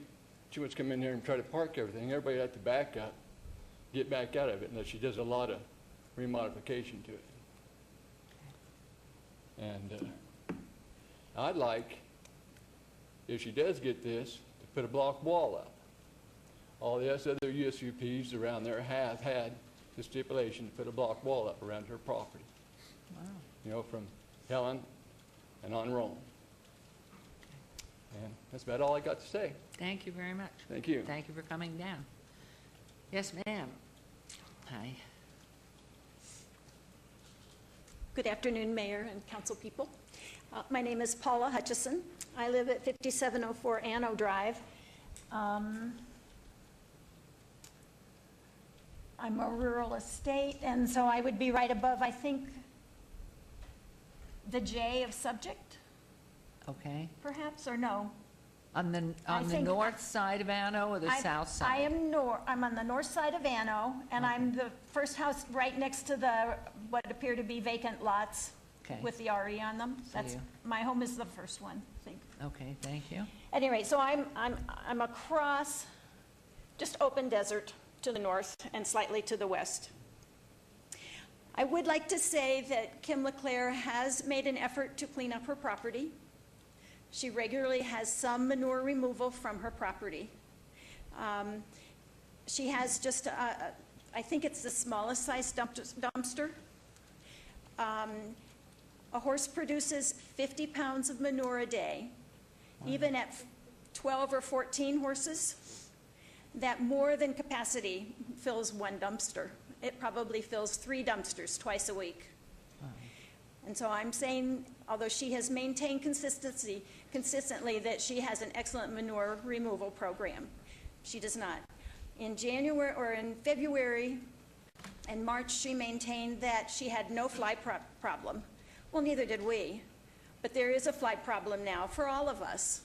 And certainly when manure and the feces of the animals is not removed, it certainly contributes to the fly problem, as well as the spread of infections. She likes to go to horse shows. She's had a problem with an infectious disease on her property that she didn't notify the neighbors for. And it just represents that there's not a concern for her neighbors or for the well-being of the animals in the neighborhood. I don't have a problem with her teaching lessons. I think that's wonderful. I think the day camp is an outstanding idea. I think she needs to be properly licensed, and I understand that at this point when there's abeyances on, or she doesn't have approval for these, that she cannot move forward, but she clearly has gotten the cart before the horse in getting all of this operation up and running without proper licensure, without proper planning, so that she really has overpopulated her property. She's on 1.25 acres. She's had up to triple the number of allotted animals on her property. She has backed away from that, but I don't know, honestly, because it's not my business whether she has just displaced those animals or whether they are out of her domain. It sounds like some of them easily could come back in because she's looking to have more rather than what planning had recommended. And she at no point has made any effort to move toward not having those horses in her front yard, even though theoretically she's not doing lessons. So her corral is not being occupied with lessons.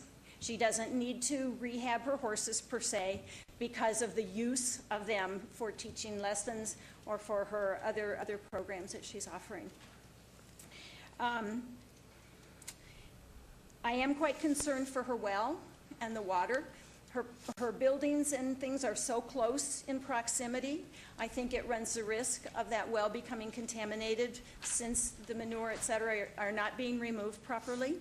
I dropped off for all of you yesterday our letters of concern and our signatures, and they have more data to support good barn management, animal husbandry, from the University of Nevada Extension up in Reno. To the best of my knowledge, she has no meter on her well. There is no way she can quantify how much water she is using. You know, we're allowed, I believe it's 2 acre-feet on our properties, and it's in chatting with other people from the water district, you know, to have that number of animals, and she says that she waters her arena. She's not watering grass, she's watering her arena, which keeps the dust down. It's one of the necessities of rural living. She probably is beyond her allocation, but I doubt that there's a meter on it to prove that point. It was the Planning Commission's recommendation that she have letters of documentation from the State Water Authority as well as from the Public Health Department, I believe it is, who does the leach fields. And I would ask, you know, where are those letters that says that that a porta potty is sufficient and that, oh, I don't use that much water, so I don't need to be concerned about that. I appreciate your time and considerations. Thank you for coming down.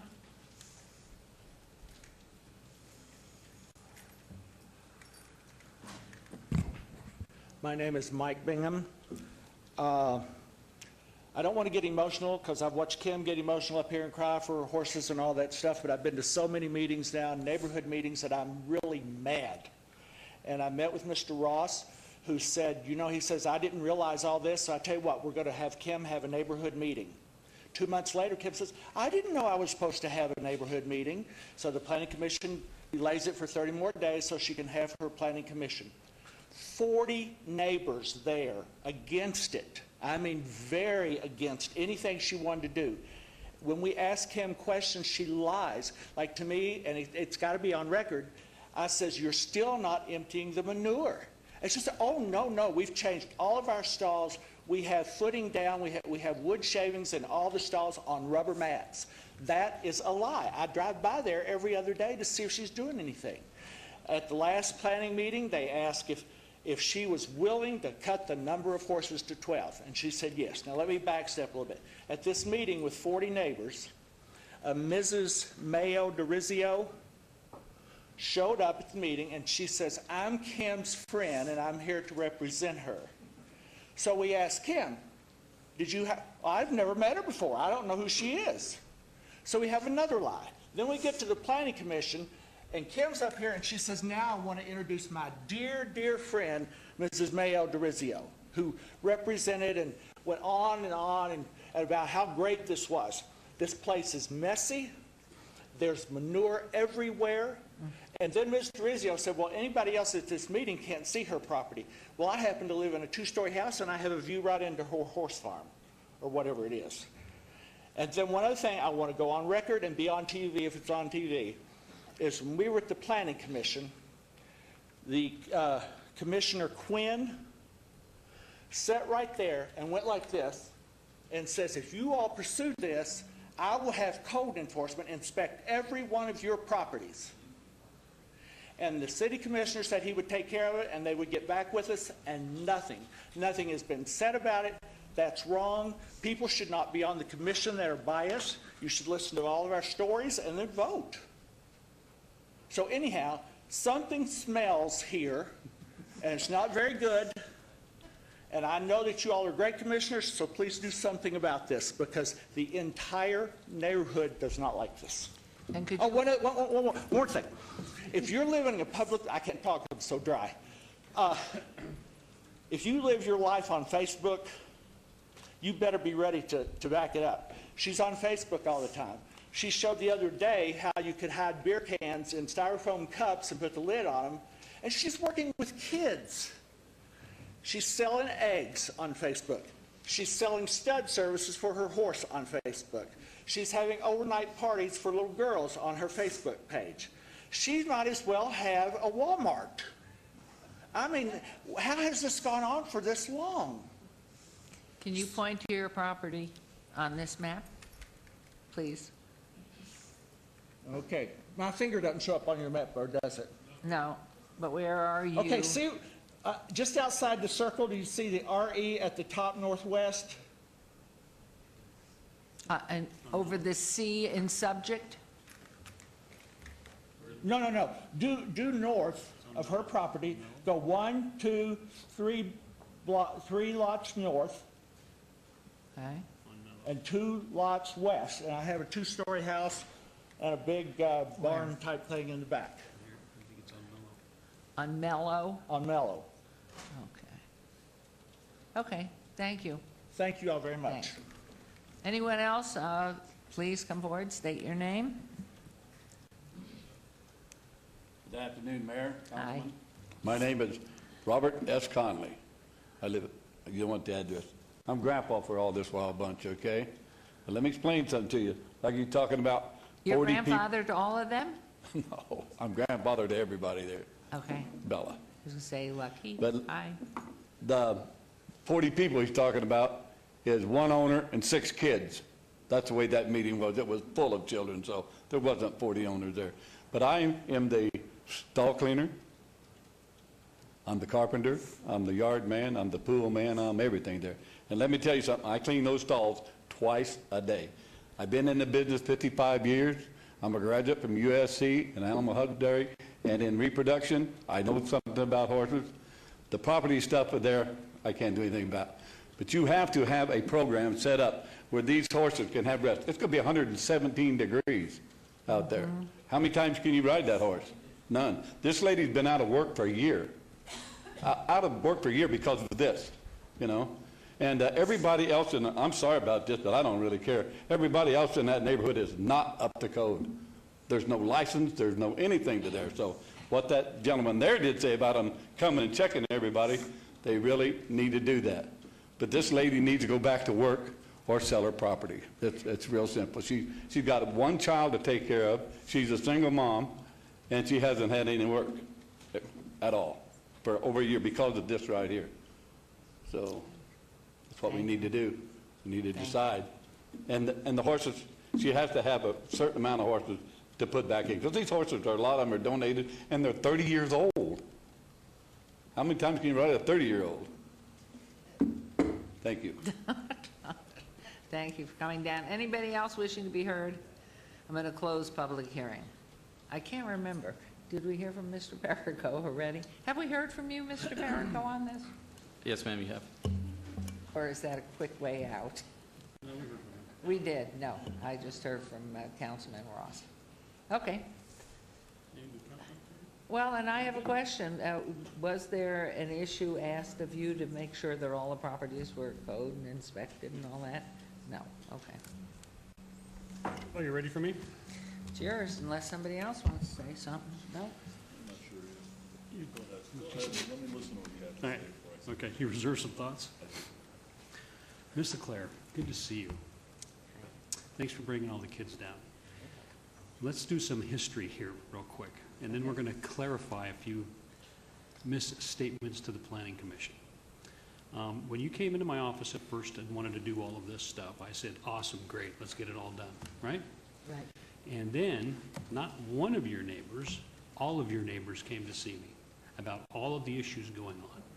So that is not true. Ma'am, All of our- ma'am, Okay, I'm sorry. Let him go, okay. I'm trying to stay calm, and that's where you want me, okay? All of your neighbors came to see me about your property. And then code enforcement got a hold of me about all of the code violations with your property, which you still have several code violations, which I'll go over shortly with you. We're going to clarify one thing that's on public record from the Planning Commission. When Chairman Moody asked you if Councilman Ross asked you to have a neighborhood meeting, you said no. That's not true. You also made the Planning Commission think that you are Horses for Heroes. You are not. Horses for Heroes works with me in my office on a regular basis in Parks and Recreation. And I feel sorry for those guys sometimes, but the city's got a great program out there. So you misled the Planning Commission there as well. Don't speak. It's not going to help you.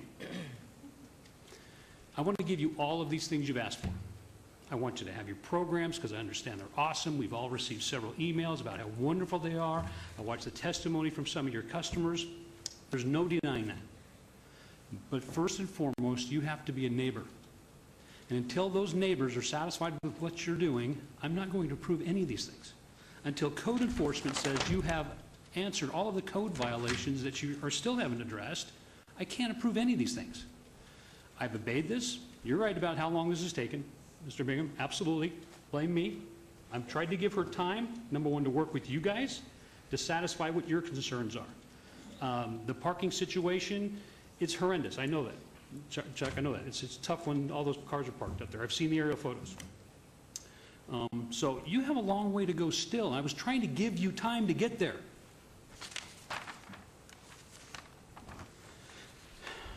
Let me back up to the Planning Commission. Here's your animal control violations still. You have 2 pot-bellied pigs where 1 is allowed per our Title VII. What were you going to do? Just keep 2? No, sir, no. The 2 potbelly pigs were in the original request, and somehow the potbelly pigs were left off completely. So they were in the original request to keep those 2 potbelly pigs together. And that's what we were trying to do because pigs bond. Thank you. And it's. Thank you. You're still in violation of our Title VII. 15 chickens. Owner has not submitted the paperwork for approval to animal control per Title VII, which Title VII requires you to get your neighbor's permission, which you haven't done. Why haven't you done any of these Sir, things? there are letters on file that my surrounding neighbors have submitted to you guys. This is dated approving. yesterday. You guys have the letters saying I that can only they're go fine with with the what chicken code coop. enforcement has provided me with and planning's provided me with. Let's see, you haven't obtained the building permit for the barn.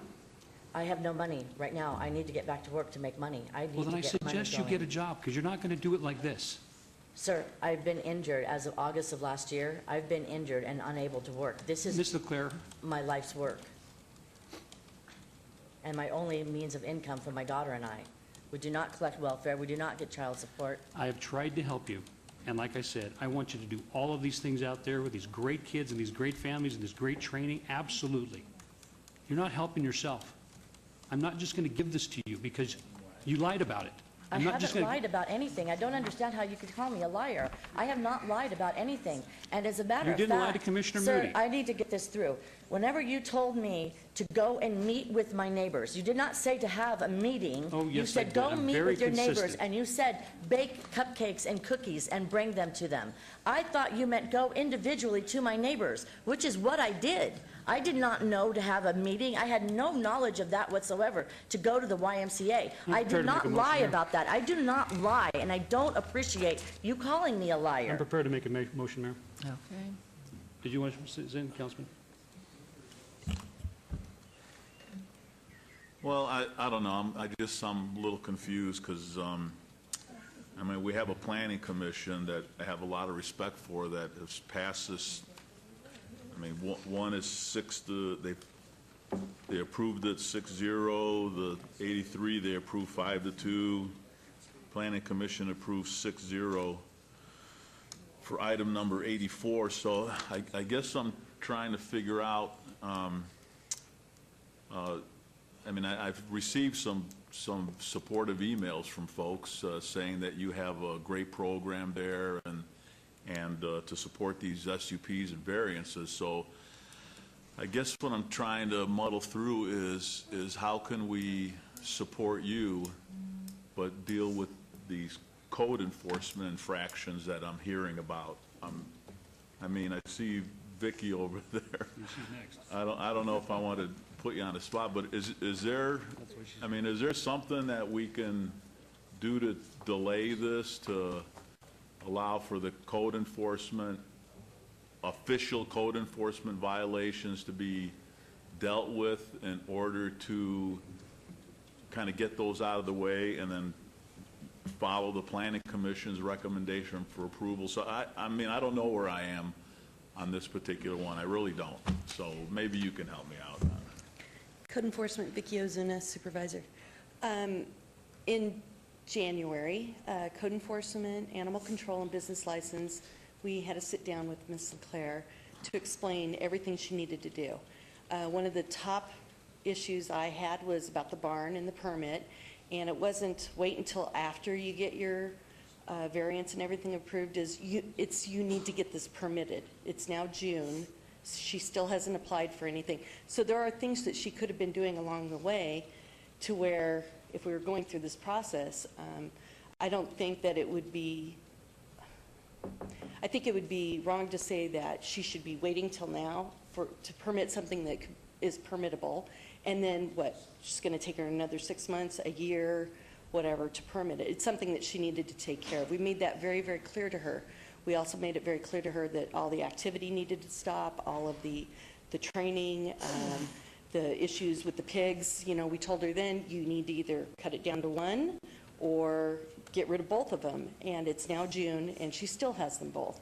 So we were very, very clear on what the requirements were so that we could come back before council when she finally made it here, so that we could either say, yay, she did everything we asked of her, or no, she's done nothing that we've asked of her since January.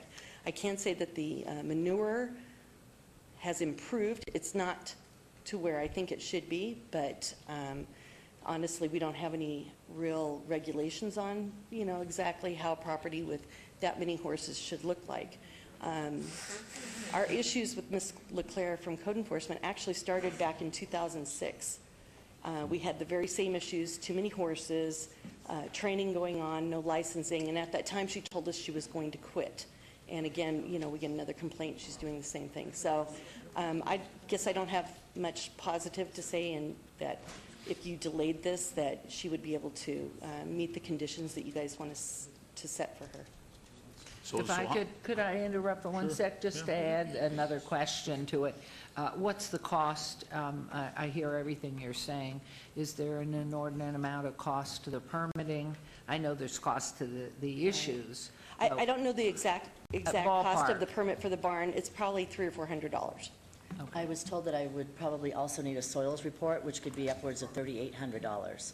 Okay. And if that's the case, that I need to Well, be I able heard to you say generate you'd been income. out of work, you'd been injured, and you don't have Right. the funds. So you're sort of caught between a rock and a hard place. If it was minimal, then I wasn't so concerned. But if you're talking about if that was one of our requirements, which seems like it might be reasonable, you just don't have the funds to do what we're asking you and need to have done by code. So sorry to interrupt you, Councilman. I just wanted to get that. So how long have you had this this business / nonprofit, I guess, or the I started the horses? with How long Horses for you been- Heroes 5 years ago. I was appointed a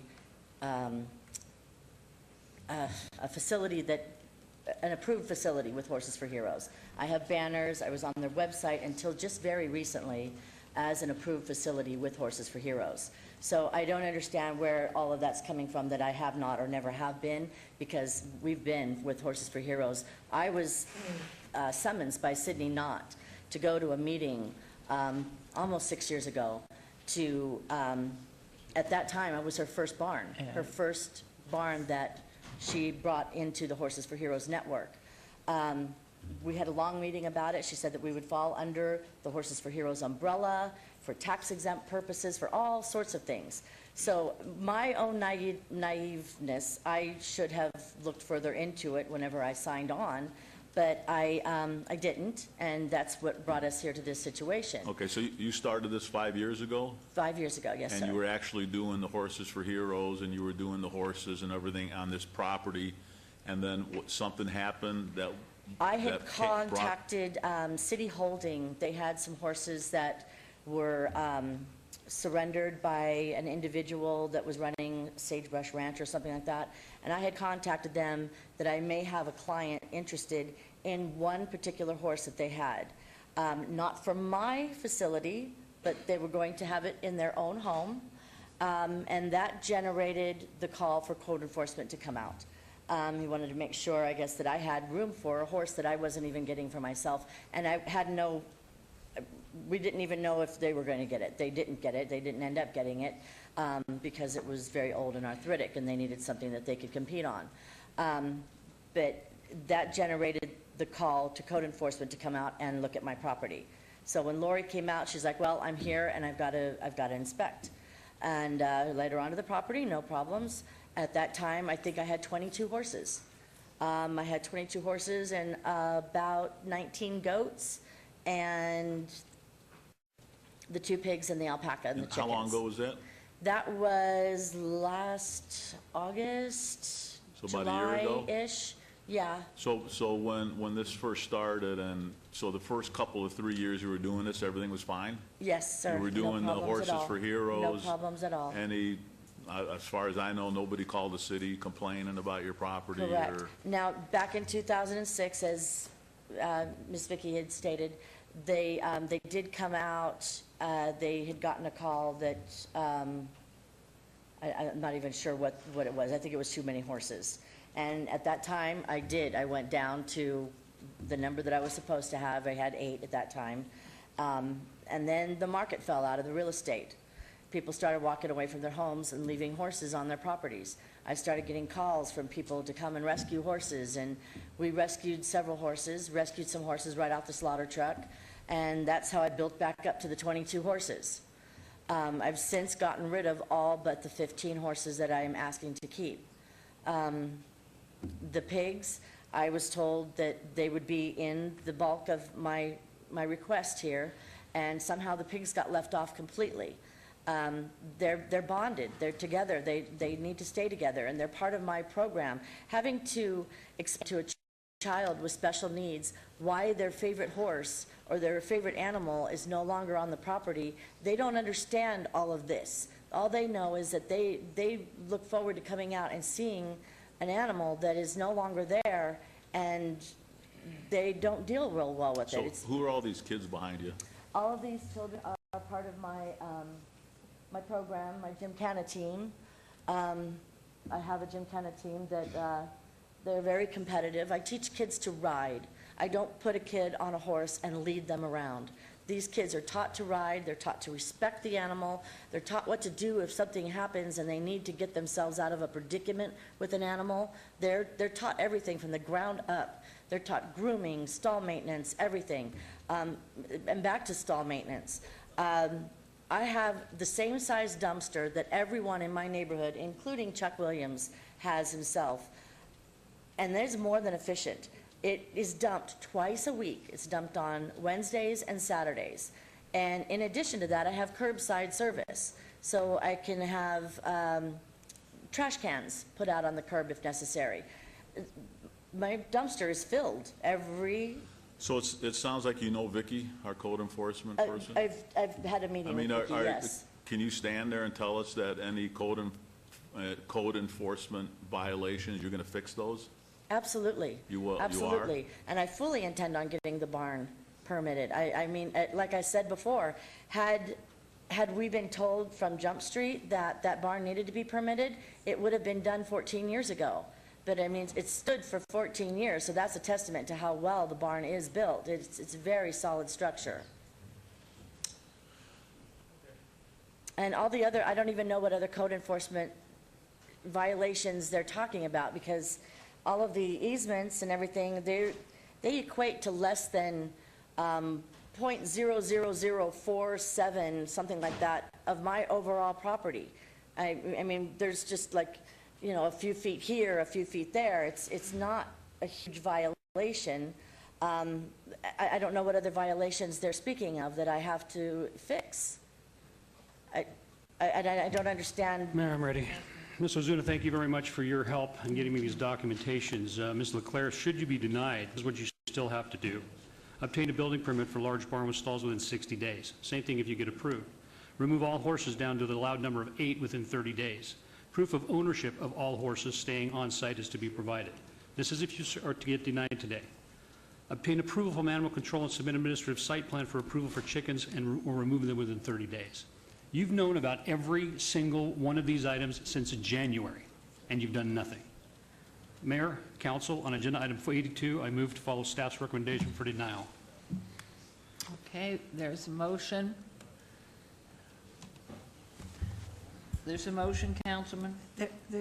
Yes, The Councilwoman? motion is to deny. Yes. I just wanted to add something. I do have some, could you tell me how much money she does owe? Does anybody know here?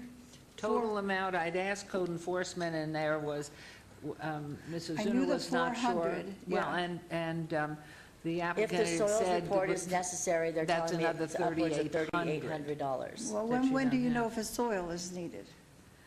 As soon as I meet with the planning, I've tentatively or briefly met with someone in the planning department that told me that it was more than likely going to be necessary. So that's kind of where I'm at right now, is that I Okay, need if to I be able to may- generate may, income bless to you. do that. Bless you. But any other violations, I'm Bless willing, you. any other code violations, I'm more than willing to meet. I just God bless know- you. Here. Golly sakes. Ms. Duddleston, please, you wanted to make some comments. Thank you, Your Honor. For the record, Karen Duddleston, Deputy Planning Director. There are no code enforcement civil penalties at this point in time. It would be whatever structures needed to be permitted through the building department and any associated costs that she would have to incur in order to provide the required documentation. So it would just be permit application I just fees. wanted to say that I know of someone who helps individuals, particularly in farm individuals, people who have like farms, that could help with the $400. $3,800 the person doesn't do. He goes up to $500. I do know that. That would help. Well, that would at least get the ball rolling, and then, Well, see, I don't understand all this, because I don't have a complete picture. I have a complete picture of what Ross is saying. You should have done this, this, this, and this, which was 6 months ago, and you should have done it. But you didn't do it, and we've had other people who have been up here and who didn't do it. I have this case of the overhanging from the automobile that, it has been on for over a year, but a lot of it wasn't his fault. In any case, I just wanted to mention that here in case that would help any, but this person would not go to the 3,800, I know, because it's always 500 or less. So I just wanted to make that statement. Also want to say that maybe Ross knows more the type of country in the Northwest than I do, but the country farms that I were at, including my relatives, took a long time to do things. I mean, they didn't work the way the rest of us work. That's all I was going to say. Well, thank you, Councilwoman. Mayor, if I can, I'm going to withdraw that motion for a moment and give Ms. LeClaire the opportunity to withdraw items 82 and 83, 84 without prejudice. That way, if you do all of these things, you can come back within a year's time. If I deny these items and it passes, you can't apply for these things for 12 months. So again, I'm going to try to help you. If you want to withdraw these items without prejudice and give you that opportunity. absolutely. I Would you appreciate prefer to do that? Yes, absolutely, absolutely. I mean, I need time, obviously. Well, you see those folks sitting over there, you got to talk, you got to be neighborly. That's my number one concern Sir, here. I have so tried. I have Well, then don't tried. stop. Bake I the have. cookies. Okay, if I might interrupt here, and I feel a passion for you, and we have gotten letters for support of who you are, what you do, your compassion for animals and for being a reservoir for animals that have issues or have been abandoned. And so, but knowing what his role is, Mayor Pro Tem's role is, and the response of your neighbors, there is here, and I did not cast my vote yet because I was hopeful we were going to come to something that give you an opportunity. So you're being given, and I saw Councilwoman hadn't voted either, and I'm probably sure Councilman Anthony hadn't either, because we want to give you the opportunity to get it done, even though you've had since January. So you are given a lifeline here. You must do what's been asked, or it will be too late. And certainly with the passion of your neighbors, who I'm sure have given you input here, even if you haven't had meetings particularly on the items they addressed, you know what they are. Do it. Do it. You have a little window here. He's been kind enough to give you this, except he's pointing over here. I want to say something. Yes. Yes, thank you, Your Honor. I really hate to complicate this, but Oh, please, I'm not going to turn off your microphone. The concern on item 82, I'm sorry, because if all of these are withdrawn, we will still continue with code enforcement action. And with item 82, all of those variances then still need to be permitted, which they can't be because they don't meet the requirements, and so they'd all have to come down. So I don't know if you had, what your thoughts were on item 82, 83 and 84, exactly. 84, the business couldn't operate, which is fine. 83, the applicant would have to come into compliance with the code, and that's all fine. With 82, it's all those structures. Every single one of those is not in compliance, does not meet the requirements. So I just wanted to kind of put that out there. Because code enforcement action will continue to bring this property into compliance. Are portable horse pipe There doesn't need to be corrals. a response. You're understanding what Mr. Perigo has said. They're not in compliance. They have to be. They have to come down. And if, in fact, you need to have a conversation before you leave today with him to be absolutely sure, and when they have to come down or change what they are. Or exactly, or move to be in conformance with the requirements. Are you speaking of the setback Right, do that. items? Yes. So you have a conversation So with him. the ones that the commissioners approved, the setback items that the commissioners approved? This is council's final action on this, so it's up to council. Okay, let me interject here, if I may, with your permission, Mayor. I need to know if your neighbors are okay with your structures, because I'm less concerned about the structures as I am with the other items. That's the issue. Has anyone, with your permission, Mayor, are you okay if the neighbors respond to that question? Because that's the issue. Well, I think that there are a couple of things, unless I've misheard Mr. Perigo. The structures, from the city's perspective, have issues. That is correct. Item 82 Fine. is a variance for a number of structures. Yeah, a number of structures. So to me, that prevails over anything you may have. They may be the exact same issues, I don't know, but if the city has the problem with the issues and that you understand what those issues are and have to be in compliance with what Mr. Perigo is telling you, you either have to know or you don't know. I have questions about it because Well, you will talk one with of those him. structures is my well. That's going to be between the two of you, but Councilman Ross now is giving you an opportunity to withdraw.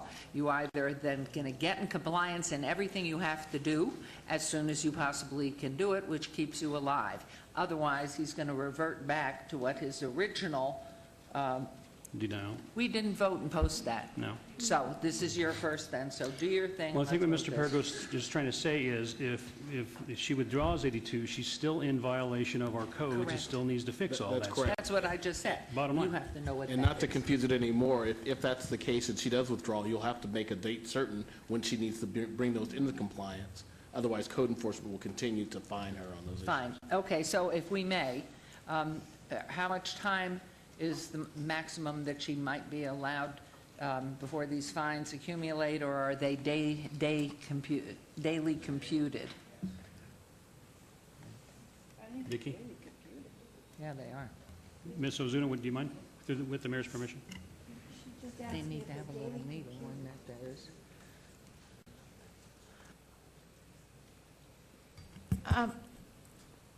Your Honor, if I might, again, for the record, Karen Duddleston, under code enforcement, we could allow 60 days to bring those structures into compliance, but some of those structures would have to come down if she does not have a variance for them. So they would have to be removed from the property, or we would have to start That's why fining. we're asking for the variance. By what date will those have to come down or get into compliance? 60 days? 60 days.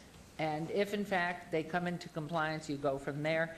If, in fact, on the 45th day, they're not in compliance, or the 50th day, they need to be down by the 60th day. If the council sets 60 days for her to come into compliance, that would be a reasonable time period to address those structures. But those structures cannot be there without the variances that are in item 82. And according to what Mr. Scott said, on the fines per day, will those continue to accumulate for 60 days, or is the city staff in a position to say they can stop at it? Who knows, today, whatever. If the council gives 60 days to come into compliance, we would not levy fines for those 60 days. At 60 days, we would levy fines and continue enforcement to remove those structures or get a variance to get them into compliance. And Mayor, and one more thing, I mean, I guess the the applicant testified that one of those structures is her well. So I don't know if that would ever be able to come into compliance within the 60-day time period. So that's going to be an issue. Right. Yes, the well has So been that's- there since the house was built, and the house is upwards of 40 years old. And that's the only source of Unless water you we grant, have. Councilman, unless you can grant the variance on the well and then possibly have her withdraw the other variances. The other variance is a pole barn for the hay. It's just a shader type structure, my chicken coop. And there's it was an easy up that I put next to the house to cover my hay, or my quad and my lawnmower. That it's not a problem to come down. That was just put next to the house. Just as The main thing is you understand, what he is saying, the main issue is what I'm hearing right now is that Right. well. Can that be separated? That can be separated out in any buildings that she deems that are permanent type buildings, which would require their total destruction. Those may be ones that you could grant if you saw fit to do so, and you can grant the variances on those. The ones that are more easily removable, like she's saying the chicken coop and the other one that's actually mobile, those could be ones that she could withdraw without prejudice and actually move those within the 60-day period. Okay. Well, the chicken coop would be a little more difficult See, to move. Madam Mayor, Yes, if I just might say, the thing is, I think you should know what you have to do. And if you're having difficulty in understanding that, then you'd better, because some of our stuff is hard to understand, but if you just list it 1, 2, 3, 4, you have to get that done within 60 days. If you don't get it all done within 60 days, what if you find within 40 days, I can't move this well? Then you come to your representative, Mr. Ross, and you just say, this is a well situation, I can't move it, and he will determine if he gives a variance for the well, which you can give some variances, but these are too many variances. You can, but she'll have to reapply for those variances. If she withdraws today, she'll have to reapply for those. I think the well's a financially no-brainer. I think the well's a no-brainer, but I need a nod from the mayor, from the neighbors about the structures. I mean, can you just nod for me? Are you okay with the structures? I think it's a 50. No, shh, no, you don't have to, all you gotta do is nod. Okay, thank you. One yes nod, 2 no nods. But the no's don't even live or are affected by my structure, so I don't, I mean, Okay, Chuck well, would it's be the just a one that would question, have more and of we were a, missing 1 nod. Well, Were you a nod, yes or no, ma'am, Ms. Hutchinson? Were you not to comment, just a nod, were you okay with the structure? What was your question? Were the neighbors okay with the structures because of the variance? Because this variance doesn't give her the ability to have a whole bunch of horses or husbandry or any of that other stuff. she These are has just to the get, structures. excuse me, Mayor, but she has to get rid of some of those horses, right? I've gotten rid of all of, I don't have 22 horses any longer. How many do you have? I'm down to the 15, which I am requesting here today. Commissioners approved me for 12, and I'm asking to get an exception to Okay, get but those. if they don't give you that exception, you'd have to get rid of 3 more horses. Yes, I know. Because I could see where some things might be a variance, as you could determine, but you're asking for too much having done nothing so far. And I think Well, that's I've gotten rid of about that's- 10 Okay, ma'am, goats, if I may, I horses. think you're at a point, the councilman has to make his decision here, recommending to us, he has given you an opportunity. If there are any areas in which you're a little cloudy with Councilman Ross, speaking with probably Ms. Duddleston, Ms. Bowes, and Mr. Perigo, for anything that's not clear what has to happen, if he is going to allow you to withdraw without prejudice, except for 82. You know, Ms. Leclerc, you've got a whole lot of things to get accomplished here. And we've tried to give you the time to do that. We don't need to beat that dead horse. Pun intended, Mayor. I got it. But we do need to do something. I'm going to, and I apologize to your neighbors, but I think I can safely obey this item for 2 weeks so I can drive by the property, take a look at it. That would be wonderful. Oh, sorry, 4 weeks. Nope, we have a no. Oh. Wait, can we go over here? Oh, we did? Excuse me. And I just showed up by myself? Excuse me. Can you articulate, please, Ms. Duddleston? I think the clerk already clarified that we don't have a meeting in 2 weeks. I'd have been here by myself. The next meeting? Oh. Is it possible for me to move forward and get my business license and do that so that I can get back to work and start making money? The next meeting is July 20. No, and I need you to completely understand this. If you withdraw 84 and 83, or 83 and 84, you can't get a business license either. I don't want to withdraw. I don't Then I'm wanna- going to move to denial all. I don't understand what you're saying, withdraw. Withdraw without prejudice allows you to come back and reapply within 12 months, within that 12-month period. Meaning if you get this stuff taken care of, you can come back and apply. If I make a motion for denial and the city council backs me up, then you can't bring it back within 12 months. You have to wait a whole year before you can make application again. Am I correct, Right, but Mr. getting Scott? that money to come back That's correct. and If to she withdraws reapply. without prejudice, she can bring them back at any time. Right. If you deny it today, she has to wait a full year. Yeah, so that's what I'm trying to do. And the mayor's right, I'm trying to throw you another lifeline. You've taken a long, long time, and I understand you need your business license to make money, but you're not going to get it. So if I withdraw, does that mean I have to come up with all the money for the application fees all over again? I believe so. That's correct, Mr. See, I don't, that was over $3,000. All right, I'm ready to make a motion. I don't have the money to do that. We'll wait for the mayor. This has been a financial hardship. I'm behind on my house payment. Oh, cut it out. I'm gonna, your mind isn't well. I'm gonna say it's self-imposed. It's self-imposed punishment. Okay. I grew up on a farm. I grew up.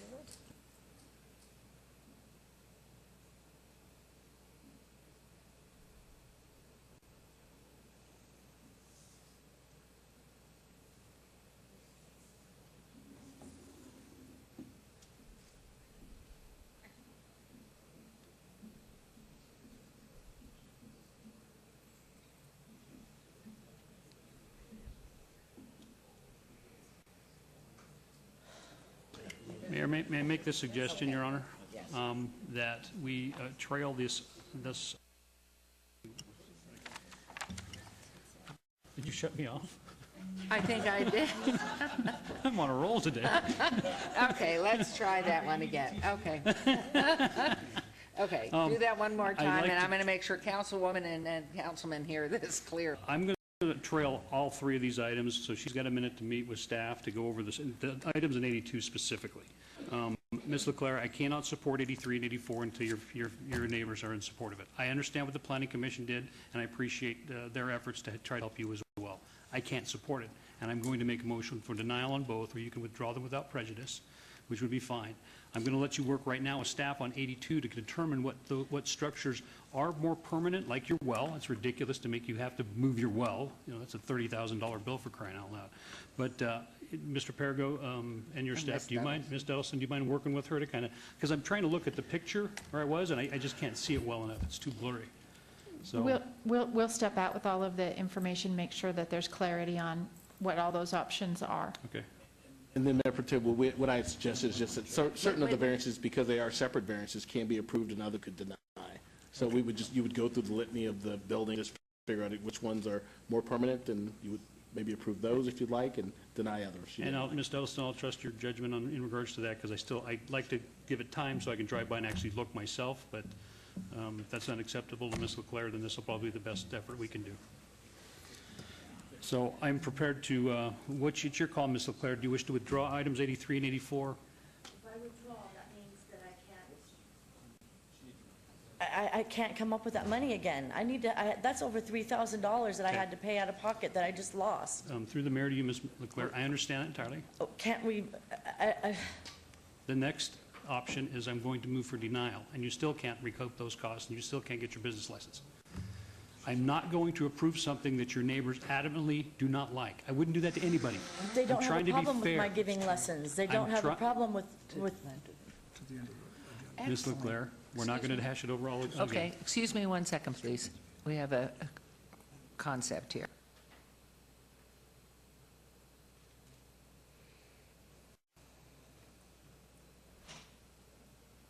Be silly. I appreciate your effort. No, I'm not going to trail. I'm going to trail 82, if I can, with your honor, until staff's had a few minutes to visit with Ms. Leclerc to determine what structures we can go ahead and grant the variances for. And I'm prepared to make motions on 83 and 84. I would just like to say something. What he's telling you is, if you don't withdraw, he's going to put a motion on that he denies. And if that passes by this group up here, then you're going to lose everything anyway. Am I correct in saying it that way? What he's doing is giving you a time chance. You say you can't raise the money, but he's giving you a time chance, and there might be something that could be worked out. But right now, today, that's what he's saying to you. So if you withdraw, yes, you'll have to pay more money to come back and put it in again, but you at least still have it alive. If you do not withdraw today, then if 4 out of the people up here vote against you, you're going to lose everything. You'll lose the whole thing. But does that mean that I have to get rid of more horses down to 8? And Well, there's didn't no way I somebody can do approve that. 15? That's impossible for me to 12. do. You'd have to get down to 12. Your Honor, for clarification, if item 83 is withdrawn and/or denied, then the applicant would come into conformance with Title 19, which allows 7 horses on the property. I can't, there's no way I can do that. Having to place the horses that I've already placed was so difficult to do. Trying to get rid of the ones that everybody's rejected. I don't know what to do. I can't say that I'm up for withdrawal. I don't know if I want to throw myself on your mercy and ask you to vote in my favor, even if he does deny. I have done so much to come to this point right now. You have no idea the trauma and the financial burden it is impacted on my daughter. I do think you've made it very clear, and I'm going to ask the permission of the Mayor Pro Tem to trail this at this moment and let you sit down with Mr. Perigo, Ms. Duddleston, Ms. Ozuna, and sit down over there and find out, and then come back to us right at the very last of these items, that you understand what they're telling you, what the options are. You've heard them. They understand as city staff what Calvin is dealing with and what he's trying to offer you and what we've been advised by legal, and maybe you might join the group if you wouldn't mind. Okay, I could. Okay. And maybe we can use I'm sorry, the city clerk's conference room. Okay, so we are going to trail Thank this. you. All you do is you go with Ms. Duddleston, Ms. Ozuna, and Mr. Scott, and find a place where you can sit and talk, and you'll understand everything. Then you'll come back and you'll tell Pro Tem, this is what I will like to do with your permission, at which point he'll tell you what he's going to move for. So at this point, don't worry, go talk with them, please. Okay, so with that, we are trailing 82, 83, and 84, and we move on to 85, 86, 87, 88 have been obeyed till the 20th of July. So that puts us to agenda item 89. And I am not in a position on 89, Mayor Pro Tem, this is yours, because again, it's medical marijuana. So if you'll please take this on. All right, Mayor Pro agenda- Tem? Yes. We may want to pause for a 60-second recess until we get another city attorney. I don't know. Are Brian's you going to be able to available. multitask? Brian's going to be available by phone, and Val's on his way, so we can Okay, keep going. good. Okay, thank you. Thank We you got very Betsy. We got Betsy.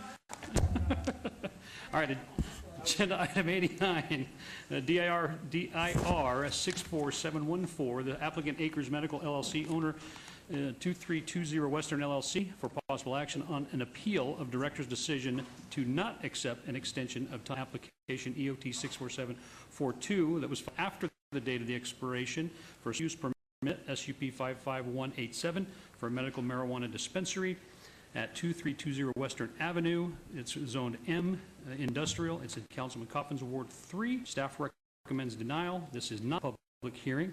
Is the applicant present? Mayor Pro Tem Brian Hardy, the law firm of Marquis Arbach Coffing, on behalf of the applicant. I also have with me John Mueller, and Edna Morton's around here as well. She's here in a minute, on behalf of the applicant as well. Okay, Mr. Perigo. Thank you, Mayor Pro Tem. The special use permit expired on April 30th. April 29th would have been the last day to file for an extension of time. The extension of time was filed, complete application was received on May 9th. Given that it was beyond the date of the expiration, staff did not accept the application. Thank you, Mr. Pergo. Did you want to add anything to that? We just appreciate the opportunity to continue the project that we've been moving forward on, Mayor Pro Tem. We were one of the latecomers to the game because we had to obtain our license through litigation. And we were finally able to get that license. We've been moving forward. We've actually pulled all of the permits. We actually have building permits that we're currently under construction. We hope to be done within 90 to 120 days. We'll be open. So if we can get this extension that we've applied for, we're ready to move forward. We'll see if Councilman Coffin's done horsing around down there. I'm ready to talk to you. Yeah, and boy, 50 pounds a day. Go ahead, Councilman Coffin. That's what it's worth. You got caught in the middle of a lawsuit, if I'm not mistaken, which delayed some of your actions, and so in a sense, it's kind of a catch-22. And I think that since you are under construction, and it was for those almost unavoidable circumstances where you missed a deadline by 10 days, I don't see any reason to not give you an extension. Our typical extension of time is 18 months, but I think that's too much. What are you asking for, Brian? I know that you're typical normally 18 months. We would be happy, I'm well within a year. I think we'll be open at this dispensary location.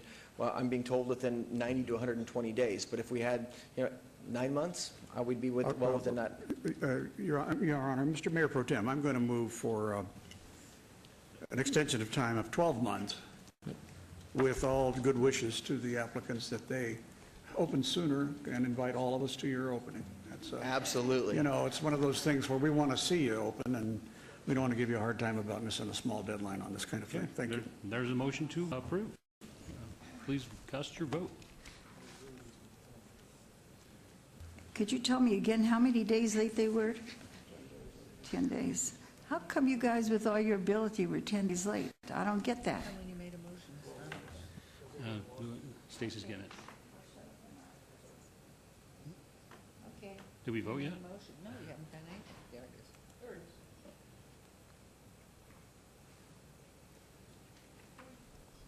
Before you post. You have a question for Val? Okay. Hang on a moment. We're going to hold that vote. That's all right. Normally, it's the attorneys that are full of crap. Not today.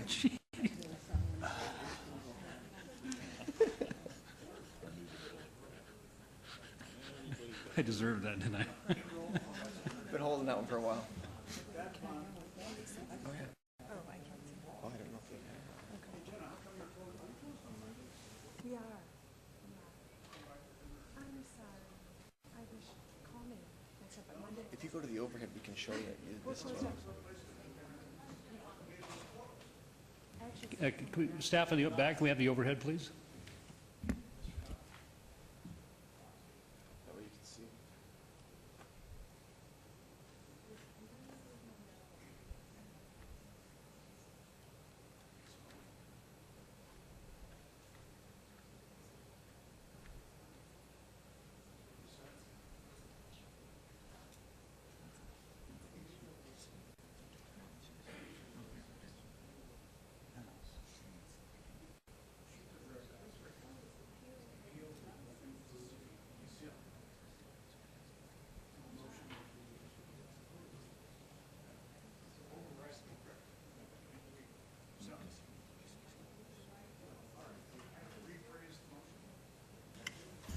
Trail this with the rest of the items. No, I'm just kidding.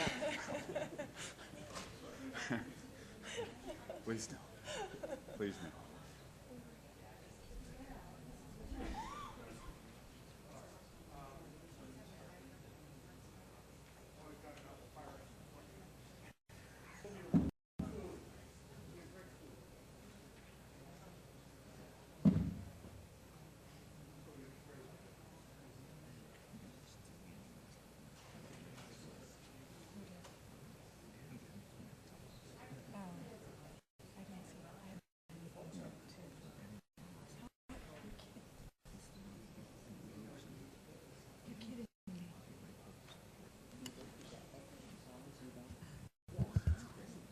Hey, Luann.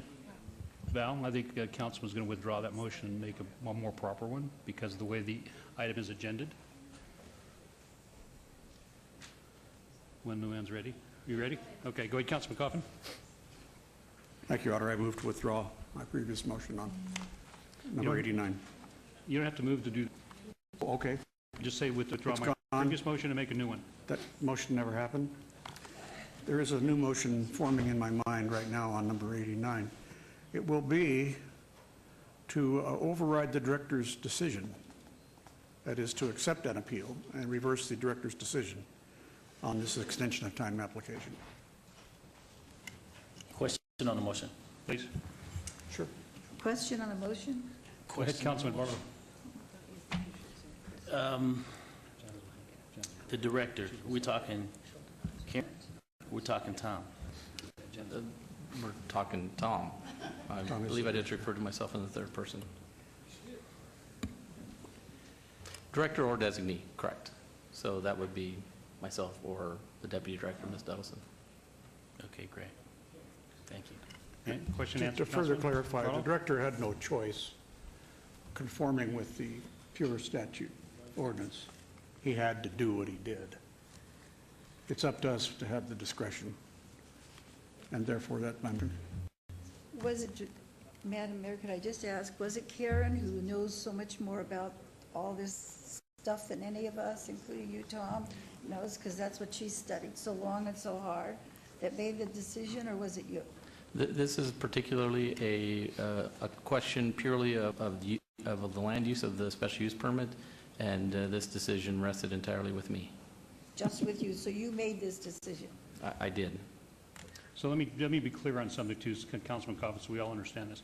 By you overriding the director's decision, this gives them their extension. Am I correct, Mr. Perigo?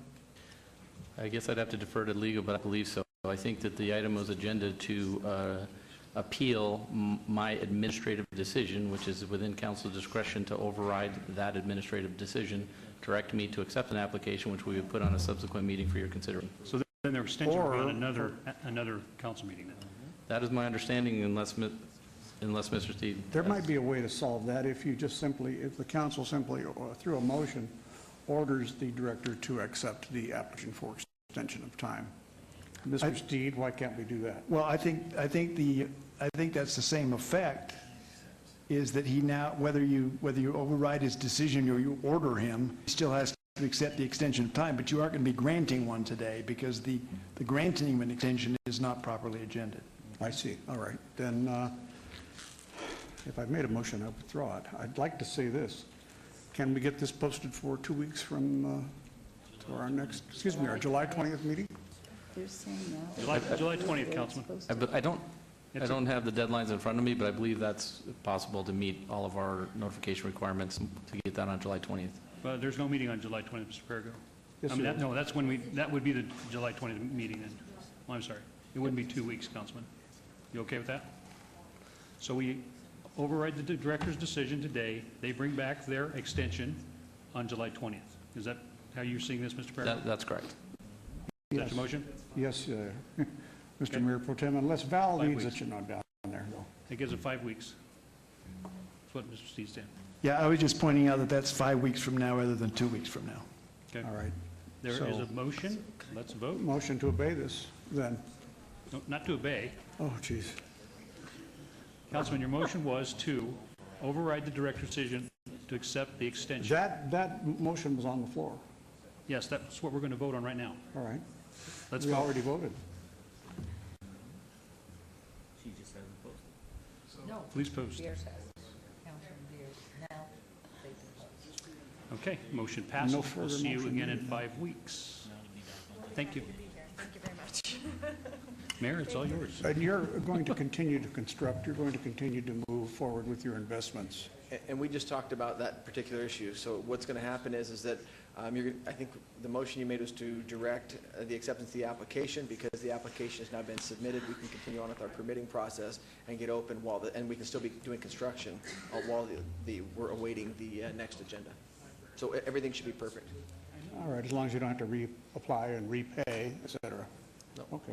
Thank you, Mayor. Thank you. Thank you. Thanks. Thank you. Thank you. Okay, Councilman Anthony, are you ready?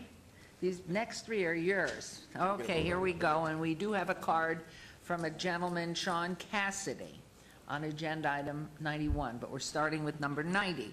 ZON 63987, a request for rezoning from U undeveloped R rural density residential general plan designation to RD single family residential restricted on 2.94 acres southeast corner of Washburn Road, Maverick Street.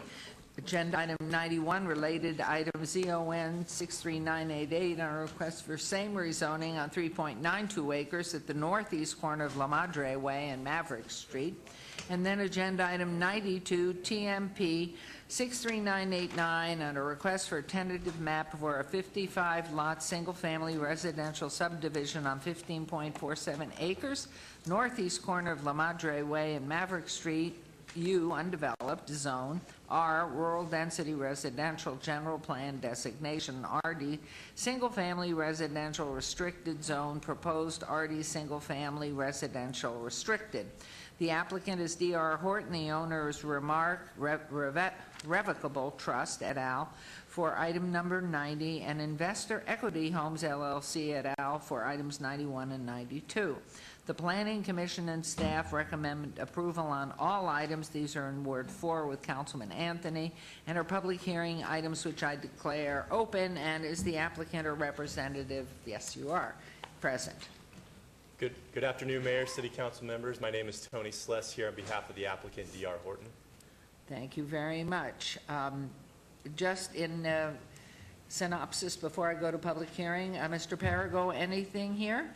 Thank you, Your Honor. The applicant is proposing to rezone two non-contiguous portions of land from an undeveloped district to the RD district. These portions of land will then be combined with an intervening portion of land into a tentative map for a single residential subdivision with 55 lots. Lot sizes range from 10,129 to 13,279 square feet, which is consistent with the minimum RD zoning requirements in the existing rural density general plan designation. The proposed subdivision is compatible with the surrounding residential uses, and staff is supporting the applications. Thank you very much. This is public hearing. Anyone interested in speaking on agenda item 90, 91, or 92? We'll let you do it all. Well, let's start with 90 first. They're all connected. Do you have any statement you want to make on that? Because we do have interested parties from the public. Would you like to hear from them? I can just give a brief overview and Please. then, if that's acceptable. Fine, On all please. three of Okay. since they're all related. Fine. So if I may just direct your attention to the overhead briefly. We have essentially about 15 and a half acres located between La Madre, Washburn, Maverick, and Bronco. What we're asking for is a zone change to RD that conforms to your general plan, more specifically the two parcels on the northern portion and the parcels on the southern portion. As you can see, the middle portion is already in that blue RD color, so that would make it all conducive to the same zoning of RD. That is with respect to the two zoning applications. And then we have a tentative map showing 55 lots for the entire 15 and a half acres. The lot sizes are all over 10,000. The average lot size is about 11,000. We have larger lots around Mr. Cassidy's parcel, which is right here. Those lots are about 13,000 square feet. I did have an opportunity to meet with Mr. Cassidy. He has expressed some concerns with respect to the fact that he does have horse property there, and we told him that we would be required in our disclosure statements upon the sale to disclose that this is horse property near us, and we are more than agreeable to that condition. Just as a site plan, you can see we're actually going to be dedicating an internal street here called Denver. The thing that when we had the neighborhood meeting that the neighbors were most optimistic about and happy about was that this isn't, for lack of a better word, a closed-in community, meaning it was walled. All the homes are going to face out onto the street, onto the public streets, similar to the established neighborhood. And with that, I'd be more than happy to answer any questions. Great. Thank you very much. Okay, this is public hearing. Please come forward, state your name. We don't need your address, just your name, You know my please. address already. I'm the guy that lives right next door. Councilman Ross, Mayor Goodman, Councilman Anthony, I spoke with you on this a few weeks ago. Just some brief concerns, obviously being the standalone entity inside of this parcel of land maintaining in the RE zoning. Concerns are obviously kind of what he alluded to with regards to having direct neighbors in high-density housing directly adjoining an equine property. Pardon me, sir, scenario. Mayor, with your permission? Yes. You need to give us your name for the record, He did. please. Oh, did you? Yep, Sean Cassidy. Can you do it again? Sean Cassidy, got You it. bet. Sorry. Oh, So, having all right. met with the legal counsel with D.R. Horton, obviously I had a few minutes to speak with Mr. Burns. There's some discussion points going on about consideration of adding that parcel into their potential development. But as in with the county, having a standalone entity there concerns me both on a financial level and a liability level with the amount of people that are now going to be adjoining my property with the horses. There's no infrastructure around there. There's no block walls. There's no anything on any sides of the property right now, and the amount of traffic due to the fact they're going to have to improve Bronco Street, which is the street adjoining the direct east side of my property, will be a main thoroughfare. So the amount of traffic by my place, by individuals with families and children and horses creates a liability for me. So I would like some consideration. We're going to meet with D.R. Horton at the conclusion of this meeting, but just some type of replication back to consideration of what can we do with the property on the zoning. Not Thank totally against it, but I'd like to be basically make sure you're protected. taken into consideration. Certainly. No, makes good Yeah. sense. So, Thank you. thank you. Thank you. Anyone else wishing to be heard, please come forward. Hearing and seeing none, I'm going to close the public hearing. And Councilman Anthony, do you want to give that up to them then, please? Do you want to take them one at a time also, unless you have more comment or anyone else? No, I think we're okay down here. You throwing it to me, Mayor? I'm throwing it. Okay, on item number 90, I'll follow Planning Commission and staff's recommendation for approval. Thank you very much. Is a motion to approve agenda item 90, please vote and please post.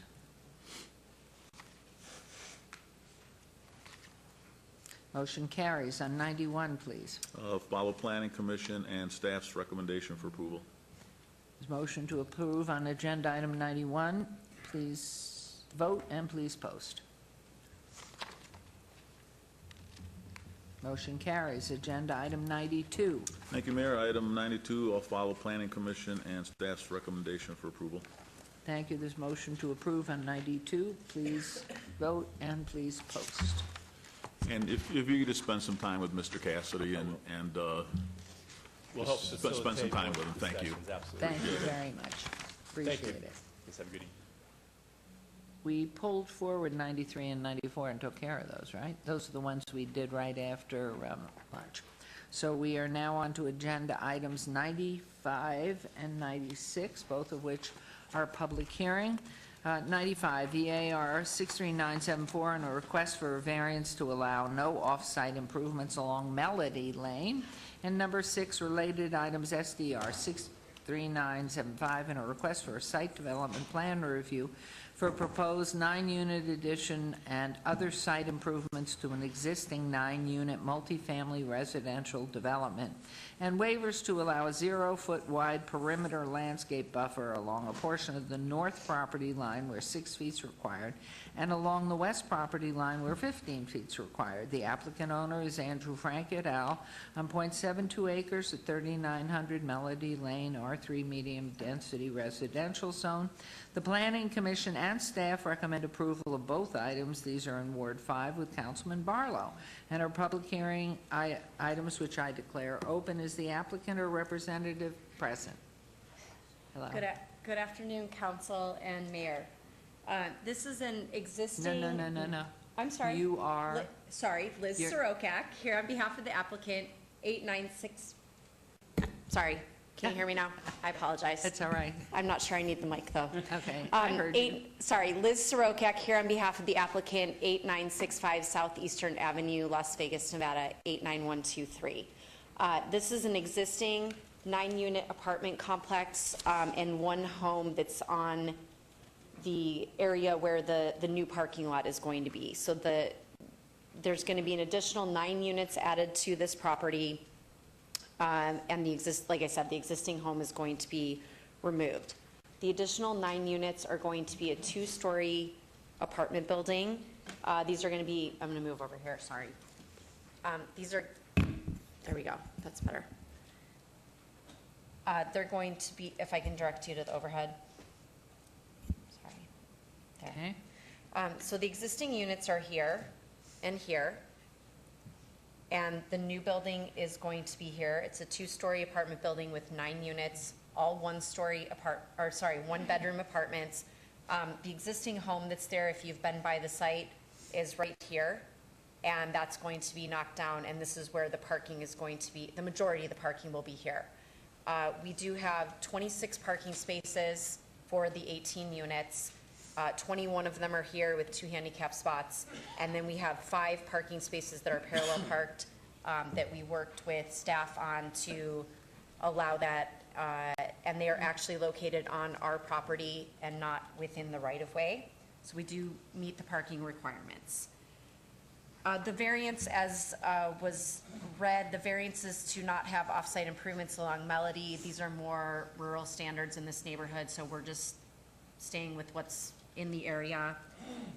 This will be a real improvement to this property, a remodel of the existing units, a complete remodel of the existing units, interior and exterior, as well as the addition of the new units and new landscaping and new fencing. One of the questions that the neighbors had, and I'll talk about the neighbors in just a moment, one of the questions they had was regarding the trash enclosure, which is here. It will be enclosed and will be much nicer than what's there now, which is just the dumpster. So that'll be up to code. Planning Commission did recommend approval on this, and staff is also recommending approval. Planning Commission did recommend that they asked that we meet with the neighbors between Planning Commission and this meeting, which we did on June 8th, and there are several people from the neighborhood who are here to give their opinion regarding the project. But I think that we addressed most of their concerns at the neighborhood meeting, and I felt pretty good about that exchange. The one thing that the neighbors did ask for, one of the things that the neighbors asked for at the neighborhood meeting was related to the landscaping. That is, if you look at this plan right here, on our landscaping plan, it shows, I think, about 16 shrubs and 4 trees. And there are existing oleanders there right now, and they would like those oleanders to stay in place. They're very mature. They're probably about 15 feet high and form a very nice screen between this property, and there's an existing fourplex right here where the entrances to the fourplex are this way, and essentially the back patios, backyards to the fourplexes would face what would now be a parking lot. Now, there would be we have a 6-foot tall white vinyl fence that's proposed for the entire perimeter of the property here, and then all the way here and here. But they would like those oleanders to stay. So I did work with staff, and they were supportive of keeping those oleanders in place just for this particular location. And I can read the condition in, unless planning would like to do it. The additional condition that would be acceptable to planning would be an exception from Title 19.06.04 is hereby approved to allow the existing mature oleander shrubs along the portion of the west property line adjacent to the parking lot where 4 24-inch box trees and 16 5-gallon shrubs are required. So staff is in support of that. That's something that the neighbors want, and that we've agreed to do. We don't have an issue with that. And as I said, the staff is in support of the application. The Planning Commission also recommended approval of the application, and this project was previously approved in 2009.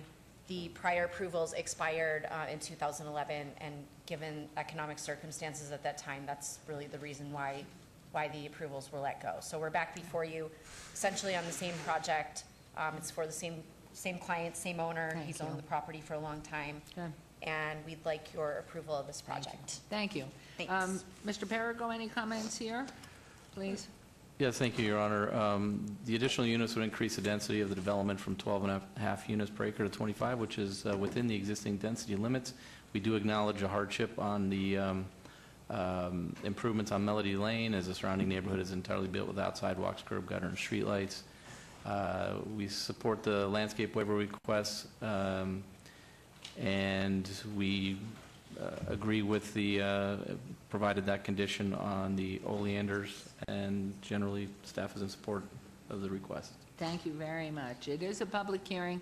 I do have cards from Mary Ann Chavez and Christine Hicks, and I see also others with cards, so if you'll just give them to our city clerk up front, and one at a time, if you'll come forward and make your comments. If you did not fill out a card, you still may speak if you have comments on these items. Thank you very much.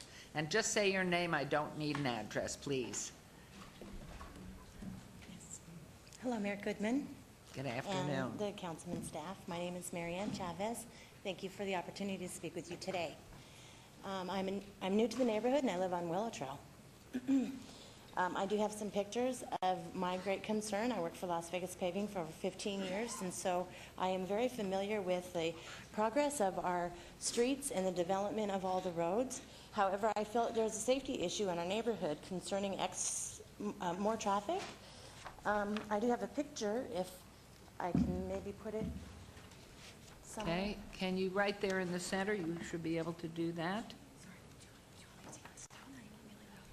Can you zoom in a little? There we are, okay. Boy, technology is wonderful. Look at that. Okay, so this would be the property that they are wanting to... Can you pull the microphone towards you so we can, yeah, perfect, and speak into that for us. This would be the property here on the corner that they want to develop into the parking lot. And as you can see that there is a stop sign right here, and this is on Melody, and that is part of the county road.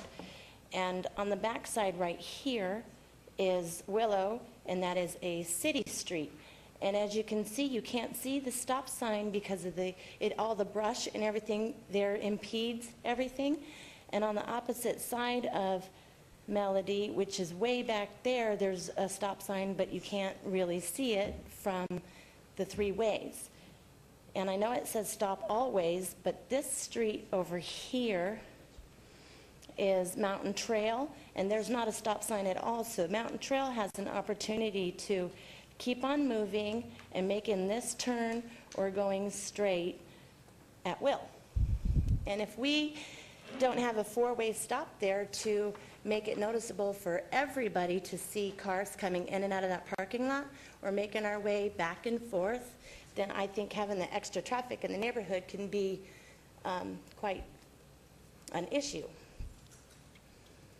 So is that, has that been taken under consideration, the traffic flow there with this new project?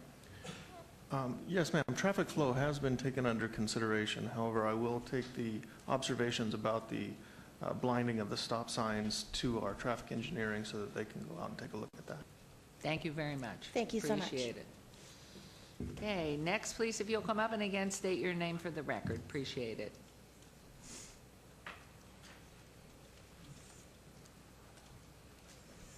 Good afternoon, Mayor and everyone else. My name is Patricia Oldenburg. My concern is, I bought this house in a rural area. There's no streetlights. You know, we have 1 or 2 streetlights in the whole little community. And I never even knew we had apartments until about 2 years ago, and duplexes. And it just kind of made me sick because the cops are always there. We had drug houses and everything else going through there.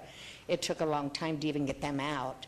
And now we kind of got it cleaned up, and now they want to put more apartments in our half-acre places, or even bigger, some of them. And it's just, you know, there's a water issue, there's other issues, the parking, what they're going to be doing. And, you know, I don't mind people gaining for their own benefits and stuff, but when it comes to the whole community and taken away from all of us, that we can't walk our dogs down the street because of stuff that's happening. You know, we found a needle the other day, you know, when I was walking the dog. And it's just unacceptable. So I would take under, what we should take under consideration to not pass this. Okay, thank you very much. Next, please.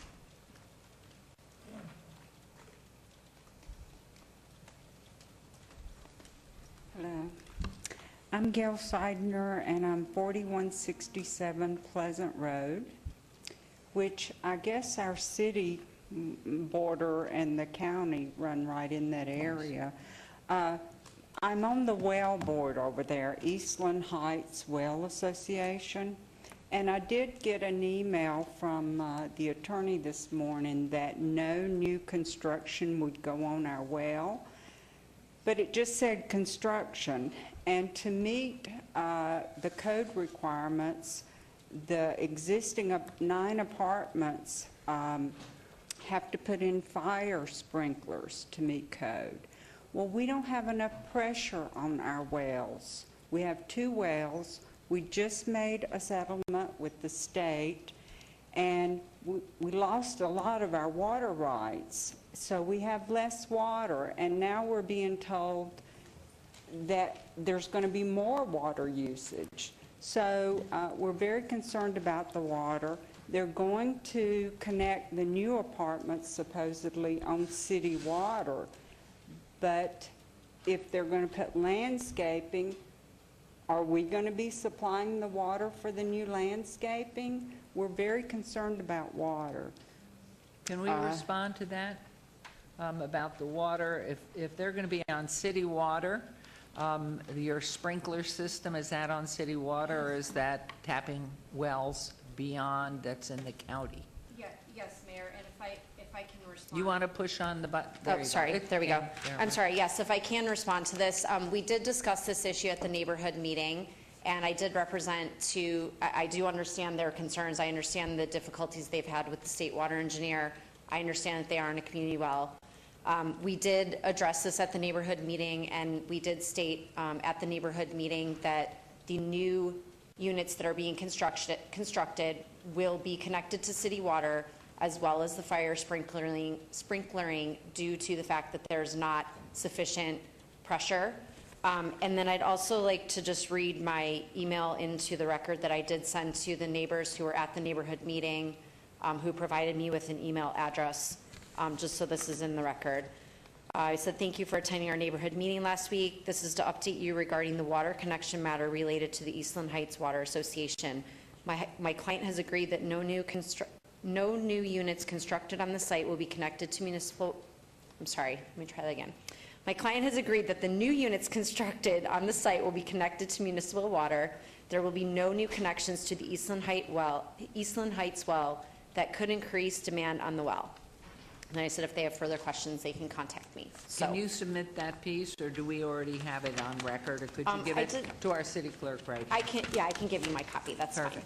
Fine. So, and we did also respond to a prior letter. Sorry, just for the record, we did respond to a prior letter that we received from the Water Association regarding similar issues, and I did provide them with a response letter as well, if you'd like me to submit that for the record, essentially stating the same thing. No, I think we're fine. And I do understand their concerns, and I understand that if they exceed the water that they're allowed for their community, that the state water engineer will fine them. So we do understand the concerns, and we're very cognizant of that, and we do not intend to increase the demand on the well. So thank you. I think that takes care of your concern there, and it's a matter of record now. Okay, well, the landscaping on the side here is going in where they're going to put trees just on top of the water line.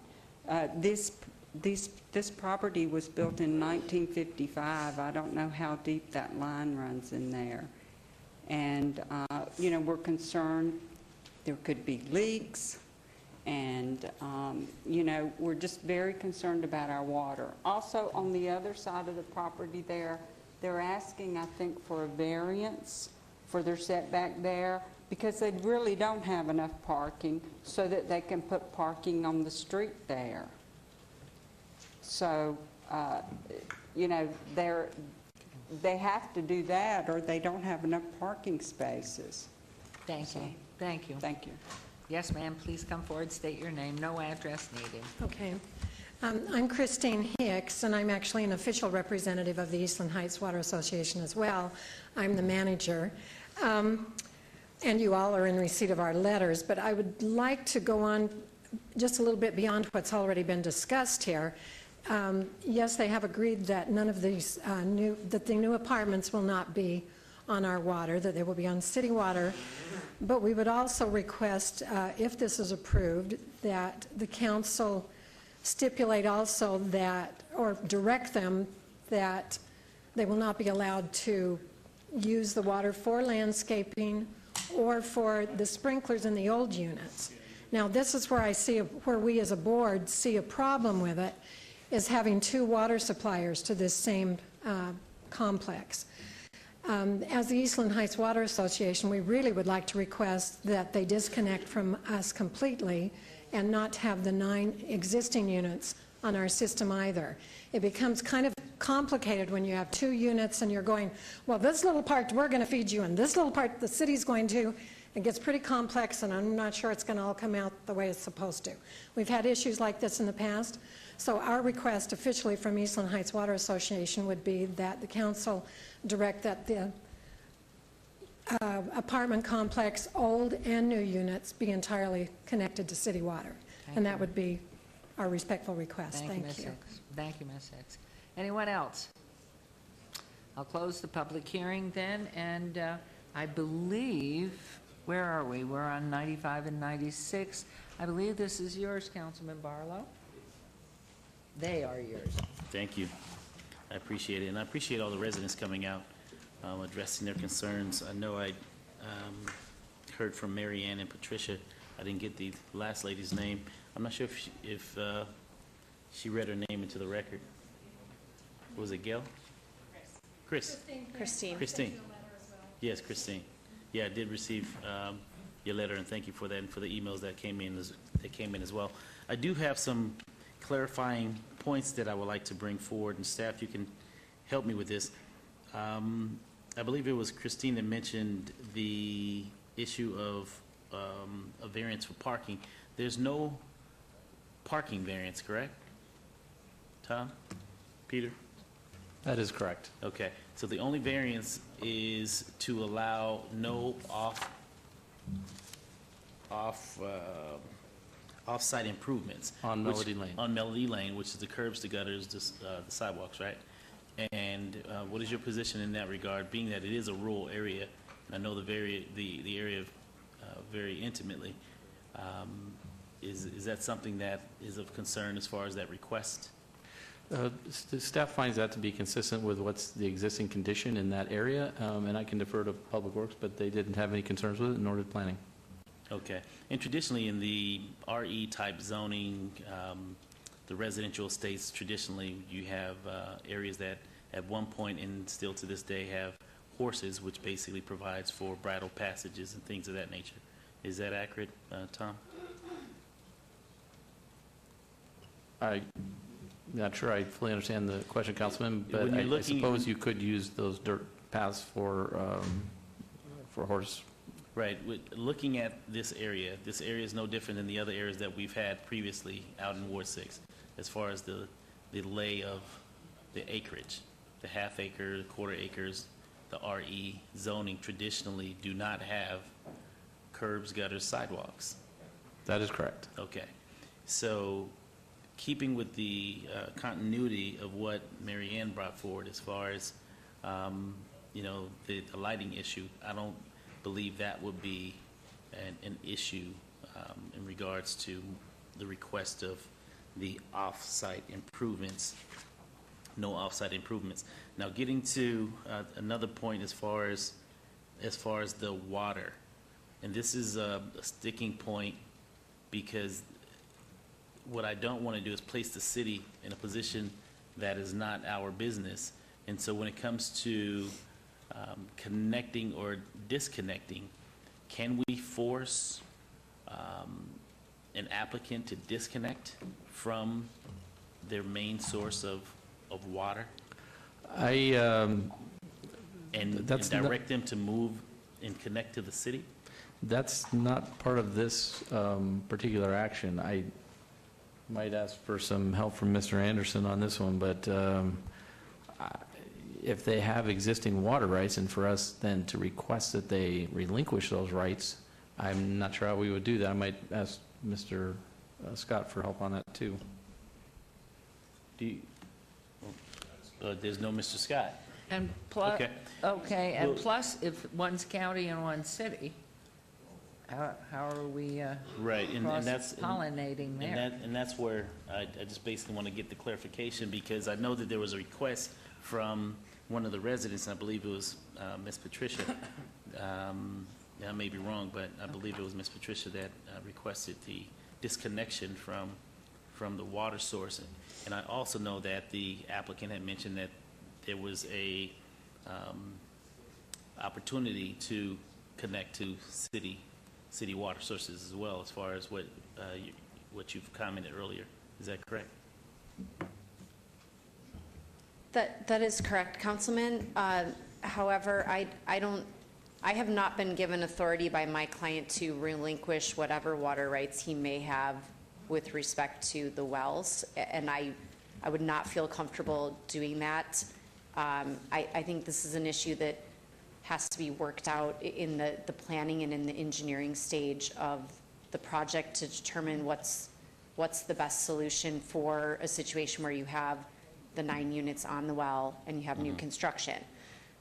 He fully, as I said, he fully intends to put the new units on city water, the fire sprinklers on city water, any new landscaping, we're perfectly agreeable to put on city water, but I cannot stand here and say that he's willing to relinquish his rights in the well.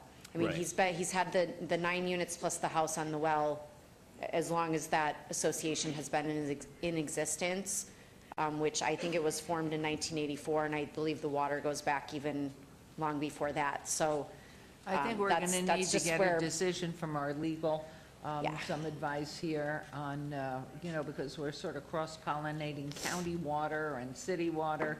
And so Councilman Barlow had asked if, in reference to the landscaping that may be on county water and the hookup of the property to city water, where are we?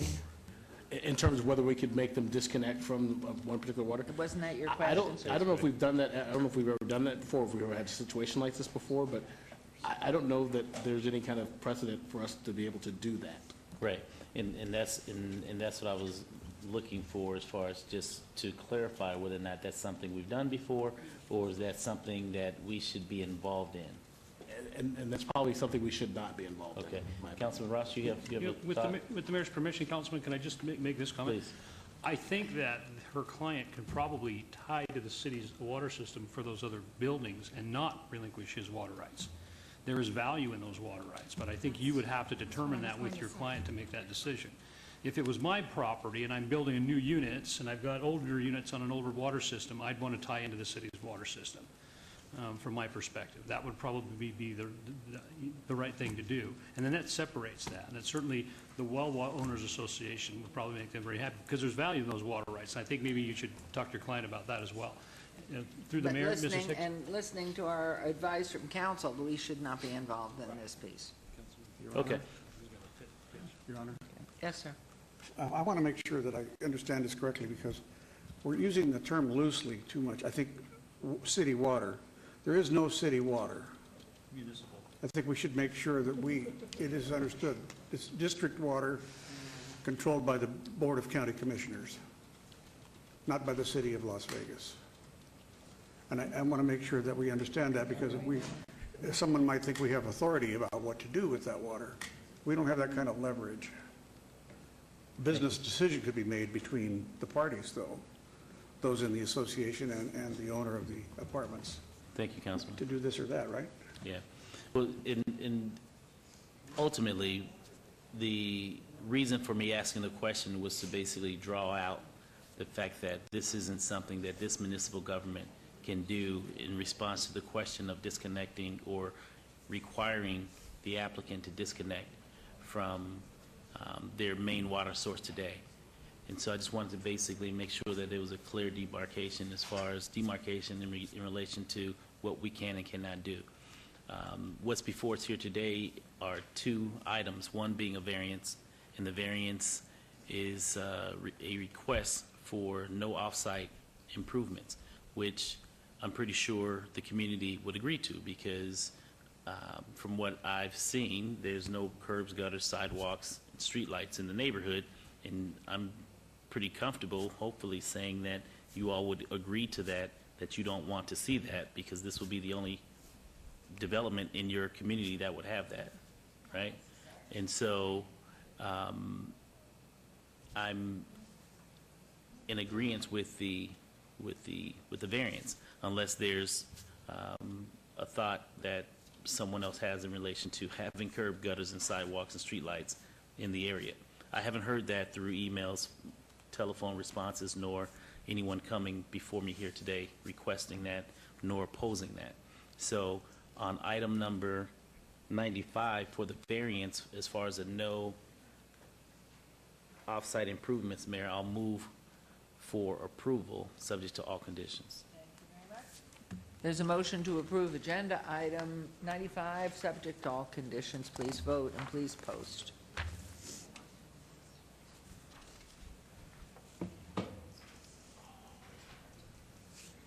The motion carries. Thank you very much. And sir, how about 96? And on 96, the site development plan review is actually the area where the residents are more so concerned as it relates to the oleanders remaining, and the applicant stated that they're willing to work that into the proposed development. Is that accurate? That is accurate, Councilman. Yes, correct. Okay. And also you mentioned having the white vinyl fence around the perimeter of the site Correct. to Yes. basically fold into the landscape, specifically to protect the residential property that sits adjacent to your proposed development as well, where the Correct. current There'll be- existing house is going to be, but eventually eliminated and become a parking lot. Correct. There'll be a perimeter fence around the entire property, with the exception of the driveway area. Okay. And so, the area that's along Willow. Okay. Those areas will be open, but essentially the other borders will have fencing. right. So for that, once the house is taken down and the development is built, you will have enough parking spaces to support no on-street parking of vehicles. Correct. Based on city code requirements, Right. we have 26 parking spaces, which include, and sorry, I'll put this back up there. Thank you. Includes the 5.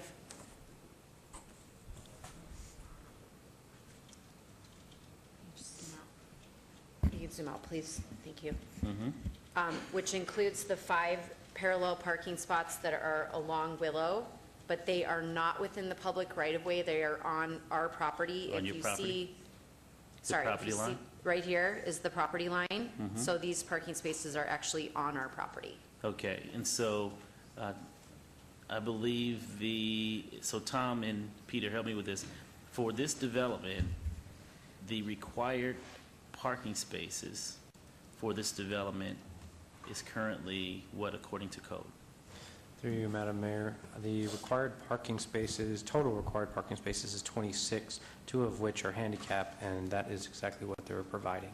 Okay, and so on your site plan, you basically have spelled out a total of 26 or 28 parking spaces? 26. 26. Correct. So you meet the code as it relates to making sure that the appropriate parking spaces are there to support the development? We do. Okay. And also, with that, I wanted to make sure that we had that addressed, because I know that that was a question. So there was one other, four-way stop. As far as the four-way stop, and I can't remember if it was Patricia that asked a question in relation to the four-way stop. Was that you, Patricia? It wasn't me, but... I'm sorry, Marianne? Okay, my apologies. Marianne asked a question in relation to the four-way stops. What I'll do on the city side is address the four-way stops to make sure that we go out and place stop signs where appropriate and deem. I won't put the onus on the developer, because that's not their responsibility. That'll be my responsibility as a representative of the area. And so I'll work with the Public Works Department to vet that and bring in the appropriate stop signs if in fact it requires the four-way stop for this particular development for the safety of the residents. I'll make sure that I take care of that prior to the development being built, okay? All right. So we checked that off. So therefore, at this point, hearing from the emails, phone calls, and the comments here today, I believe we've addressed each one of those points moving forward.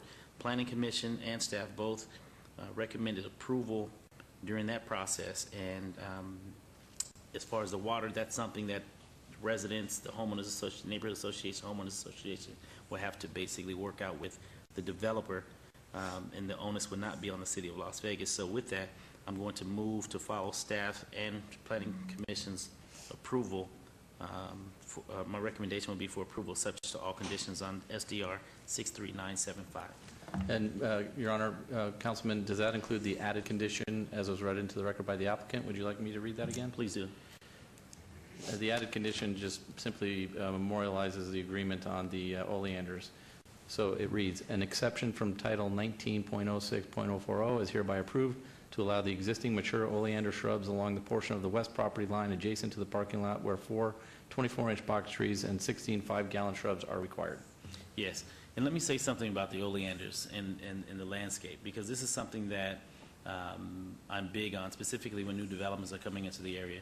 I'm big on clean, well-manicured landscape. And so with the oleanders, I'm requesting that you as a representative communicate to the developer and the owner of the property to really spruce up and address the landscaping to make sure that this is one of the most pristine properties in this area, specifically from a new development standpoint. Because what happens is neighbors start to improve their landscaping, and other developments that come into the area also start to improve the area for the sake of the residents that have lived there for such a long time, specifically for those that are moving into the area. It basically starts to turn the neighborhood around and make everything about it look attractive, which basically at the end of the day helps everyone property values. And so I'm looking to you and your client to really make this a staple in the community as far as a aesthetically pleasing development that we can all be proud of at the end of the day. Yes. Is that okay? Yes, yes, Okay. we'll make sure that the landscaping gets regularly trimmed and will be maintained. I appreciate it. Okay. And so with that, I'll take the additional comments made from Director of Planning into the record, and you agree to those conditions as well? Yes. Okay, so with that, And move one for other approval. second, if I might, I have to close the public hearing, so, which I'm going to do at this time. Thank you, Mayor. And thank you then. Move for approval subject to all conditions. Okay, on agenda item 96, motion to approve subject to all conditions, please vote. And Mayor, if I might, also after the post. Councilman, that's with the added condition. Yes, that is with the added condition. Thank you.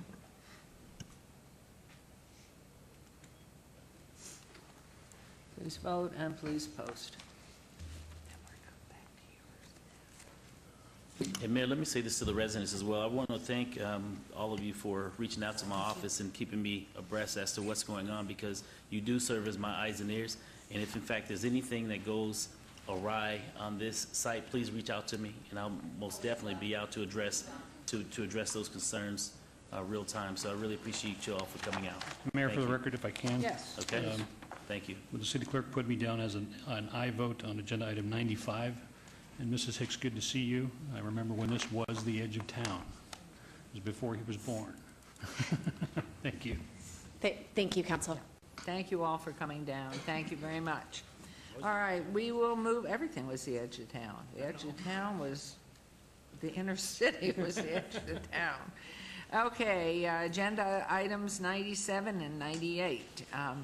97, VAR 63984, and a request for variance to allow 44 parking spaces where 104 parking spaces are minimum required.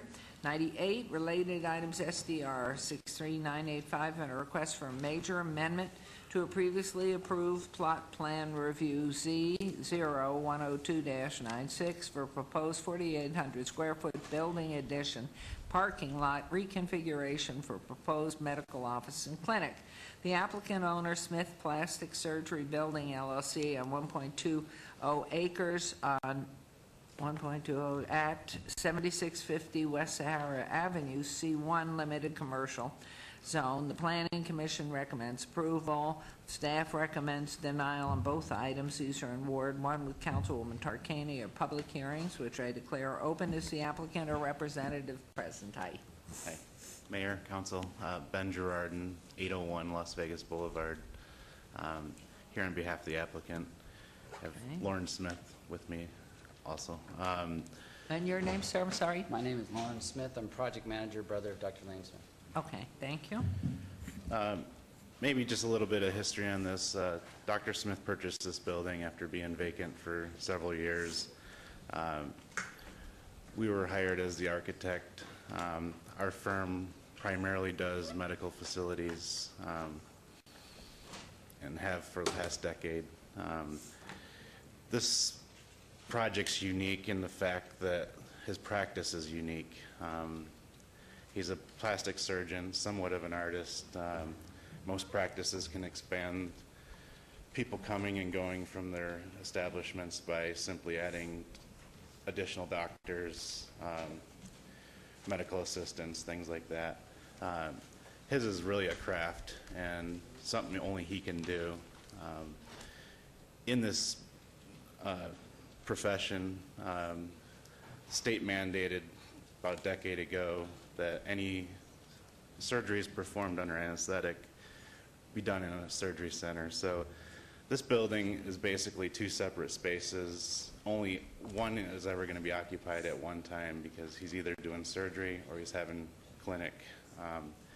He has this exact same setup in the lakes right now. Just looking for a little bit more exposure and bought this property on Sahara. He's making a significant investment into it. There was some site layout issues that we've addressed that existed on the site. We've improved it. He's improving the facade and making it a really nice building on Sahara. I'm here to answer any questions for you along the way. Thank you. And did you want to add any comments, sir? Yeah, I'll just mention a couple things, maybe to elaborate a little bit about the unique situation. Typically, if you're used to going to a doctor's office, there's 2 or 3 doctors in the practice, and you get put into a room, comes in, sees you for 5. Oh, I'm sorry. You come in for 5 or 10 minutes. He comes in and then moves on and moves on. In this practice, there's one physician, and the consults are 20 to 40 minutes. This is not a mass-produced volume. It's a high-end specialty product, and it's not the sort of situation where you're sticking everyone in cubicles. I mean, there is a lot of, I won't say wasted space, but there's a lot of opulent space. There's a big winding staircase and big room, and it has a setup and bookshelves and whatnot. When he's in clinic, he's upstairs, and the basement, or the first floor, is vacant. He's not doing surgery, can't do surgery the same day. And vice versa, when he's downstairs doing surgery, he's not upstairs. So we're really taking the same operation where we have 28 spaces right now up in the lakes. And as he mentioned, we're a little off the Sahara side in the lakes. This was an opportunity, this is his swan song, he and I are getting up there. And this puts it right on Sahara. This is, again, he mentioned it's a vacant building. It's just been sitting there, an eyesore on Las Vegas. What was the building? Who owned this before? Well, there was a know? Deseret Book, a bank, and a clothing store, which I might add has significantly more traffic than we have. Wow. It wouldn't have been in compliance in the first place. It didn't have this It wasn't the law office before? No. Or the real law- estate? The law office is behind it. Okay. Yeah. Yeah, I know the Right property. complex Okay. building behind it. So what we're really doing is you're going to have, and Ben has had several pictures, I'm sure that he's shown Ms. Tarkanian. We can have a nice, beautiful upgrade for the city of Las Vegas. And this is, Dr. Smith, my brother, he gets frequently clients from out of state as well. He's, I'm going to brag, he's my brother, but he's that good. But this is a sort of thing, it's ironic that there's this thing called, urban sprawl and heat islands. And all these parking lots. An opportunity, a legitimate opportunity, where we don't need all that space. And I would think that's actually, a really good thing. When we have an opportunity to have a really nice building, we actually increase our own parking by 40% without really, Dr. Smith is booked, 6, 8 weeks out. It's not like we need more clients. This is what we're at, but we want a nice swan song. We want a beautiful building. Again, everything that we can do for this exposure right there on Sahara, and I think it's an improvement for the city, and I think that's why staff initially, they see it, it's a variance, they say, no, this is, but then the planning commission, when they hear the details, say, okay, I get it. So, Okay. do you have any questions? Thank you. Well, you have such a large building there, and since he's a plastic surgeon, it would seem to me you could take half the building and make it so that a patient coming in that has to spend the night has a residential, high-end residential care and follow-up. They used to do that in big cities. And you stay there, and you have the care, and you have the cooking, and you have everything done, and until you're released. Would you? Yeah, unfortunately, since a couple operators in town, who I won't mention, the state's really cracked down on anything over 23 hours and 59 minutes. So if you have that component, it needs to be to skilled nursing compliance, and Yeah, we have to add just the support space to support one room of skilled nursing is about 6,000 square feet. We'd have to add even more. Part of the reason the building's so large is that to state and federal requirements, the surgery room is 400 square feet minimum. And so if you've ever seen this, it's kind of funny. You walk into the room, and there are 3 people around this table, and then there's this big, wide open, it's like a supermarket in there. But that's just the requirements. So we have to have the clean room and then all these different rooms. And so one of the reasons we had to move it out a little bit in the first place was because we couldn't squeeze the requirements in. And since it's 2 level, you can't really go up and down. And so it was like, oh, well, we have this place. This is what we do already. We have this Okay, opportunity. well, let's find out from Mr. Parago about the denial. Thank you. I've asked Mr. Lowenstein to make the report. Mr. Lowenstein? Madam Mayor, the applicant is proposing to convert an existing bank and drive-through to a medical office and clinic use with the addition of floor space. The increased intensity will result in a parking deficit of 60 spaces, or 58% of the required parking for the use. The applicant has provided no evidence of unique or extraordinary circumstances related to the site that would justify the reduction in the number of parking spaces. Therefore, staff is recommending denial. Okay, so it's format, really. Okay, public hearing. Anybody wish to speak on this agenda or sign up for some plastic surgery here? No We did get rid of the discounts or horses, anything? just so you know. Okay. Oh, everybody's touching now to see how they look.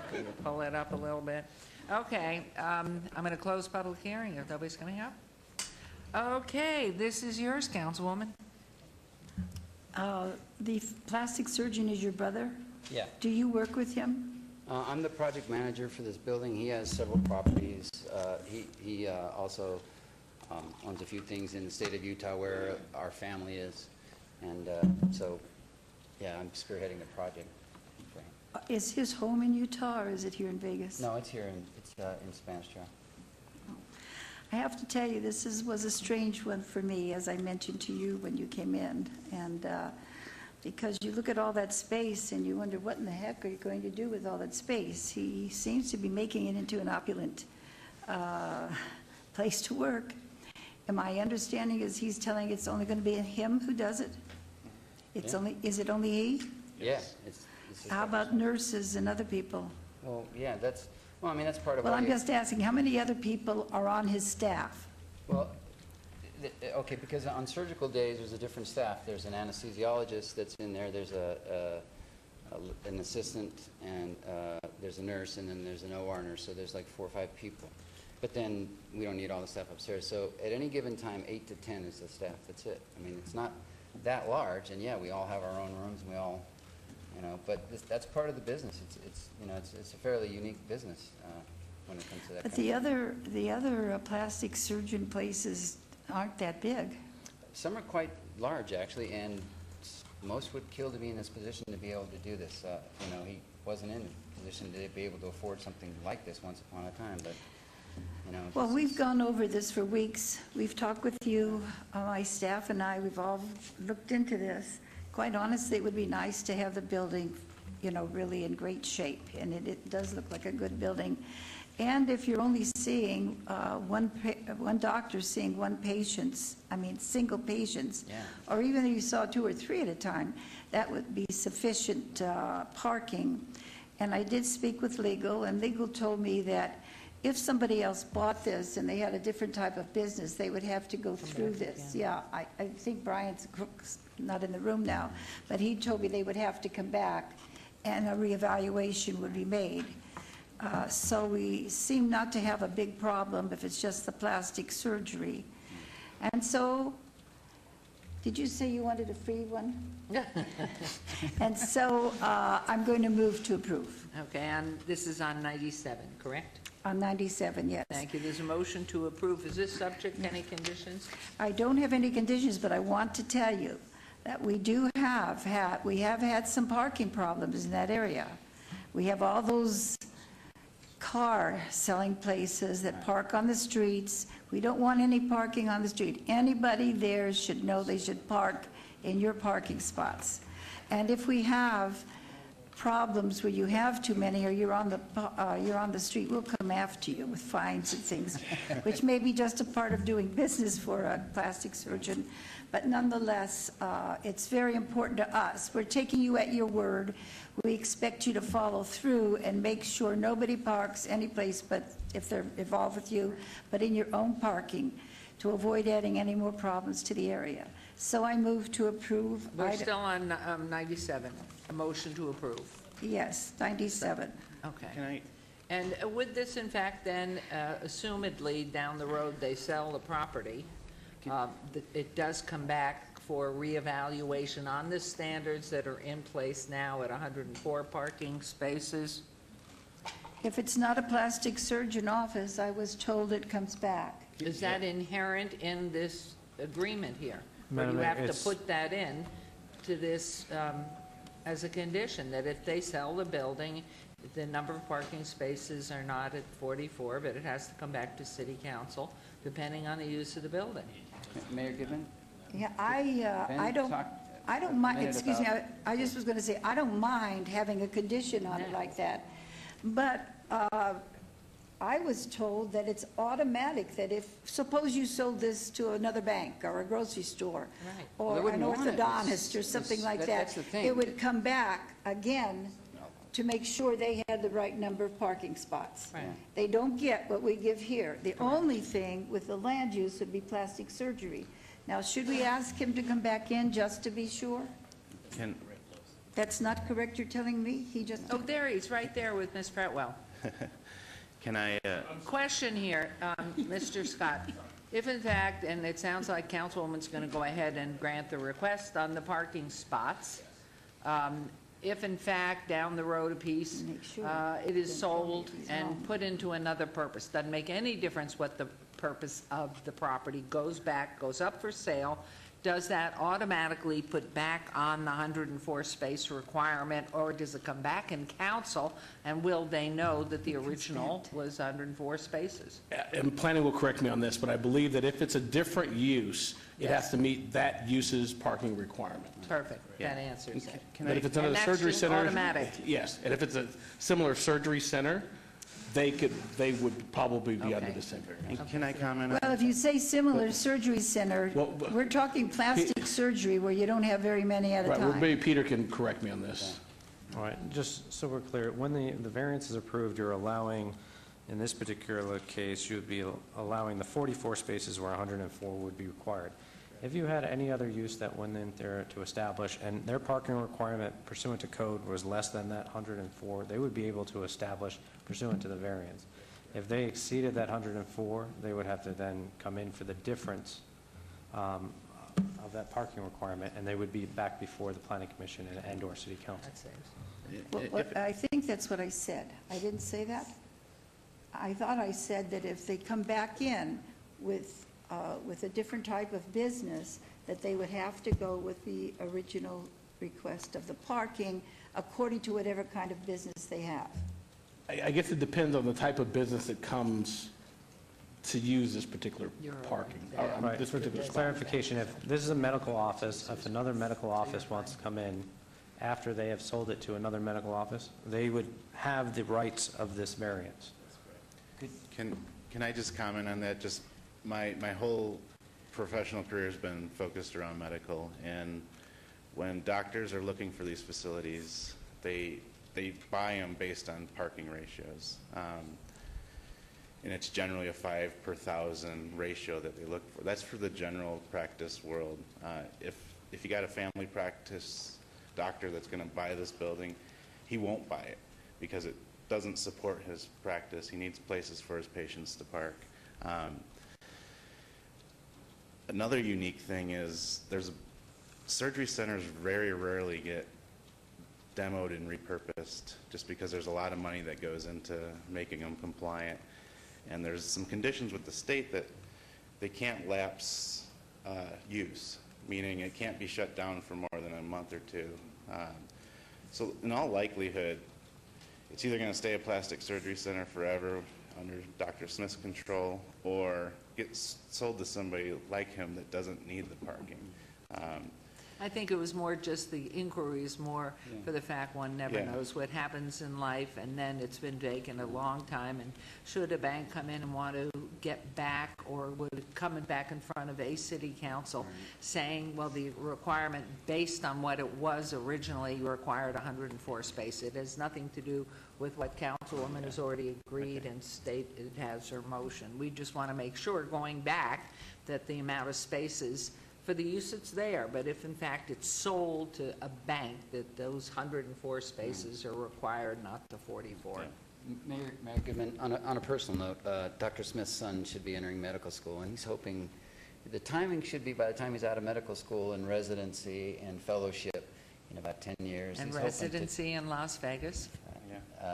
No, Sure. not, well, you take, if you get a residency, you take where they give it to you. That's Right, but if it's so- plastic surgery, we need them here, so. So he's hoping that it'll Right. stay in the family actually perpetually. I mean, that's the goal, and that's kind of why I said it's sort of a swan song. He wants to leave a legacy behind and hopefully pass that on. I mean, that is the intent, but, Thank I know what you're saying, that Okay. something could No, happen. we're and that is protecting true. us, us being the Yeah, city. I'm trying to So, protect the city. okay. I'm trying to protect the people near there. This building has never caused any parking problem to this date, but we have had other operations on that street, near that area, that have, and I don't want to cause any additional problems for the citizens there. So Brian, am I correct then in what I said? Yes. So what if it's a different medical practice? It's not plastic surgery. as- I'm not, but it- we're not changing anything or putting in any ordinance As change. Peter indicated, it's by category, so if it's a medical office, then I believe another medical office could go in there. Is that right, Peter? All right, just for clarification, Madam Mayor, if it's like use for medical office and medical office, then it would have the same parking requirement, the variance would still apply. Now, if another use came in that was more intense than the medical office's parking requirement, therefore requiring more than the 104, that use to establish would have to achieve a variant, or receive approval of a variance for the difference from the 104 requirement that was varied to the new requirement pursuant to the code. So if they required 106 spaces, they would actually have to come back for the variance for 2 additional spaces. So your motion? So I move to approve. Move to approve on 97, subject to, there are One conditions. point on the conditions, and maybe this is a question for Public Works. It's worded full drainage and traffic. I believe those are supposed to be drainage and traffic updates. It's a fully improved parcel. I would agree. Those should read as updates, and the appropriate personnel will interpret them that way. Okay. So there we go. Okay. There's a motion to approve subject to conditions on 97. Please vote. I'm sorry, one more thing. But just for the record, if you could tell what number condition for the record, for the clerk, what condition would be amended to reflect the updates rather than new? Condition 10, Public Works condition number 10 on the SDR reads, an update to the previously approved drainage plan and technical drainage study. So I'm not sure what condition you're referring to, because this does say update. Maybe my civil gave me some bad. He wanted to make sure it was an update. I think we're covered. Okay. So there is no amendment, it's no amendment. I don't believe so. Bart, do you, or Mr. Anderson? No, I wasn't amending any. I was just indicating that our staff will interpret them and appropriately as update requirements. Okay, I think we're covered. Vote. Motion carries. Agenda item 98. How say you? I move to approve and follow the vote of the Planning Commission. Thank you very much. There's motion to approve on agenda item 98. Please vote and please post. And just watch the parking. Mr. Ross? Thank you. Thank you. And maybe when he opens it up, we can all see how beautiful it is inside. And Oh, wonderful. the spiral Good luck. staircase and all that. I'll make sure you get invited. So, Good Thank luck. you. I might add, if a GP ever does buy that building, you need to switch GPs. What did he say? Bye-bye. All right, we are back to agenda items 82, 83, 84. Councilman Ross, Mayor Pro Tem, how say you? Thank Where you, are we? Mayor, and let me express my appreciation to staff for their hard work, including my staff, wherever she went to. I think we've come to some kind of happy place is what I'm going to call it. They're the best, happiest place we can get to. And neighbors, thank you for sticking around. I know it's been a long afternoon, and I appreciate it. Ms. Leclerc, we're trying to get everybody where they need to be and try to get the middle ground here. So I'm going to listen to some recommendations from Ms. Duddleston, and hopefully the council will take action. Ms. Duddleston, with the mayor's permission. Thank you, Your Honor. For the record, Karen Duddleston, Deputy Planning Director, and the applicant has asked me to go over our meeting with the city attorney to make sure we had clear understanding of the options and the proposals. What the applicant is asking at this point on item number 82 is to amend the request for a variance. I don't know if the overhead can pick up this map. Can we get the overhead, please? Can we get a zoom? Zoom in. We have color-coded it. The applicant will immediately, within 10 days, remove the, if you're reading the variance, the existing detached accessory structure Class 2 horse corrals to be located in the front yard where such is not permitted, to allow a 1-foot distance separation from the main dwelling for an existing detached structure, Class 2 shade structure where 6 feet is required. That is the fence that is located here on the map that's in your backup. The shade structure that is there has agreed to remove that within 10 days and remove that from the request for the application. Also to remove the pole structure that is adjacent to the house that she was requesting a 1-foot distance separation. So the variance would be amended to allow a 1-foot side yard setback for an existing accessory structure Class 2, 192-foot hay barn. That is this hay barn right here, and a 48-square-foot well house where 10 feet is required. The well is here. To allow an 8-foot rear yard setback for an accessory structure Class 2 animal shade structure where 10 feet is required, and to allow a 12-foot corner side yard setback for accessory structures, animal shade structures, and the tack room where 15 feet is required on the 1.29 acres at 5525 West Rome. And those structures, the applicant has agreed to remove within 10 days. Would you like me to go on for the other items? I think we'll just take them one at a time right now, Okay. just so we can get motions on them and get this done. I just want the applicant to verify that I accurately stated what the request Ms. was. Leclerc, is that what you understood the conversation to be? Yes. You've made some really good progress here, so let's keep this going in the right direction so we can get this going. I would make that motion, Your Honor, on agenda item 82 for that approval, and the neighbors too, because you were part of this discussion, so thank you. So just for clarification, that would be to withdraw that first section of the variances. Karen, if you can go through that first section, it was to withdraw those first two requests. And The then- applicant would withdraw the variance to allow an existing detached accessory structure Class 2 horse corrals to be located in the front yard where such is not permitted, to allow a 1-foot distance separation from the main dwelling for an existing detached structure, accessory structure, Class 2 shade structure, where 6 feet is required. And she'll come into compliance within 10 days on those particular items. And come into, bring those structures into compliance within 10 days. And can we vote on that? Pardon me? Can we vote on that one? Yeah, that's what we're voting on right now. So that's my motion. Grandpa's got a lot of work to do ahead of him. I see it coming. I want to thank your office and staff and everybody that's been working on this, to make sure that we are moving ahead. And so there's a motion on agenda item 82. Please vote and please post. I'm sorry, and that withdrawal without prejudice, by the way. Yeah, withdrawal. Okay, motion on agenda item 82 carries. Let's move on to 83. Nope, we still have one more part on 82. We do? Your Honor, that would also mean that the item here that is the barn that requires building permits, the applicant will be applying for and getting those building permits within the next 60 days. That's part of that motion. I'm sorry. Or does that need to be motioned as No, well? on the other part of the variances that she actually is requesting, Right? we need to vote on that separately. Oh, okay. Sorry. So the variance that is left, that is being requested, is a variance to allow a 1-foot side yard setback for an existing accessory structure, Class 2, a 192-foot hay barn, and a 48-square-foot well house where 10 feet is required. This is the hay barn. This is the well.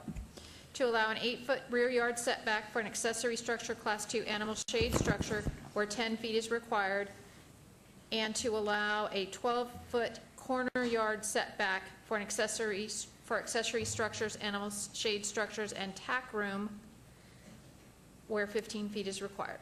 Okay, so let me, through the mayor to Mr. Scott, the first motion I made was to allow the first section of that variance to be withdrawn without prejudice. Correct. Is that what you're saying? Correct. And then this motion will be to approve the variances that Ms. Dettleston just read into the record. Yes, if that's your desire, yes. That's my Is motion. that a piece of 82? Yes. So what do we call this, since I'm doing it by numbers, 82, 83, 84? It's part of 82. Second motion on 82. Yes. Okay, so go for that, or did you? Nope, that's the motion. Okay. And we'll make that drawing part of the record. Correct. Okay, there's a motion on the second part of 82. Please vote, and please post on that. And that was his motion. Yes, and that it also passed. Ms. Dettleston, 83. Okay. 83 is, and I'm sorry, I don't have it in front of me, is that animal husbandry? Request? 83 is SUP. Existing animal keeping and husbandry used to allow the number of horses, alpaca, goats, blah, blah. Is that one? The applicant would like to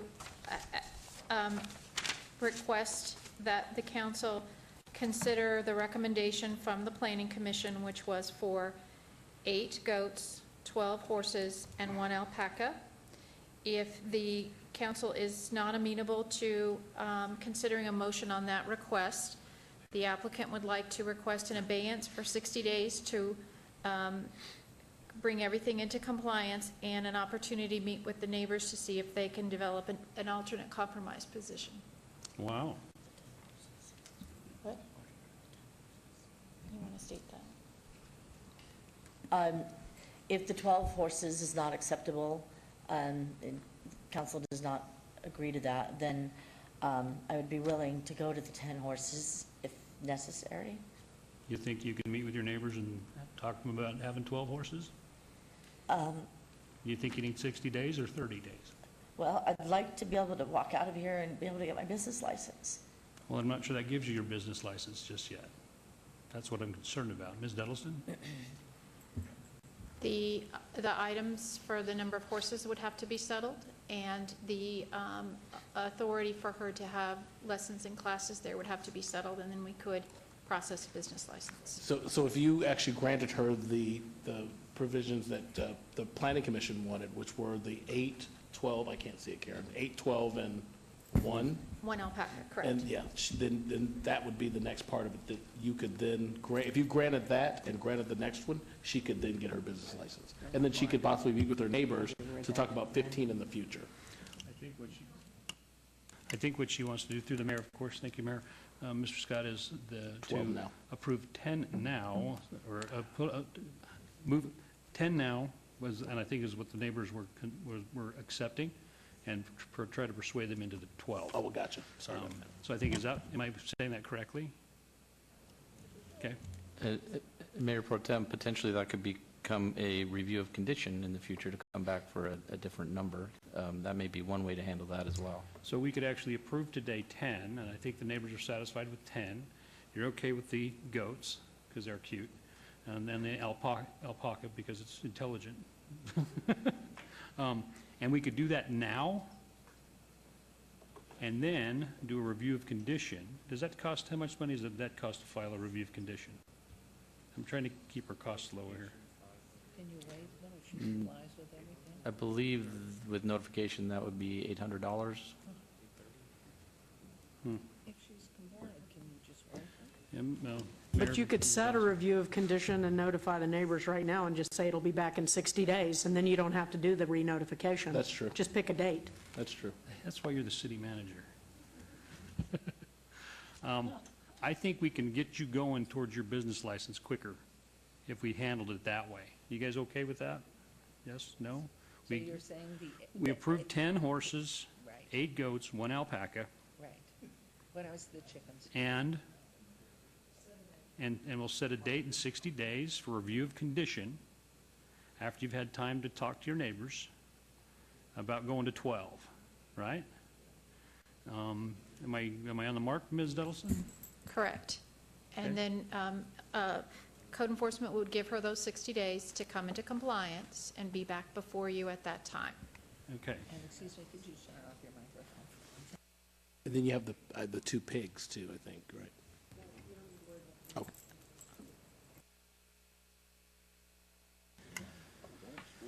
Okay. Okay. So, and the pigs aren't an item at this moment, correct, Ms. Duddleson? Your Honor, if I might, the pigs and the chickens are subject to Title VII, which the applicant needs to work with animal control to apply and make application for those chickens and address the pigs with them. The pigs and chickens are not before you today. Pigs and chickens aren't in front of us, so forget about that. We can talk about it. Okay. Don't. Okay. Okay, so good. that's what I'm going to do. I'm going to make a motion to approve agenda item 83, but we're going to allow you 10 horses, 8 goats, 1 alpaca, and we're going to have a review of condition in 60 days to see if you can up that to 12. Okay, that way you can get your business license. And that date is going to be, Stacy, August 17th. In the meantime, all those other things are going to have to be taken care of, the build permit, I mean, all that stuff. This is, I mean, your last, like, lifeline, Mrs. Leclerc, you know that. I'm trying to get you there. But I work for them, too, you know that. Okay, that's the motion. I need All to add right, anything to there's a that? motion on agenda item 83, so please vote. And is part of the overall stipulation, it's not unconcerned today, but she does, and that motion carries unanimously. Ms. Leclerc understands about the pigs and the chickens piece, that she has to go do that. Don't let that fall apart. You need to go to animal control and file the applications for the chickens within 60 days. Okay, I wasn't aware that there was an application for There is an application. We'll set you up with animal control. You understand that? Can you make sure that she's got that on her list, please? Thank you. Okay, now agenda item 84, please. That is the special use permit, and I appreciate, again, the neighbors for working with us at the city and Ms. Leclerc to get her to somewhere that will work for her. So thank you very much. I'm going to follow, I'm going to move to approve agenda item 84, subject to all conditions. And Ms. Leclerc, please, please, please, stay in get compliance number 1, but stay there, okay? I don't want them screaming at me, because they will. And then you'll be screaming at me. Okay? So let's get there. That's my motion, Mayor and Thank council. you. There's a motion on 84 to approve. So please vote and please post. The one last thing to ask you, Ms. Duddleston, Ms. Ozuna, everybody in that motion carries. First of all, thank you very, very Thanks, much. I mean, you really were at the end of your career today, but thank you to your neighbors as well, and to staff here, and to councilmen. I really would feel very comfortable if she had an entire list given to her, a written list to be able to check off that this has to be done, this has to be done, this has to be done, and as you agreed that this is what has to be done, so she can put it up there, know what has to be done by the 60 days. Your Honor, if I might, we started those notes today in our meeting. We'll make copies of these, we'll get them from the clerk. We will be issuing a letter to her with each item, specifically off the map, and each item of the discussion today, including how to contact animal control, and set up a schedule where our officers can go out there and meet with her to assess that project and answer any questions, if that would be. That would be really helpful, and if accessible. you'll have a copy of that, make sure that Mayor Pro Tem has a copy too. And please. Madam Mayor, Thank you. I just want to say the same thing, Karen Duddleston. I just want to say the same thing the mayor did. You did a great job working with her. And who are the youngsters who are here? That is part of my team. The children that I instruct. Well, they certainly have been well-mannered, and they listened carefully during a time, I'm sure it was somewhat boring and other things. They've stayed here and listened very well. I hope you've learned how it is when people work together. You had a councilman who tried to help out. You have neighbors who tried to help out, and everybody working together can get this done. However, all of you remind her, and you too, sir, remind her, get those things, and you've got a brand-new opening here. I don't know if you realize that. Oh, yes. And don't look at things as, oh, I can't get them done. Just start figuring out ways you can, okay? And that $400, I will get to whomever Karen tells me to get it to, okay? All right, thank you. Have very business. So there's a donation that's hopefully going to come in and help you. Thank you all very much. Well, we hope it all works out. Thank you for pushing through on this, and you just need to follow your list. You'll get there. You'll get there. And thank you, neighbors, for being helpful, supportive, involved. Continue to stay in touch. Your Honor, Yes, please. this is while you're calling the next item up, I don't want to slow things down, but this is so puzzling to me as a city boy, desert rat city boy. I've never been around animals like this, and I don't know about the rules that were set up. I don't know if it's from common use and so on, but how did we ever end up in our statutes or our ordinances with exact numbers of various animal species? You know what? Who said so many ducks, so many chickens, and so many horses? Why is that? And is it based on the acreage? I just want a tutorial from somebody later, but I hope I'm not the only guy in this room who is totally stone dumb on this issue.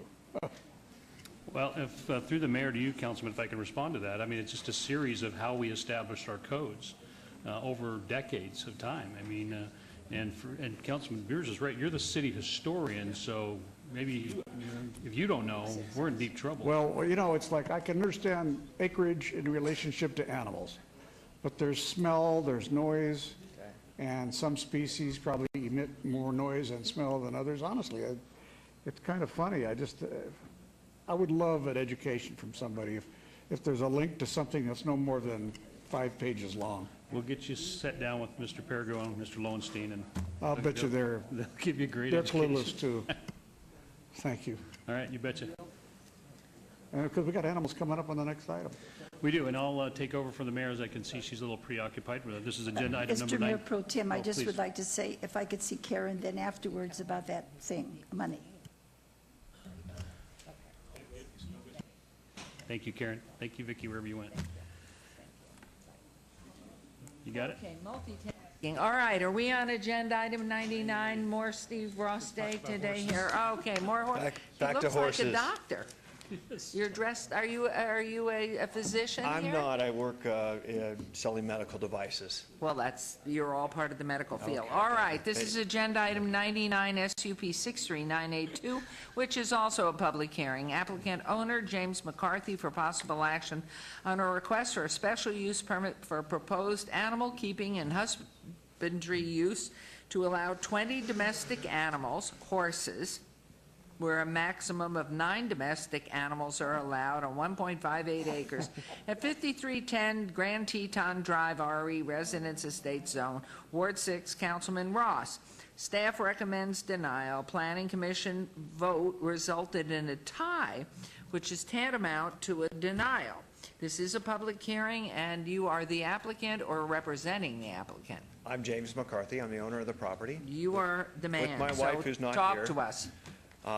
Good to see you, Mayor Nice to Goodman see you and too. Mayor Pro Tem Ross and council people. I appreciate you listening to us. We purchased the property in April. I have two children that ride horses, and we thought I grew up on a horse ranch, and my wife grew up in a different part of the country on a horse ranch. This was just a fun thing for us to do as a family and have our kids grew up in kind of a rural environment.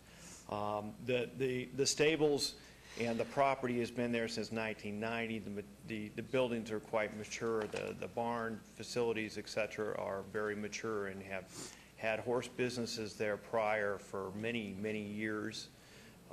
It's world-class facilities. We got a beautiful arena, separate places for hay and for washing the horses, et cetera. We have a manure removal program, which is something we're proud of. We're working with Gilcrest Orchard, and we have. Are you adjacent, sir? I'm sorry to interrupt you. Are you adjacent to the Gilcrease Ranch? We're pretty close to it. We're within a mile of Gilcrest. So in all that whole area where there is nothing but horses, is that whole horse area in there off of, way out on, where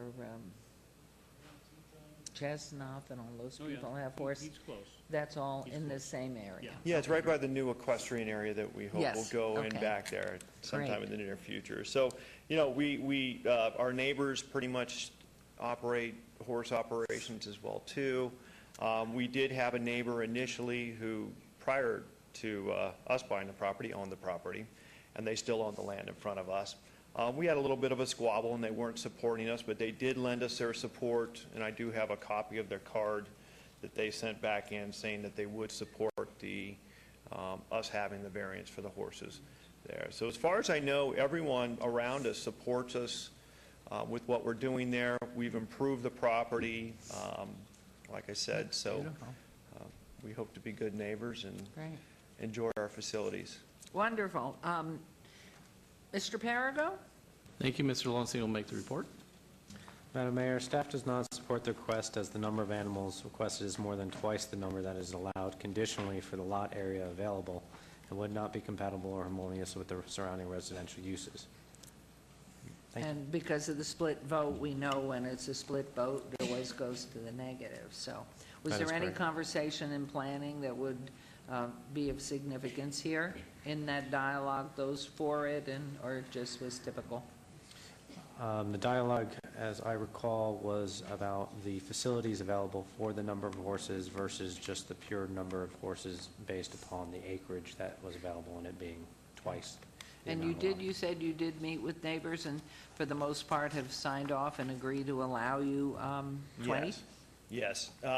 Are you breeding as well or no? We're not breeding, we're training horses, and, we may sell some horses along the way, so we just want the room to do that, as well as, again, my daughter and my son ride, and we have some friends that ride as well, too, so. And the property immediately to the north of you that looks vacant, is it?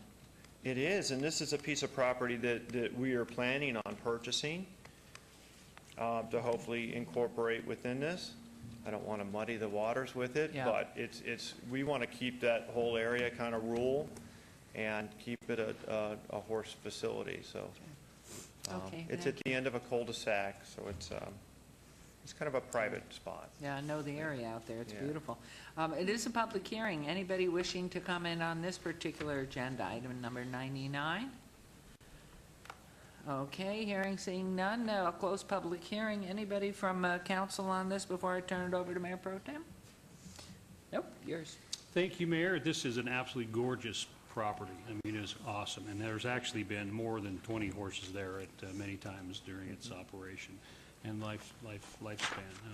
And I recognized something with Mr. Perigo and Mr. Lowenstein. I noticed that Mr. Perigo has Mr. Lowenstein be the one to deliver the bad news. Just kind of passing that buck down. Mr. MacArthur, I think you're in great shape. Your neighbors are great. I just drove by there yesterday. I mean, and the property behind you, I looked at that property, that looks like a junkyard, literally. So, but it's also got a big, panels around it too, a big writing area right back there too. But it'd be nice if you could pick that up. I'm sure the neighbors on that street would be really happy with you. I'm going to move for approval, Your Honor, of agenda item 99 with all conditions. Thank you. There's a motion to approve on agenda item 99. Please. Your Honor? Please post. Your Honor, Yes. I've been waiting all afternoon to vote nay Nay. on one of these items. Do not nay on this one, please.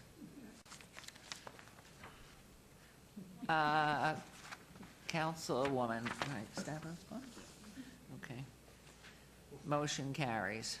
Congratulations. Thank you all. It looks Appreciate it. beautiful. I'm sure it's a beautiful facility. Thank you. Please come see us. We will. Thank Thank you. you. Thanks. Bye-bye. Okay, we move on to agenda item 100. Mrs. Bier? Yes. It's all right, it's a long day. Oh, well, just as a matter of question, we quickly gave 20 horses to this person whom I really feel he should have them. But why were we then so much less on the other lady? Because she had other animals? With your permission, Mayor, to respond to Councilwoman Just, Porcano. It's the neighbors. information. It's the neighbors. Oh, it's the Yeah, neighbors? yeah. Okay. And the facility's very different. Yeah, it's a This much is very- different this has facility been as a well. real Okay, horse okay. area. Just checking so I know, that's all. Thank you. I already had voted for you, but I just wanted to know. Thank you. Bye-bye. Okay, we're on to agenda item 100, VAR 63871, also public hearing, applicant owner Juan Cortez Carcosa and Irene Dominguez Cortez Carcosa. Possible action or request for a variance to allow an existing 625-square-foot accessory structure, a Class 2 gazebo, in front of the primary structure, where such is not allowed, to allow an 8-foot front yard setback where 25 feet is required, and to allow an existing 6-foot solid return wall where 2 feet allowed within the front yard on .34 acres at 1661 Leonard Lane, RD Single Family Residential Restricted Zone in Ward 5 of Councilman Barlow. Staff recommends denial. Planning Commission recommends approval. It's a public hearing, and is the applicant or representative present? Good afternoon, and we just need you to state your name. We don't need the address. Irene Dominguez Cortez. How are you? Welcome. Hi. Is Hi, there Mayor. anything you want to go ahead and show us, or at this point first? I don't have much. Oh, okay. Just All a right. picture of my property. Let's see.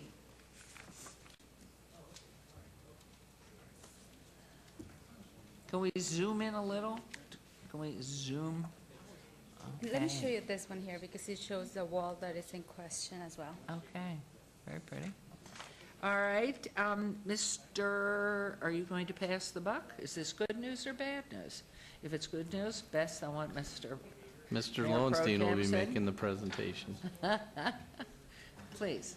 Madam Mayor, the applicant has created a self-imposed hardship by constructing without building permit a structure in front of the front primary building on the site, as well as building a solid return wall beyond the height limit. Therefore, staff is recommending denial. Thank you. Peter did it again. Right. No, well, I asked. I said, is this good news or bad news? At which point it went to Peter, and we knew. So anyone wishing to be heard on this agenda item, please come forward and state your name. Okay, hearing no one, please. And nobody from council seems to have questions. Councilman Barlow, please. Thank you, Mayor. I want to go back to planning staff. The undue hardship would be the building of the wall. Is that the structure you're referencing? Through you, Madam Mayor, there's actually a gazebo structure that's not present in that picture that's being displayed. If we go to our presentation slides, there should be a picture of the gazebo under construction that you can see above the wall. It's located there on the site plan. There's the building elevation of it, and as it goes forward, you'll see it. That's the actual structure from their front or from the driveway looking at it. So go back to the previous slide. No. Go back forward, please. No, the other way. Keep going. One more. One more. There. So the structure in the background is the structure you're referencing? That is correct. In addition to that, the wall you're looking at is also located within the front yard and is exceeding the height requirement. It's, the development standard for the wall is, I believe it's 2 foot solid with 3 foot with open visibility. This is a corner lot, so the front of the house is actually facing, maybe for the road, the address. Wow. So the structure that's being built is being built without permits? It was started without building permits, yes. Where are we today in relation to the permitting of the structure?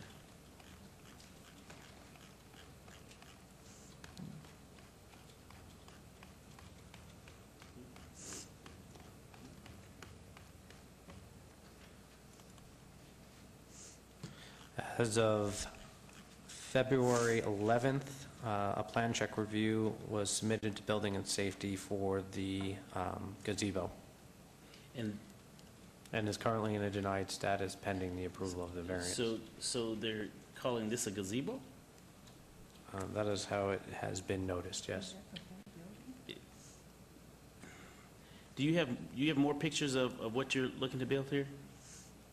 No, I don't have any pictures of that structure, but that's exactly what it looks like. It's just it's gonna be an open structure. Okay, so let me ask you this question. Why did you build this structure without pulling permits first? Okay, at first we were Because gonna- the height of the structure is almost equivalent to the height of the home. I know. And the size of it is, I don't have any excuses. I mean, we started to build it, we didn't think we needed a permit for that. At first, we were planning on doing a casita, so we went out to to get a permit. They told us that it was gonna be very, very difficult to get a permit to have a casita because of a kitchen. So this one here is not gonna have anything. It's gonna have a barbecue. It's just an open structure, so we assumed since it wasn't gonna be there, no gas, no electrical, it wasn't gonna be a problem. Again, and we're here because they're saying that our backyard is our front yard, so we're asking for a variance for that. your backyard is your front yard? Mm. I don't quite understand Well, that. that's why we're asking for a variance, Okay. because they're not, What I'm going to do, Mayor and Council, because I don't want to belabor this, because this is a pretty big structure. What I'm going to do is obey the item, and I want planning and building and safety to coordinate with my calendar, to go out on site, and we want to come and visit this site. I want to see it. And so I don't want to place it on the July 20th. Place it on the first meeting in, yes, ma'am. Okay? So your motion is So my to motion is to obey till obey this August item 3rd? until the August 3rd. You're going to come back and see me August 3rd, but before that, my staff and I are going to come out to visually look and see what you're looking to create there, okay? okay. All right, so no promises. I may have you take it down, or depending on what we see, we may provide the appropriate process for you to get this approved. But I don't want you to walk away thinking that It's it's Okay. approved, because it's not, Okay, give me a second. Give me a okay? second. So that'll be my motion at this time, August 3rd, City Okay, Council. there's a motion Thank you. to obey this to August 3rd. Councilman's going to come out and see the property, and then obviously with our planning and everybody else, going to try and help you work through something, but it does not mean he's approving anything. Okay. He's pushing it off to August 3rd, so he's going to come visit, Yeah. he'll let you know when. Yeah. If at any point we Tom, wanna or just Peter, would you withdraw get the her bid. contact information if you don't have it already? Don't build anymore until he's No, seen it. Thank you. not build anything, but just take it down. At any point, we can do At that. this point, you don't do anything, you wait for him to come Yeah, visit. just stop. Don't do anything to the structure. Don't take it down, don't do more to it, just leave it be. He'll make an appointment to come see you on the property. How are we gonna know when you guys are going out? Do we need to be there? We're going to call Yes. you to schedule a time to come out to see it. Okay. Yeah, you Okay. should be there. Yes. Yes, we would like for you to be there. Could I ask Mayor a question? How does your neighbor feel about it? Oh, they're all in favor. Nobody's here. Even the I'm- one that there was a picture taken from the other neighbor's yard, and it looked rather imposing on their yard. They didn't mind? Nobody minds, and I'm Councilman- pretty sure you didn't receive one. That was her front yard. Oh, that picture was from your her. front- That was from her front yard. Oh, I'm sorry. It looked like it was. Yeah, she has a wall in her front yard as well. I didn't realize it. Okay, thank you. Beautiful. Beautiful. I'm moving. I'm very sure you didn't receive Very beautiful. any negative from our neighbors. They're all Yeah, approving it's this. beautiful. Beautiful. Looks beautiful. So enjoy your house for now. Don't build anymore. Stop. Just wait. Don't tear it down. Don't do anything, and he'll get in touch. Or his office. Okay? Thank you. And put August 3rd on your calendar. Okay, agenda item 101. SUP 63746, public hearing, applicant Ageless Ascension Day Spa, owner Rugged Oaks Investment LLC, for possible action or request for a special use permit for a proposed 2,153 square foot massage establishment with a waiver to allow a distance separation 0 feet from a church house of worship for a residential use where 400 feet is the minimum distance at 6006 Smoke Ranch Road, C1 Limited Commercial Zone, and this is also in Ward 5 with Councilman Barlow. Staff recommends denial. Planning Commission recommends approval. This is a public hearing. I declare it open. Is the applicant or the representative present? Randy Amici, representing Ageless Ascension Day Spa, 6006 Smoke Ranch Road, Las Vegas. Thank you very much for coming. Thank you. Anything you want to say on this before we just go ahead? I'm going to hear from our staff and then from the public, but is there anything you'd like to mention on this? Yes, I would. I would Please. like to explain that this is we already have obtained and have been using an ancillary massage establishment license, which is limits us to 150 square feet of usage for therapeutic massage, which we're using. We are a full-service day spa, so we're not trying to make this into a massage establishment. We're seeking the massage establishment license so that we can use 2 additional rooms in our facility for therapeutic massage. We currently are full service. We do skin care, nail care, manicures, pedicures, waxing, and therapeutic massage. What we'd like to do is we'd like to add 2 additional rooms in order to accommodate the flow of people seeking therapeutic massages. The 2 rooms are approximately, one is 9 by 11, the other one is 13 by 11. That's all we're looking to do, is just to add another service that we can offer to more clients interested in this service. Okay, thank you very much. Thank you. Mr. Perry, now I look at you, I can't laugh. No. Thank you, Your Honor. Okay, are we answering this one? The property is situated within a shopping center that contains a church house of worship and is immediately adjacent to residential on the east and north.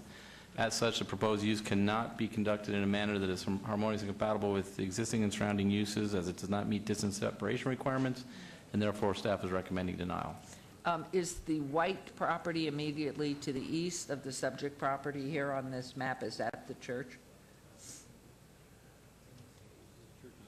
It's actually within the same, within the red boundary. It's Oh, it's within the yeah, boundary? it's the yellow two stores down. Okay, thank you very much. This is a public hearing. Anybody wishing to be heard on this agenda item, please come to the microphone, state your name. I'm going to close public hearing. Councilman Barlow. Thank you, Mayor. This is my neighborhood, so I'm very intimately aware of the location that we're speaking of, Mayor and Council, and I would like to move for approval subject to all conditions. Okay, there's a motion to approve, subject to all conditions. Please vote. And please post. Unanimous. Good luck. Thank you. Good luck.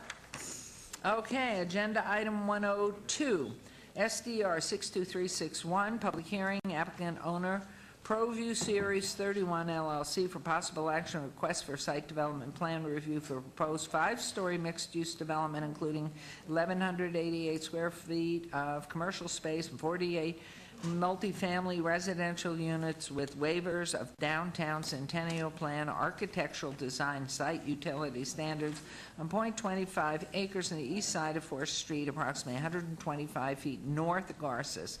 C2 General Commercial Zone, Ward 3. Councilman Coffin, you're first today. Planning Commission and staff recommend denial. This is a public hearing which I declare open. Is the applicant or representatives, hello, present? Please state your name.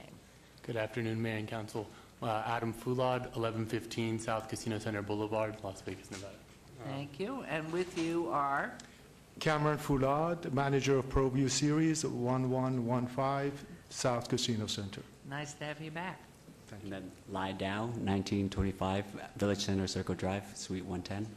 Wonderful. Do you want to tell us a little bit about these beautiful drawings? So this project that we're proposing is a 48-unit, 5-story complex. It's about a $12 million investment. We're hoping to employ about 500 people both on and off-site. The issue that we are having is that we want to put the RPDA or RPPA in the amenity zone, which would be out of the path of travel, would not affect any people, and would be in line with the trees, again, on the side of the sidewalk.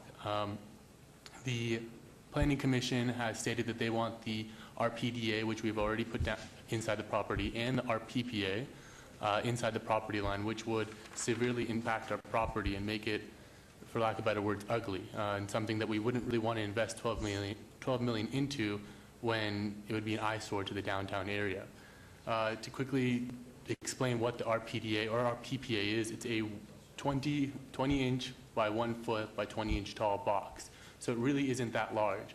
And what we had proposed was that we would basically paint, we've talked with Councilman Coffin about it, we would paint the RPPA in order to make it more cultural. We would paint it with an image to honor the area, something with, such as Father Garces, which is what the street is named after. Anything else we're missing? And then there was another conditional waiver for parking. We have on site 19 parking spaces. The staff was recommending a denial for parking, but what we're planning to do is to, these are apartment rentals, yearly apartment rentals, and we would rent them to people that work, live, and play downtown, people that would use Uber, Lyft, the RTC is right around the corner from us, people that would ride bikes, so we have bike racks in our amenity, in our parking garage also. So we're requesting a waiver for parking also on that. Okay. Okay, Peter Lowenstein. I'm not even bothering looking. Can I add? Thank you. Mayor Gurman, Yes, can please. I add to this? There are two boxes. One is for domestic water and one for the fire sprinkler. The box for the fire sprinkler, I'm not going to give you the abbreviation because it wouldn't mean anything to anybody. The big box dimension is 5 feet by 5 feet by 5 feet, which is really big. We are putting that inside, right in the front, because it has to have access all the way up, so the crane can pick it up and service it. So we agreed to that between us and Water Department and Building and Safety and the Commission to put it inside. That's no problem. Then there are two smaller boxes, which is the dimension, as Adam mentioned, 20 inches by 20 inches by 10 inches, very small boxes that service the domestic water to the building. They're water. They're both water? Well, yes, one is fire sprinkler, the big one is fire sprinkler to the building, the smaller one is domestic, is drinking water, which is two small boxes. And where it is going to be located is in the same place as the palm tree is, in the same row as the palm tree. So it's not going to be within the path of travel. And as Adam mentioned, it's going to be painted to make it appealing. Do you have a picture of it? We are looking for it. Pardon? We are looking for that picture. We will. Oh, you're looking If right it gets approved, we own it. With what we would paint it with, yeah, we would go ahead and we would research something to, again, honor Father Garces, as we've discussed. And where is it positioned on the site in So, relation to the those if you- littler ones? I have a picture right here, if they show it. I can't tell when it's shown. Is it shown? It would go right here, in line with the palm trees.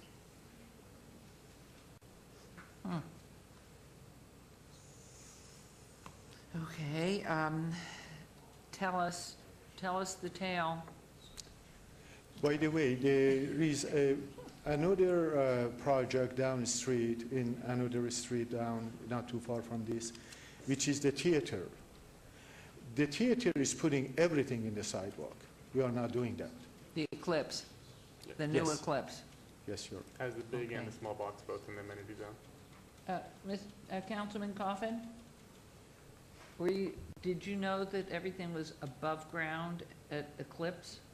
The same as what you have just said, that how many outside boxes on the sidewalks has Eclipse put out? The picture is in the envelope, that's why I need to bring it. Do you remember? I mean, The- 2, 3? They have the big one and the small ones, even if it's 2 or 3. And they're both on the They're sidewalk? all on the sidewalk. We're putting only the small ones. The big ones, we've already agreed to put that inside the property in order to allow access. And that's amazing, because actually that whole project was started on dirt and could have gone underground. Well, I didn't get anything, we're just going to see those, but I did want to hear from Mr. Lowenstein with his comments, and especially since you're both on the same, both planning and staff recommending denial. Madam Mayor, this item was previously held in abeyance by the Planning Commission so the applicant could work with staff regarding the placement of utility appurtenances within the building footprint. Neither the applicant nor the applicant's representative communicated with staff until Friday prior to that Planning Commission meeting after several communications with the applicant by staff. Since that time, the applicant has not been in contact with staff and received a denial recommendation by Planning Commission, as the Planning Commission thought that the utility appurtenances could be accommodated inside the building without a drastic impact to the development. That being said, the development does not integrate adequate parking facilities on site and therefore must supplement parking by providing off-site facilities. At this time, there is no agreement in place for off-site facilities. Therefore, the proposed development continues to seek to place above-ground utility appurtenances within the streetscape portion of the public streets right-of-way instead of within the building footprint, therefore creating pedestrian impediments and visual nuisance within the downtown area. The development is therefore not compatible with the subject site, and staff recommends denial. If approved, staff would request a condition be added stating all above-ground utility appurtenances be placed within the building footprint, and that condition 4, which grants a waiver to allow above-ground utilities within the right-of-way, be deleted. Thank you. Can you answer how come at Eclipse they're above ground? Or that it's different and they're permitted to have these boxes in the right-of-way and sidewalks? I don't understand how pictures- we can do one thing one time and set a precedent and then, Ultimately, the decision for above-ground utility placement would be a waiver from the Downtown Centennial Plan, would be at the discretion of the elected body. and you did in fact grant that on the Eclipse Theater? I don't remember. As Your part Honor. of the application, I imagine that would be, hadn't been identified, yes. Huh. Your Honor, We haven't, and this is public hearing still, I haven't opened that, I mean, I've opened it, but we haven't heard from the public. Do you want to speak now? Well, I'm willing to just help engage in the discussion, because it's kind of what we're ending up with here. What we have is a situation where, according to form, you gotta have them either below ground, or you've gotta have them, the alternative is in the footprint, which means in a 5-story building, it would have to be under a 5-story footprint. The applicants who I've met with contend that this removes 5 feet times 5, well, no, it's more than that. It's a few more square feet, all the way up to the top of the building, 5 stories high.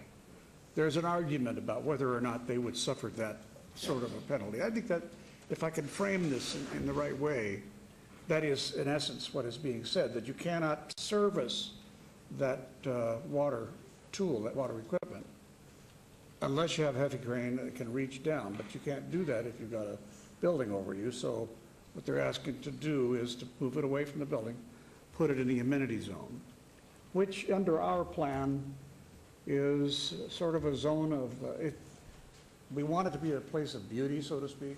So that's why there are trees and shrubs here and there. But there are exceptions, and I can't remember whether we made the exception for the eclipse or whether it just came through. You know, it's only a block or two away, and it's obviously everybody was for the eclipse, and I don't know that we paid attention to that. But they have a point. The applicants have a point, and that is that it. So what I said was that I'll take this up with staff, and we've had disputes on this, and it's because they should dispute. They should defend the plan.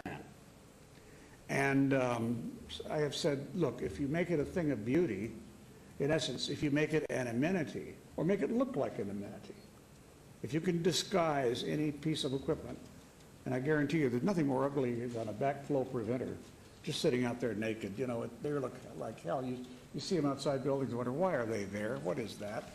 Well, this applicant has offered to conceal them as a work of art, in essence.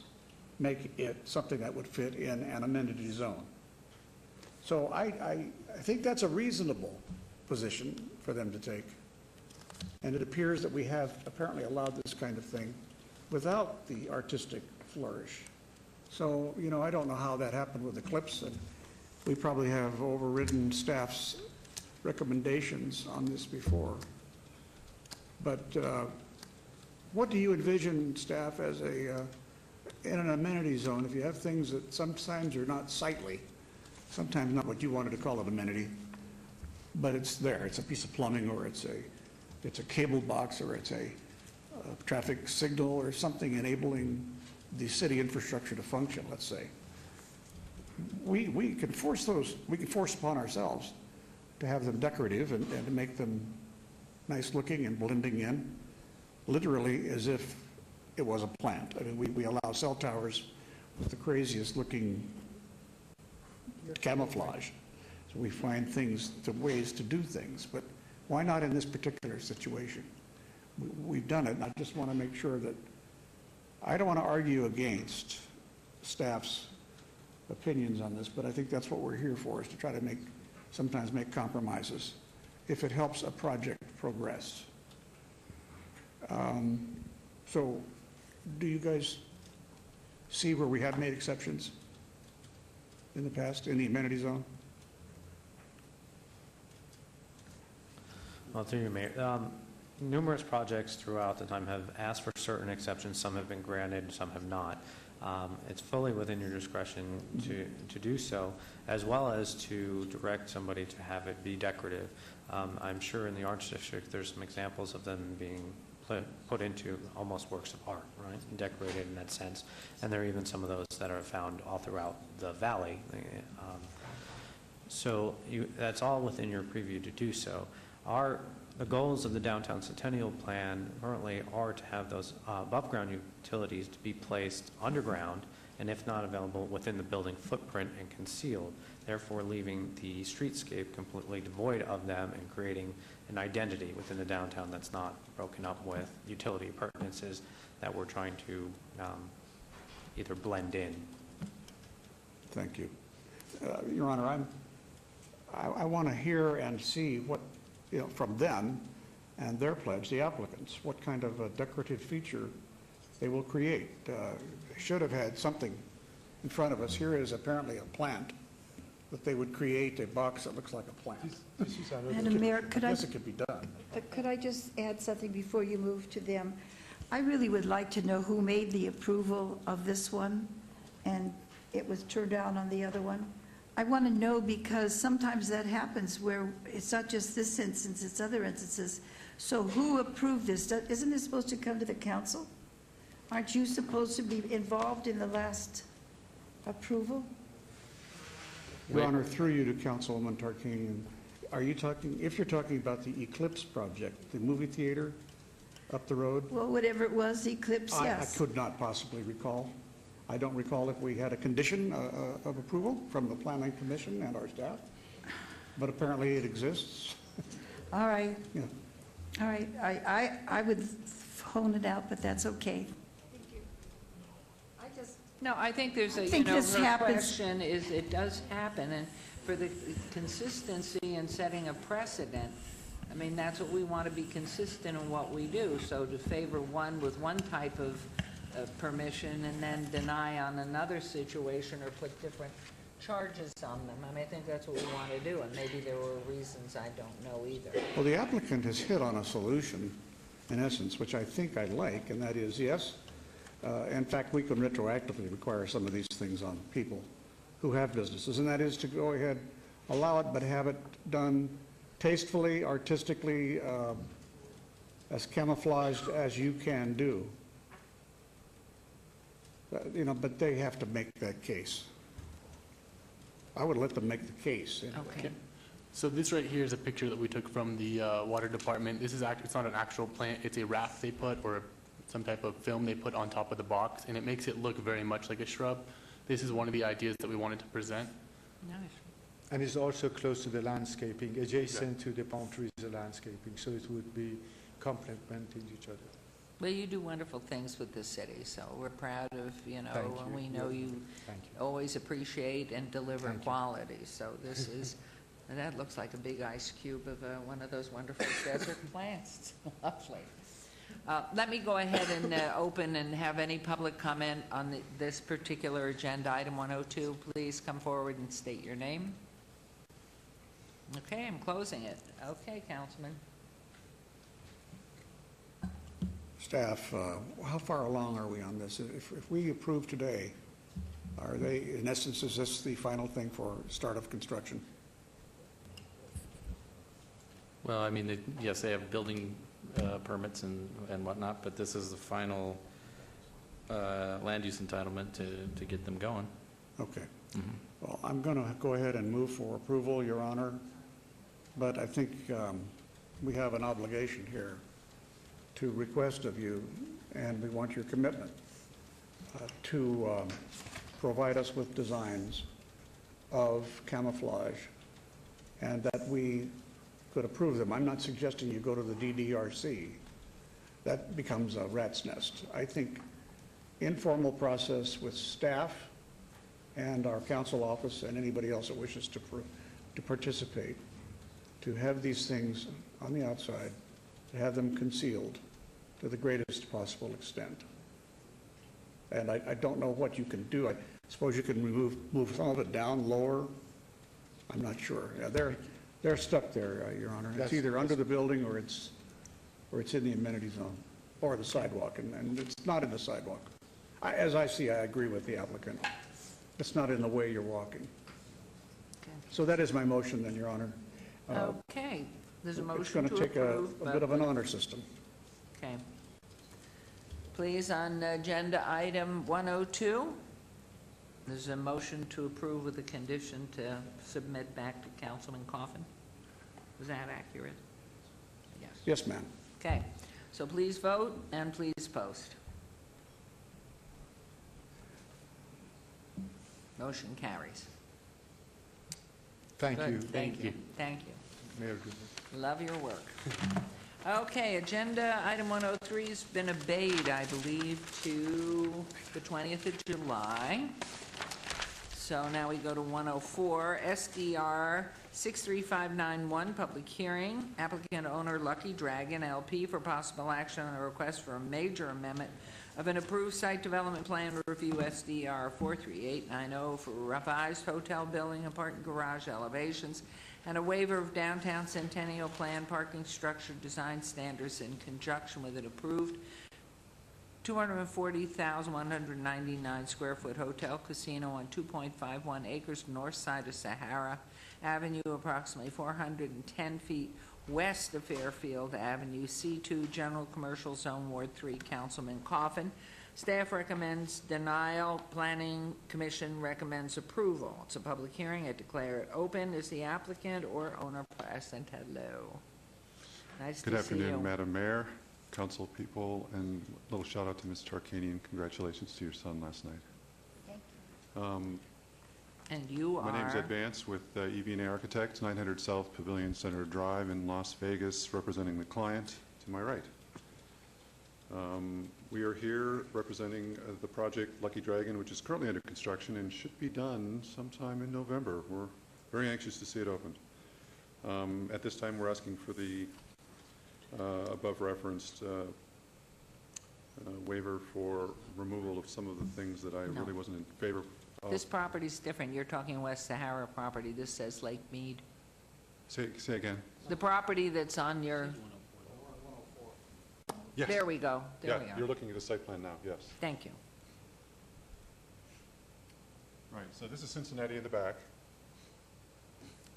And that's our service entrance, that's just the parking garage.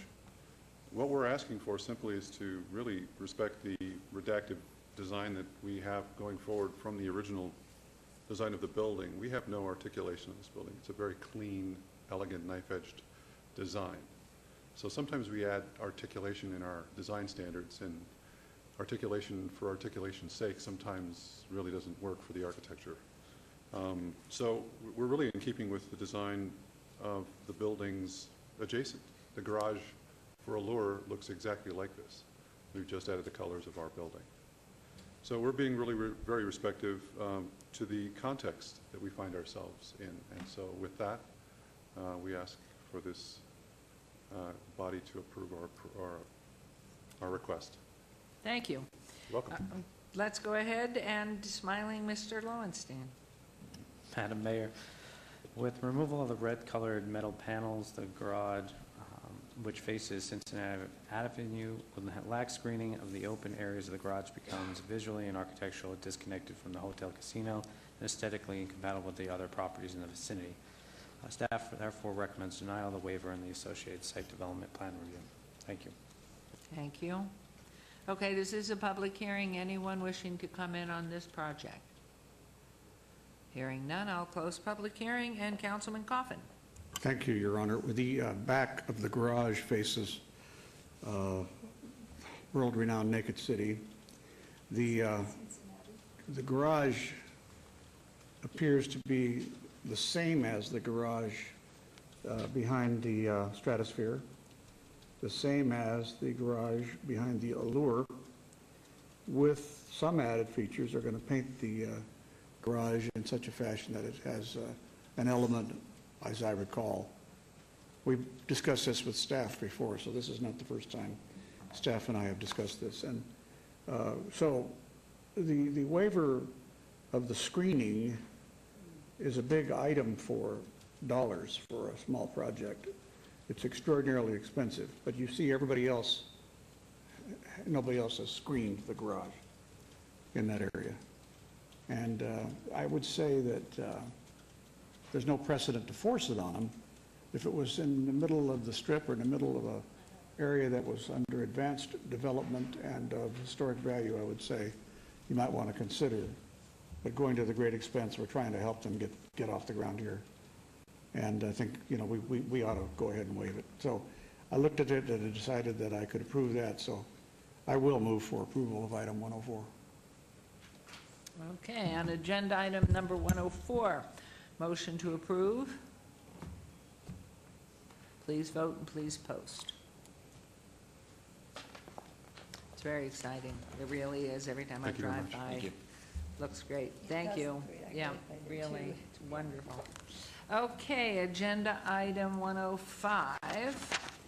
SDR 63986, public hearing, applicant Jared Bennell, owner, 1337 Ray Group, LLC, for possible action, request for a site development plan for proposed 7,030 square foot commercial building with waivers of the downtown Centennial Plan parking lot and architectural design requirements on .40 acres at 251 East Charleston Boulevard, C2 General Commercial Zone, Ward 3. Councilman Coffin, Planning Commission, and staff recommend approval. This is a public hearing, which I declare open. Applicant or, ownership present. Yes. Jared Bonnell, applicant, owner, 11771 Kingsland Avenue. Great. And with you is? Brett Robillard, architect. Great. Okay, you want to make any comments on your styrofoam picture here? Oh, yeah. Yes, Thank you, Mayor Goodman, council, and staff. The project we're proposing, we've put a lot of time and effort to make it a beautiful building. Brett's done a great job. It's a 7,000 square foot retail, single user, one-story building. You know, and one thing that I want to say is, if you know the area from 3rd Street to Art Way on Charleston, this area it's a lot of raw land. And so we really made an effort to make this building look beautiful, and we think it's going to enhance the area of the Arts District, downtown in general. And it's been raw vacant land for a long time. So we're very excited about this. And so yeah, we're looking for 2 waivers. One is architectural design, and the other parking lot design standards. And if you have questions about that, Brett could Great. elaborate. Okay. Hello. Thank you, Your Honor. The proposed project is compatible with surrounding development in the area, and the requested architectural and parking lot design waivers will have a minimal negative impact to the surrounding commercial development. Therefore, staff recommends approval of this project with conditions. And of course, you're the one saying it. I mean, wow. So, thank you very much, Mr. Barrago. This is a public hearing. Anyone wishing to compliment or comment, either way, please come forward, state your name for the record. I'll close public hearing. Lucky you, Councilman Coffin, go.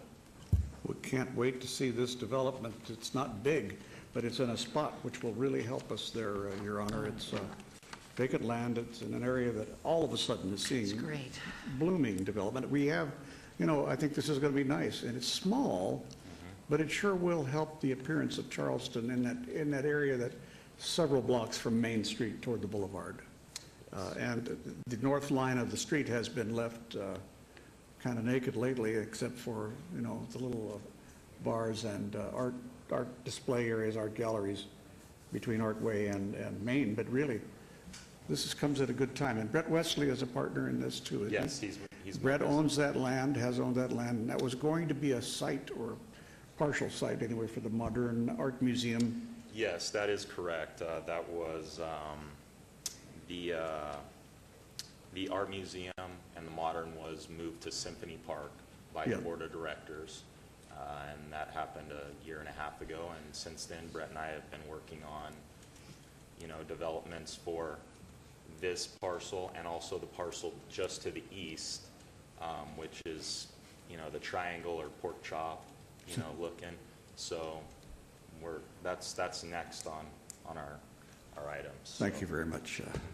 Your Honor, I move for approval of this item. Wonderful. Agenda item 106. Motion to approve. 105. 10 who? 105. 105. 105. I turned too quickly. 105. Thank you. And please vote and please post. I think it's because I knew it was a slam dunk. I just moved right on through. Well done. Congratulations. We look forward to the day it's finished. Thank you very much. Thank you. Thank you. Now 106, ROC 64546, public hearing, owner, applicant, Value LLC for possible action or request for review of condition of an approved review of condition ROC 62550 to amend condition 1, which states the sale of single beer should be limited to cans only at 1510 East Sahara C1 Limited, Commercial Zone, Ward 3, Councilman Coffin. Staff recommends denial. This is public hearing. I declare open. The applicant or owner here, please. Jim DiFiore here on behalf of Nasir Kosa. Mr. Kosa was with me most of the afternoon, but he got a telephone call from his wife, and she got called into work, and he's got 3 small kids. He had to rush home so she could make it to work. Thank you very much. Any comment you wish to make on this item? I'll reserve my comments if I can till after there's discussion about this. Okay. Mr. Lowenstein. Madam Mayor, the council previously amended through ROC 62550 an approved special use permit limiting the sales of singles to cans only back in January 20th of this year. The applicant is once again requesting to be allowed to sell singles in both cans and bottles. Staff finds the request is not appropriate as the conditions have not changed since the previous determination made by City Council. Thank you. Thank you very much. We are a public hearing on this item. Anyone wishing to speak on this item? Okay, seeing no one and hearing no one, I'm going to close that, and I'm going to turn this over to you, Councilman Coffin. Thank you, Your Honor. This is a situation where I'm going to reverse field because that language that is in the review, in the condition, is mine because I was worried about that location perhaps having glass breakage and other abuses of the view of the people. But it looks like everything's gone well, and there are no calls for service. We haven't had any complaints in the Ward 3 office. And there's another practical reason that it is this, and that is the good beer and the better beers today, craft beers, are in bottles, they're in glass, and they aren't put in cans. And if you want to sell them, you got to allow glass. I think we should do that. So I'm going to move for approval of item 106. Thank you. There's a motion to approve on agenda item 106. Please vote. And please post. And that motion carries. Good luck. Thank you very much. Thank Appreciate you. it. Thank you. Thank you, Councilman. Please, I'd like to instruct the city clerk to set the public hearing dates and appeals in the City Planning Commission meetings in dangerous building or nuisance litter abatements. Thank you. Thank you. Okay, we are now citizen participation. Public comment during this portion of the agenda must be limited to matters within the jurisdiction of the City Council. No subject may be acted upon now by the City Council unless the subject is on the agenda and scheduled for action. If you wish to be heard, please come to the podium, give your name for the record, the amount of discussion on any single subject, as well as the amount of time any single speaker is allowed may be limited. Are there any members of the public who wish to speak under this portion of the agenda? I think everybody gave up. So we are moving on to agenda item 109. which I can't even turn to. Here we are. Council member recognition. Comments made by individual city council members during this portion of the agenda will not be acted upon by the city council unless the subject is on the agenda and scheduled for action. Are there members of the city council who wish to speak under this portion of the agenda? And there always is. And we're going to start with you, Councilwoman Tarkanian. Then we're going to go to Councilman Coffin because we went right first. On Monday, June 20th, there will be a groundbreaking ceremony for the Rex Bell Elementary Replacement School. All residents in the area are asked to attend if they wish to. This new two-story school with new playgrounds and parking area will be built, I feel, 30 years after it should have been. 30 years ago, I was on the school board, and I attended a meeting where the parents were promised a school. They even went out to show another school that it would be built like, and it amazed me that 30 years later, I found out it was not yet built. And so now it is going to be, and we can all be excited about it because Rex Bell deserves the new school. There are roughly 800 students attending. The school was built in 1963, the current one, and was named after Rex Bell, who was the 21st Lieutenant Governor of Nevada and a Western movie star. And he married a very beautiful movie star. I was going to ask Councilman Beers if he could remember her name. Clara Bow. Clara Bow, yes, Clara Bow, gotcha. And so he was a big supporter of Nevada and Las Vegas, and it's good that we're going to have a better school for him. On Wednesday, June 22nd, I will attend the ribbon-cutting ceremony for the Healthy Living Institute at UMC. This institute offers complimentary education forums such as yoga, safe sitter, CPR, for all kinds of different health forums for Las Vegas residents. The institute was located at Shadow Lane and is now relocated to a larger facility at 901 Rancho Lane, Suite 180. This larger space will enable the institute to better serve the needs of Southern Nevada residents. And finally, we've been having a lot of code enforcement calls come in, and so we emphasize to city residents that proper maintenance is important for all neighborhoods to help keep them livable and enjoyable. Remember that vehicles should be operated and parked on concrete or asphalt. not on stones or grass. All damaged or wrecked vehicles should be removed from residential properties, rather in the front or in the back of the building. The storage of items to trash on the front of the property within public view is not permitted. Grass or weeds over 8 inches high should be removed from all front and visible yard areas. Permits are required for shed structures 200 square feet or more, and all other structures, no matter what the square footage is. If you have questions about this or any other code enforcement issue, please contact code enforcement at 702-229-6615 for questions or assistance. And I do have Ricky's when you get to that. We'll come back for Councilman Barlow's. Let's get down to Councilman Laughing Beers. Why are you laughing? What's going on down there? Your Honor, I was sharing some legal humor with our counsel this afternoon. We will tomorrow be having an extra special Ward 2 treat. Normally on Tuesdays and Thursdays, it is late into the hot summer as we can. We invite folks out to go walking at the Wallapai Canyon Trailhead Park on Tuesday and Thursday mornings. Tomorrow morning, June 16th, we're going to have a little special one. First of all, it's 8 o'clock in the morning instead of the usual 7 a.m. Fortunately, it's a little cooler this week, so it'll work. But the big attraction is our very own city urban forester, who's recently joined the staff of the city. His name is Stephen Glimp, and I've actually walked through the park with him once before, and he said, "Oh, that's a Sam, that's a Joe, that's a Fred, that's a Susie." He knows what all these plants are, and it's pretty cool. So I would invite anyone who's interested in our local desert plant life and interested in a little education on it to come out tomorrow morning at 8 and enjoy a walk through our coolest Ward 2 city park with city urban forester Stephen Glimp. We had to pause, we had to do this shot like 4 times in order to get that agave to stand still.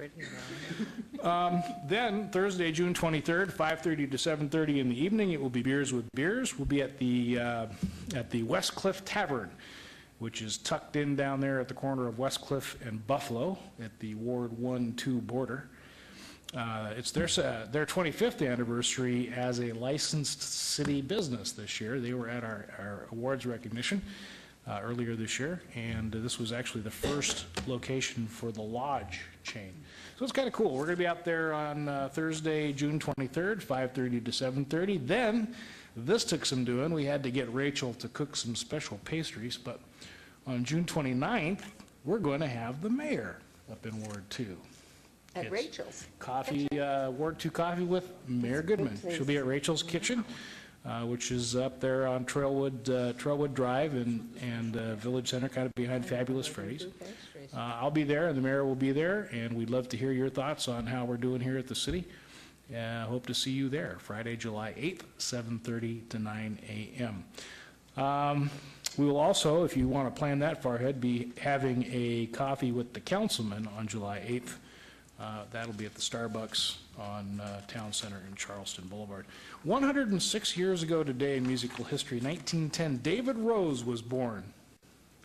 Look at the crowd go wild. Who the heck is David Rose? You don't know David, but you know his music. He actually won 22 Grammys, 4 Emmys over a 65-year career. Probably his most famous song was The Stripper, and did the scores for a whole bunch of TV series. It's a Great Life, Tony Martin Show, Little House on the Prairie, Highway to Heaven, Bonanza, Highway Patrol, all under a pseudonym. Pretty famous guy for a guy you've never heard of. So that's all we have for Ward 2, Your Honor. Thank you. Thank you. Name sounds familiar, though. All right, let's hear from Councilman Barlow in absentia, please.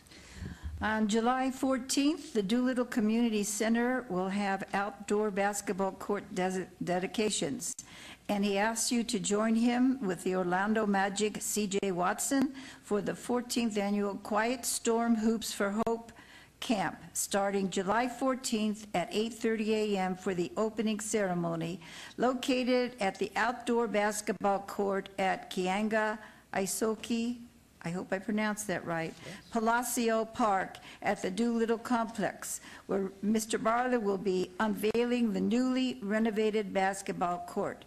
Please come see the third phase of the renovated Doolittle Complex. The Hoops for Hope basketball camp will take place from July 14th through the 16th at the Doolittle Community Center from 9 a.m. to 1 p.m. daily. The camp is designed to develop and empower youth to eat healthy, exercise daily, and learn the fundamentals of basketball. And they will also host a parent workshop on Saturday, July 16th at 10 a.m. Ricky Barlow says he's looking forward to seeing you there. On July 14th also, later the morning of the Hoops, please join Barlow for the next Coffee with the Councilman from 9 to 10 a.m. And they will be at the Starbucks located at 1925 North MLK, the corner of MLK and Mariah. 2 days later, July 16th, is the Ward 5 Summer Splash, and he encourages you to stay cool at the annual Ward 5 Summer Splash. This event will be held Saturday, July 16th from noon to 4 p.m. at the Doolittle Pool at 1950 North J Street. And it's open to Ward 5 residents, and I'll have to remind him, also other residents of the city can come to enjoy free admission to swimming, games, treats, and more. So for additional information, visit Barlow's website, lasvegasnevada.gov/Ward5, or call 702-229-5443. And not even finished then, they have June 18th, Boxes versus Bosses. Oh my gosh, Mayor, can we get you involved in that? Wow. The Independent Senior Foundation is hosting its second annual Boxers versus Bosses charity boxing event on June 18th at 11 a.m. at the Red Rock Casino to raise awareness and money to assist seniors, disabled adults, and their caregivers. And Mr. Barlow's supposed to be participating, so come on out to boo or cheer him.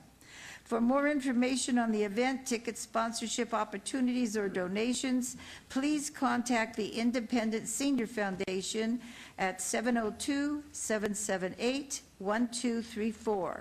And following that, on June 28th, a Summer for Smiles is going to take place in Ward 5 at the Second Baptist Church in the historic West Side community on June 28th from 9 a.m. to 1 p.m. The event is free for children ages 5 through 12 and features children dental screenings, dental kits, games and activities.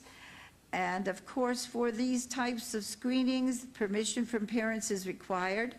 The event is sponsored by the Lynx Incorporated and Colgate. For more information on that, the flyer is available on Barlow's media pages.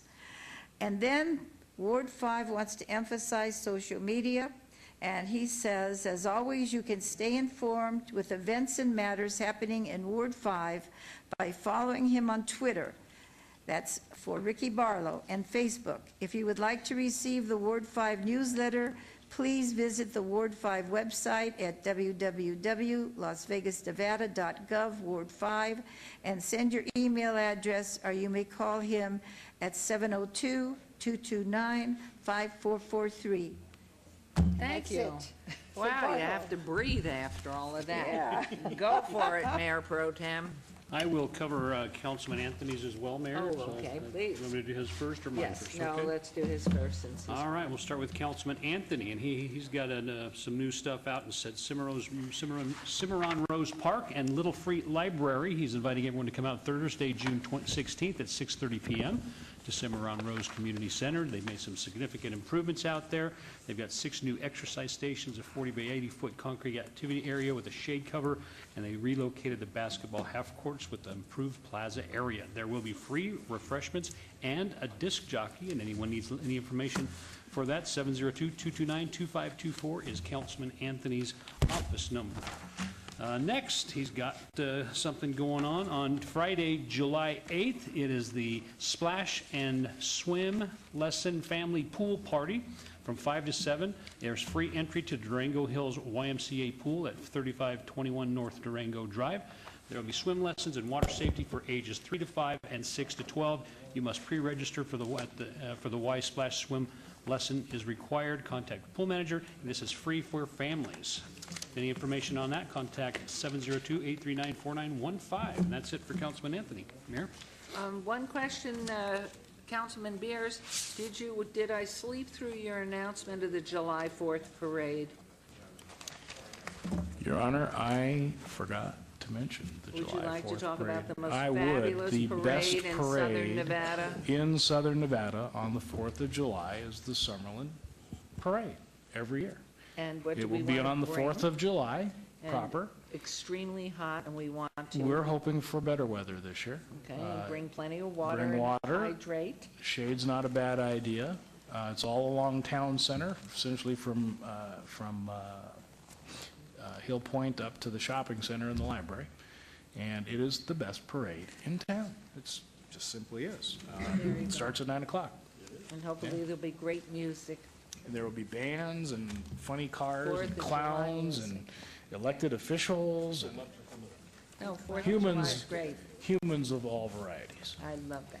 Okay, back to you, Mayor Pro Tem. Thank you. That's a signature event for him up Yes, there. it So is. that's a wonderful event. And he Okay. forgot a little. Yeah. You know, Consult the weather. keep an eye on him. I mean, he's forgetting. You got it.